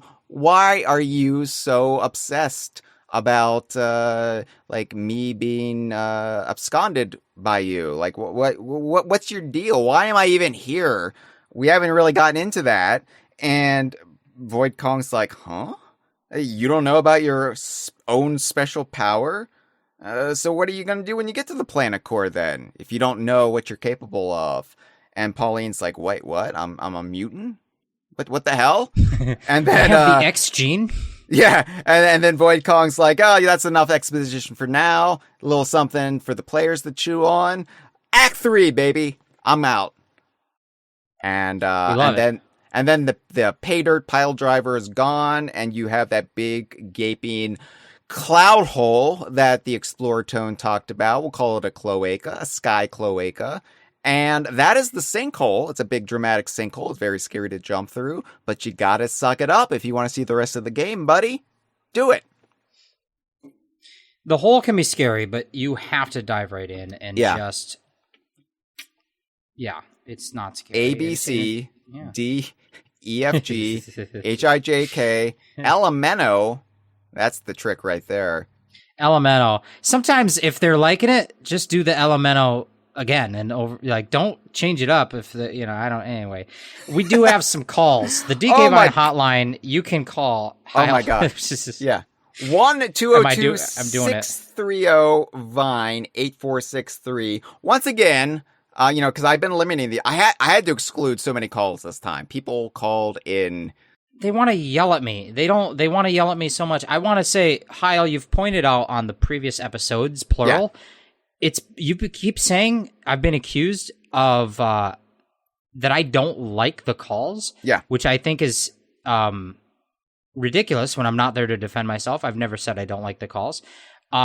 So I'm here to say I like the calls. And but I'm just specifically going to say, you know what, Traveler of the Stars, you're calling too many times. You think you can be on every episode? You keep pushing it and see where you get. We'll just see. Well, Jeff, you might say I have been poisoning the well against you in advance of this episode because it was thematically appropriate. Oh, poisoning the well. Yeah. Like Bret Michaels. Because birds are well. Birds are well. All right. All right. We have 6 calls. I once again limited it to 6 calls because we got to have a bonus call in there for the Junction. I mean, it's not really arranged that way, but you know. Should we go ahead and play that first call, Jeff? Yeah, I think we should do it. Okay. Hey everyone, it's me, your good old pal, Professor Chops. I hope everyone's been enjoying Bananza, especially my good friends Hyle and Jeff. Now, I know a few people have reached out to me, especially Jeff, wondering if I'm okay, given, the fossils in Bananza. Well, I just want to say, there's nothing to worry about. I'm just off screen, waving my little flag and supporting you as always. So just know, even when I'm not actually there on screen, I'm always with you. In fact, Hyle, Jeff, you still haven't tried the DK Wild Hot Dog yet. Get on that. Anyway, I hope you guys still enjoy the game and keep on enjoying all things Donkey Kong. Especially Chop Sensei. Take care. That was Professor Chops calling in. Thank you for the call. Thank you for the call, Professor Chops. Can I rescind the thing where I pretended that I liked the calls? Yeah, well, ironically, it was good. I think that call was facilitated by Traveler of the Stars, so I think they're friends. They're BFFs. So I like that kid. At least he has a lot of calls. They use the same. They use the same phone number, so they're roommates. What? You doxed him? Yeah. I didn't say what phone number. I'm just kidding.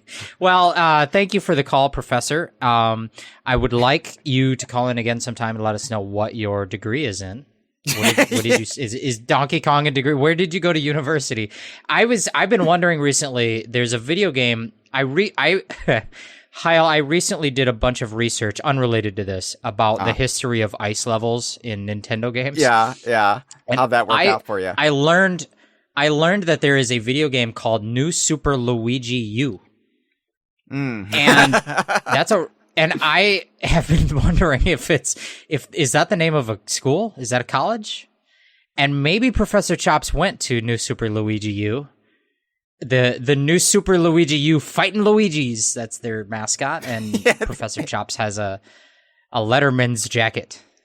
They run out to their mascot runs out to the field and guns down a CEO. That's out of pocket. All right. Thank you for the call. Was there a question? No. We're just happy to have a fan. It was just Professor Chops. That's it. Very cool. Very cool. Chick. Yeah. All right. Let's play our second caller. Hi, Hyle. This is Claire again, and I'm calling in to talk about the Forest layer, which is my second favorite layer. And I would like to specifically talk about. Okay. Well, first of all, I just wanted to overall thoughts on the Forest layer. It's very cool. It has ostriches. How could I not like it? And I want to talk about one specific song that is in the Moscow Marsh theme. It also has a variation for the Hotel Annex, which is one of my favorite songs in the game. It's a very nice song. But one specific part of that song is a little bit familiar. And I believe that there's a part in the song that is a variation of specifically the Smash Bros. Brawl version of Sticker Bush Symphony. Because that remix has an opening to the song that isn't in the original song. And I'm pretty sure that Mossfu Marsh includes a variation of that. So I think that's really cool that retroactively makes that part of the Brawl version be like a Mossfu Marsh reference. That's how it works in my mind, at least. And I think that's really cool. It's like the part, it's like the da, da, da, da, da, da. You know, it's like da, da, da, da, da, da, da, da, da. I'm pretty sure that's gotta be a reference on purpose. But yeah, and I just think that's really cool, but there's more, because, it's a remake of a Donkey Kong Country 2 song, Donkey Kong Country 2 remake. That's right. That basically just confirms that these are the same ostriches that raced in Donkey Kong Country 2 on the GBA. They're free from their Kremlin overlords, and they are now down in the underground, having achieved the ability to speak from the planet core. And I believe that the Elder Ostrich is none other than... Oh, and then apparently they were struck by lightning, and they can get to finish that thought. But thank you for the call, Claire. You know, I hadn't picked up on that. I can't say I am familiar enough with all the Smash remixes of songs and all the little flourishes they add. But I wouldn't be surprised if that was the case, because as we've already discussed, we've been picking up on those little musical references and allusions throughout the game. So I buy it. We need to get a friend who knows music more. You know, maybe Andrew of the Idaho Crew. Or Matt. But either one of them, you get them on an episode and then about Donkey Kong Bananza, specifically start asking them some music questions, or ask them to prepare music answers to questions that you and I are not even smart enough to know what the question is. What is the meaning of the song Hotel California? Is it drug addiction, or are they in hell? I think it's a haunted hotel in California, I think. But what they don't say, the subtext, is that the ghost is an extinct moa. Yeah. That's true. Anyway, as far as your point about them potentially being racing ostriches from DKC2, you know, I actually have some thoughts on that, but I can't speak to it on this episode. Watch this. Yeah, the space. full game context will allow us to reanalyze a lot of these past layers over time. So I'm sure that once we get to the end of Bananza, when I say we, once you on the podcast get to the end of Bananza sometime next year, there will be somewhere between 1 to 2 dozen post-game analysis episodes sprinkled in between the Sea of Thieves seasons that you and I will have to discuss. So yeah, we're gonna have to do one of those in like 2 weeks, friend. Yeah, it's already over. We're actually late. We're late. I'll give you a break because we'll just blame it on long COVIDs. Yeah, it's long COVID. It's not understanding how the cloaca works and needing it explained to me in just lurid detail, which is what this episode was. So anyway, thank you for the call, Claire. Are you ready for our third caller? Thank you, Claire. Jeff. That was a good call. I'm going to be positive to each one. I want to say thank you for the call, Claire. That was a good point, and I'm excited for call number 3. See, Jeff is just trying to turn around his reputation. Yeah, I'm doing okay. Yeah. This is number 3. Let's go. Number 3. Hey, Hyle. Hey, Jeff. This is Van from the Inner Circle. Hope you all are doing lovely today. And happy to be calling in for my very first Bananza First Impressions conversation. And I knew I had to call in for this time since y'all are covering the Forest Layer, which, like, after 100%ing Bananza, I'm fairly certain this is my favorite layer in the whole game. And, like, it's been hard to nail down exactly why, but if I had to pinpoint it, it's because for as much as Bananza has been all about, like, seeing, like, all the new places they could take Donkey Kong and really, like, and kind of, like, shooing away, like, all those former, like, sort of ideas or, like, expectations for what a 3D Donkey Kong game should be, the Forest Layer felt like it was just the one layer, the one level that was just like, okay, this is basically the 3D Donkey Kong game I've always wanted in my head, just played out in one level. This all has to do with just the environment, just like the forest, swampy environment just feels like a level that's almost like the most like tailored towards like the traditional Donkey Kong Country level. And especially, oh my goodness, like, that and regarding what Bananza brings to the table, just like, Donkey Kong climbing everything already felt so great, but Donkey Kong climbing trees in 3D, it's just an unmatched real experience. That and also the music, because I would say aside from maybe like Lagoon Layer, which like played really heavily into sort of like this like mangrove cove sort of David Wise feel, like I feel like this is the layer that really like embodies like David Wise, especially in his music, just like the really like laid back, like serene atmosphere, especially in Sublayer 102. And yeah, I guess I'm sort of rambling now. I don't really have like anything specifically. I was just sort of wondering, like, maybe if you all felt the same way, like, or sort of similarly, like how maybe the Forest Layer sort of like invokes the feeling of Donkey Kong Country, or maybe you disagree with me, or not. I don't know. Anyways, but yeah, so I'm really excited to hear y'all's thoughts, and I can't wait to hear even more. Have a nice night. Oh, well, thank you for the call, Ban. I think we've already addressed this, that for me, it doesn't feel like Donkey Kong Country per se. But, you know, you're bringing up the 3D Donkey Kong game you always wanted. And in some ways, I hadn't considered this. This might feel like a Donkey Kong 64 world done right, or done in a way that doesn't feel clumsy and poorly executed. Or K-lumsy. Or K-lumsy. Like, I'm thinking back to Fungi Forest and right. How this compares to that. And I'm like, well, I had fun. So yeah.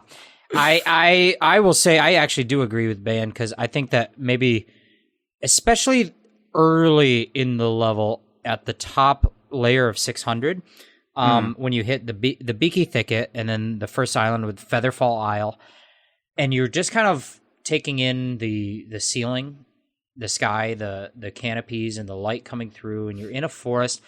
I actually did have exactly the same thought of, well, I had the thought, this feels like the first level that feels ripped out of a Donkey Kong game. Although then I thought about it and I was like, well, no, I forgot about Ingot Isle. Yeah. Ingot Isle is the best level in this game. Maybe not the best level, but the best environment and like most iconic locale. I think Ingot Isle will be remembered forever. It's like one of the iconic locations of the Donkey Kong franchise. And it feels right at home in DKC. But this level also, it was like, okay, yeah, I'm in just like a very like atmospheric forest. That feels Donkey Kong to me. Whereas I love the freezer layer. It's my favorite level. But to me, Mario Odyssey didn't have a fully fleshed out ice level. And the freezer layer felt like them just going all out doing an ice level. But you could probably take that level and put it in a Mario game, and it would be right at home. The forest layer does, to an extent, feel more Donkey Kong. And Lagoon and Canyon feel like newer environments. Lagoon is very Donkey Kong-y in that it's a natural, lush, like watery place that is also set among the wreckage of salvaged recoverings of metal. It feels very Lost Mangroves from Donkey Kong Country Tropical Freeze. But Canyon Layer feels pretty new. I thought this feels very classic. Until you get to the hotel and the talking birds. But other than that. Right. And the giant bird with the cankles, is it? Yeah. And like the Digimon plant witch and the purple slime. Other than that, yes. Thank you. Thank you for the call. And I did love the music. I think Canyon Layer is my favorite music, but the music is good. So thank you for the call. Yeah. Thank you for the call. All right. Number 4.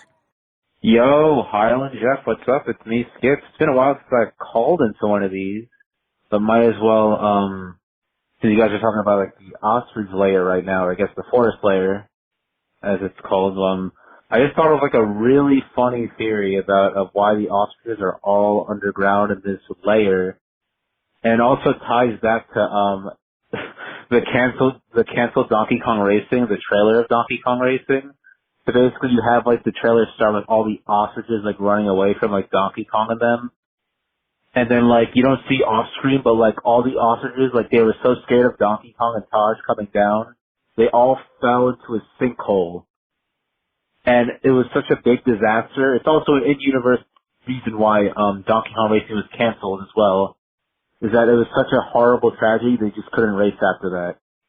But then we find out later now in Bananza that all these ostriches are now alive, including Espresso. Espresso was the one in the first ostrich to see peek his head before like, he had to run away from Donkey Kong and Taj from the Donkey Kong Racing trailer. That was him. He also fell in the sinkhole. And whatever happened, like, in between that and, like, now, he just became, like, a giant elder of the ostrich, and he started his own hotel with the other ostriches that fell in the sinkhole. So, yeah, a very silly theory I thought of after I heard, like, this was the next, conversation. But, yeah, guys, have a good one. Like, what do you guys think of this theory I thought of? But it's pretty silly. Well, thank you for the call, Skips. Here we have another theory about the ostrich's origins that's also from Donkey Kong history, but completely different. Can I just say how much I love this theory, because to me, the notion that all the ostriches fell in a hole and ended up in this land, and then they populated it and it became the planet of the ostriches, and but Espresso fell in first, so now he's old and he's the elder. It is exactly Tim Burton's Planet of the Apes, which is my favorite, like, time travel theory bullshit movie. And so, yes, of course, the one monkey went in first and the time happened different, and now that's why, yes, Tim Burton, me and Hyle agree that Tim Burton Planet of the Apes can explain most stuff. Yeah. And like, Paul Giamatti is an orangutan. Like, what can you... Right. How can you top that? And Marky Mark as a leading man. Marky Mark. Well, what can you do? But, yeah, I think it's funny. It's a funny idea to think that not only did this happen, and the logic is a little bit Tim Burton Planet of the Apes, but also back up on the surface, it was viewed as a disaster. Yeah. They had to cancel the game. That's particularly funny. Yeah. They canceled the game. The whole racing event was like, oh, we can't do it now. Ostriches are extinct. Taj was blacklisted. That's why you never see him anymore. No, he just like lied low for a couple years, and then he did some Netflix specials catering to the wrong people, and now he's just like allowed to keep going, and we're like, well, what the... They're going to do another Pirates of the Caribbean, I think. Yeah. Thanks for the call. Yeah, the Louis D.K., that's a name I won't forget. Hey! That's funny. Are we on number 5? We're on number 5. Let's play it. Hello, this is Todd Bloodbreaker. I am calling in for the 4th layer episode of Donkey Kong Bananza. And I guess the Junction layer episode. First of all, I think it's safe to say I've been summoned upon to call this in this episode due to the fact that last layer had chocolate in it, but I did not call in because I did not know an episode was running that day. But anyways, 4th layer. What a fun layer. I actually messed up a little bit I went to this layer first and not the freezer layer. But still, I think it was a fun layer. It did make freezer layer a little easier, knowing that we have the ostrich Bananza. But I do say that there was a little bit parts of this layer that were frustrating. I think the poison as, like, unremovable is kind of annoying. I know there's other parts of the game where, like, water isn't removable, but I think especially after that boss fight, which I do think is nice. It was a nice boss fight, just pretty easy. That, like, I wish the poison could have gotten removed. But I still think there's, like, fun gimmicks. I really love, like, the red bramble, or whatever the material is. I really love the crocoloids made out of it. I think there's a lot of fun stuff in this layer, and I really, really do enjoy it. I think it's a fun layer. I love,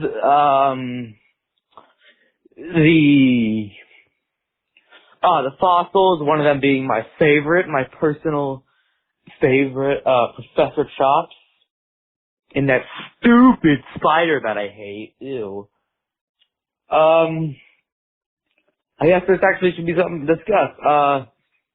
Might I ask, do you think what do you think would have been better? Or I guess what was better, the lava in the freezer layer or the poison in the fourth layer? I guess that's all I gotta say. Here's to a, hopefully good success of the fall season, since, my own personal Stinky Itch summer is now done. I have to go back to school. Bye! Oh, I'm so sorry you have to go back to school, chocolate milk drinker. That is difficult. It's rough. Yes, that is rough. School provided me most of my chocolate milk, though, so you have that's true going for you. And you know what? Summer is what you carry inside of you, or something. I don't know. It's still technically summer for another month, so hold on to that, my friend. Cherish it. Yeah, and you get a long weekend coming up with. Assuming you're in the United States, we have something called Labor Day. It's when we all give birth. Yeah, so, giant eggs drop from our wonder holes, and we're gonna do that. You know, I think the lava is much superior, far superior even to the poison. Significantly. Yeah, just because it's more malleable. It's not just this permanent nuisance like the poison is. It interacts with other terrain, like when you combine the lava with ice, and then you can surf across it and then leave a path in your wake. That's a really awesome interaction, but you can't do anything with the poison. No, I do, I agree. I kind of wanted to see the poison clear up. They probably would have fundamentally changed the world too much, and so they had to just keep the poison. But it also, I think, works because this is going to be a long-term ecological cleanup here in the forest layer. It's not going to just happen overnight. Yeah. You're going to have to get Dawn dish soap in there to clean up some baby ostriches that were swimming in the thing. Yeah. Like, I know, no spoilers, but I know there are like post-game Banandium gems to collect and what have you. And I'm just hoping that's one of them in this layer, scrubbing baby ostriches clean. Yeah. You get you buy a toothbrush and you get some Dawn dish soap, just like on the commercials. Yeah. Thank God for Dawn dish soap. They do a good job on their PR firm of showing that they're a good corporation because they clean up the ducks. And you know what? If they would sponsor this episode, I'll say some nice things about them. They don't. It doesn't also send us some free. Yeah, doesn't dry out your hands when you're doing the dishes. That's what I like about it. And it's delicious. You can drink it. You can use it as lube, sex wise. Sex wise, yeah. It's multi-purpose, like how a level in Bananza is more than one thing. That's right. So thank you for the call. Or how a cloaca is many things in one. In one, all in Wonderhole. That's right. Ask Morifice from your orifice. Okay, are we on number 6? This is the last call. Thank you, chocolate milk drinker. This is the last call. Enjoy yourself, some Jeff. chocolate milk for us. Yeah. We don't do chocolate milk because of diarrhea, but do some for us. While you're young enough to enjoy it, make hay. Make whey. That's a dairy product. Okay. Hi, Hyle. Hi, Jeff. This is Rose. Sorry for calling, Jeff. We're talking about the forest layer today, and I just want to say I love these ostriches so much. They might be my favorite denizens of the underground world. I think I work in customer service, so they're very relatable. I love that one lore tablet that's like talking to the ostrich crew of the hotel, and it's like, hey, we know that all these stupid motherfuckers who come into the hotel can't fly and they're really short and they look really stupid, but still be nice to them. I think that's great. I love that you can find a single ostrich alone in a cave saying, I needed some alone time, customer service is hard. I think that's great. I know that one has black feathers, but I am headcanoning that one as Minogue, who has found her way to the underground world. Yeah, and also I think the hotel is a really cool, interesting vibe. I love that DK can sit in a chair with Pauline. I know you got a screenshot of that, Hyle. Yeah, it's awesome. The boss fight also, Abra Kajabia, it took me a second to understand what I was looking at when I saw that name, but I kind of like that pun. I love that the arena for the fight is the whole sublayer that it's in. I think that's really cool. I think that was like probably the most cinematic boss moment yet in the game. I feel like the whole poison, like forest, poison swamp thing is a pretty classic Nintendo trope. It showed up a lot in the new Super Mario Brothers series, but I think especially with the whole hotel that is desperately trying to salvage its reputation with everything being covered in poison and thorns, I think that adds a cool little bit of character to it. Yeah, I like this layer quite a bit. Have a good day, you two. Well, thank you for the call, Rose. And you know what they say about roses, Jeff? Well, every one of those is also the name that my mom has. So yes, thank you for the call, Rose. Yeah. We like it. We like it. We like the calls. We do. Both of us love the calls. So sincere, Jeff. What? I've been such a good host. I've been listening to the calls and liking them and appreciating our audience. I said that Rose is my mother's name. And that's so right. You doxed your mom. I like our... Well, shoot. You don't know her last name. Just don't try to put two and two together.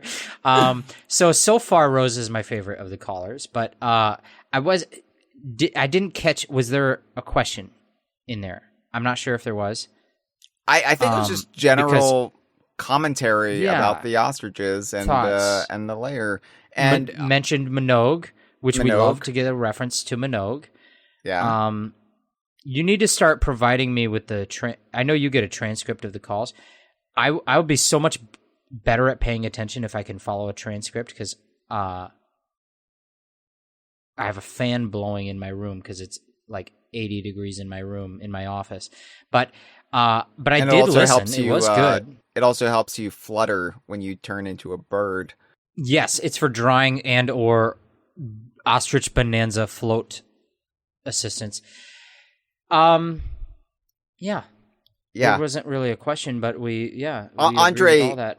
in the chat, just Andre, that is, pointed out that it was actually the customer services hard ostrich that they were talking about relating to earlier, not the I've earned this break ostrich. Two different ostriches. Oh, there's two different ostriches. Yeah, okay, two different ostriches. Yeah. So unlike the cloaca, there are two. That's so we do like that. I have worked food service. I've worked in restaurants, and so I also can relate to the whole, that whole thing. It's not cool. It's not. I think anybody who wasn't born as a Nepo baby can probably relate, and honestly, everybody should relate to it. Like, if you haven't worked customer service, I feel like you have missed out on a huge part of your development.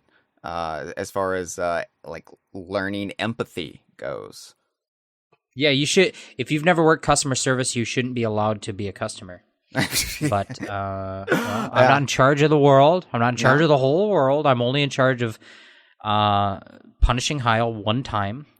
But thank you for the call. Thank you all for the calls, because I love the callers, especially Traveler of the Stars. He's a good kid.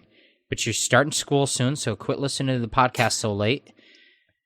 Time to go to bed. Chocolate milk drinker is the one going back to school. But I'm just assuming about Traveler. I made a jump in logic there. Oh, okay. I mean, you're the one born in 2007, so you would. They're cosplaying as Professor Chops, who went to school at New Super Luigi U. And so I'm paying attention. I'm paying good attention. It's been very late for me. I'm normally in bed 2.5 hours ago. Yeah, but I've kept you up doing a good job. Your bedtime. Yeah. Jeff, final thoughts about the Forest Layer and or the Junction. Yes, we're going to do the final thoughts segment of the episode. It will take about 20 minutes so that we can be the first 5-hour episode. No, my final thoughts, I'll be entirely honest with you, Hyle. I really enjoyed this level. It still probably only ranks for me exactly middle. It's exactly middle of all the levels in the game. I think that there are as many levels that I like more as there are that I like less. Of the forest layer, specifically, I'm mentioning. I like it. I'm not in love with it, but I enjoy it quite a bit. And because you asked me to be on this episode, in fact, you didn't ask me. You said, you can't talk about Ice Cream Zebras, you have to talk about Bird Motel. And you whipped me with a real-life whip. And I was like, oh, yeah, okay.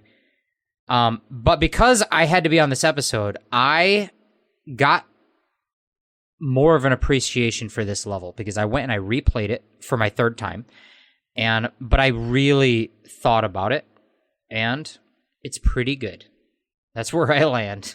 All right. Well, you know what? If we can get you to have a newfound appreciation for all the layers, let's just start the series over. Let's just go back. We need to do that. Isle. There's definitely, there's a handful that I need to put this much thought into before I can think about them. But they're all good though. So far, what is this? Episode 7, whatever we're on. They've all been good.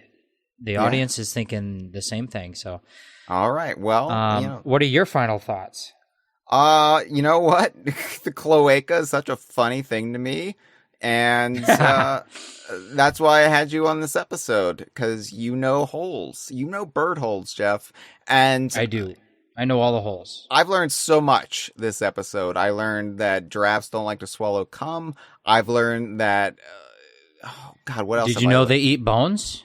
They eat bones. That's a giraffe fact for you right there. Hyle already knew that one. Sorry, Hyle. God, this is why... Hyle, I think there's really only one thing left to say. It's that I have one last bird shit observation. Oh, okay. And all right, get ready. All right. I'm ready. And the title of this bird shit observation is that you and I are gonna play Uncle Dad. This has been a File 2 production. Que rico.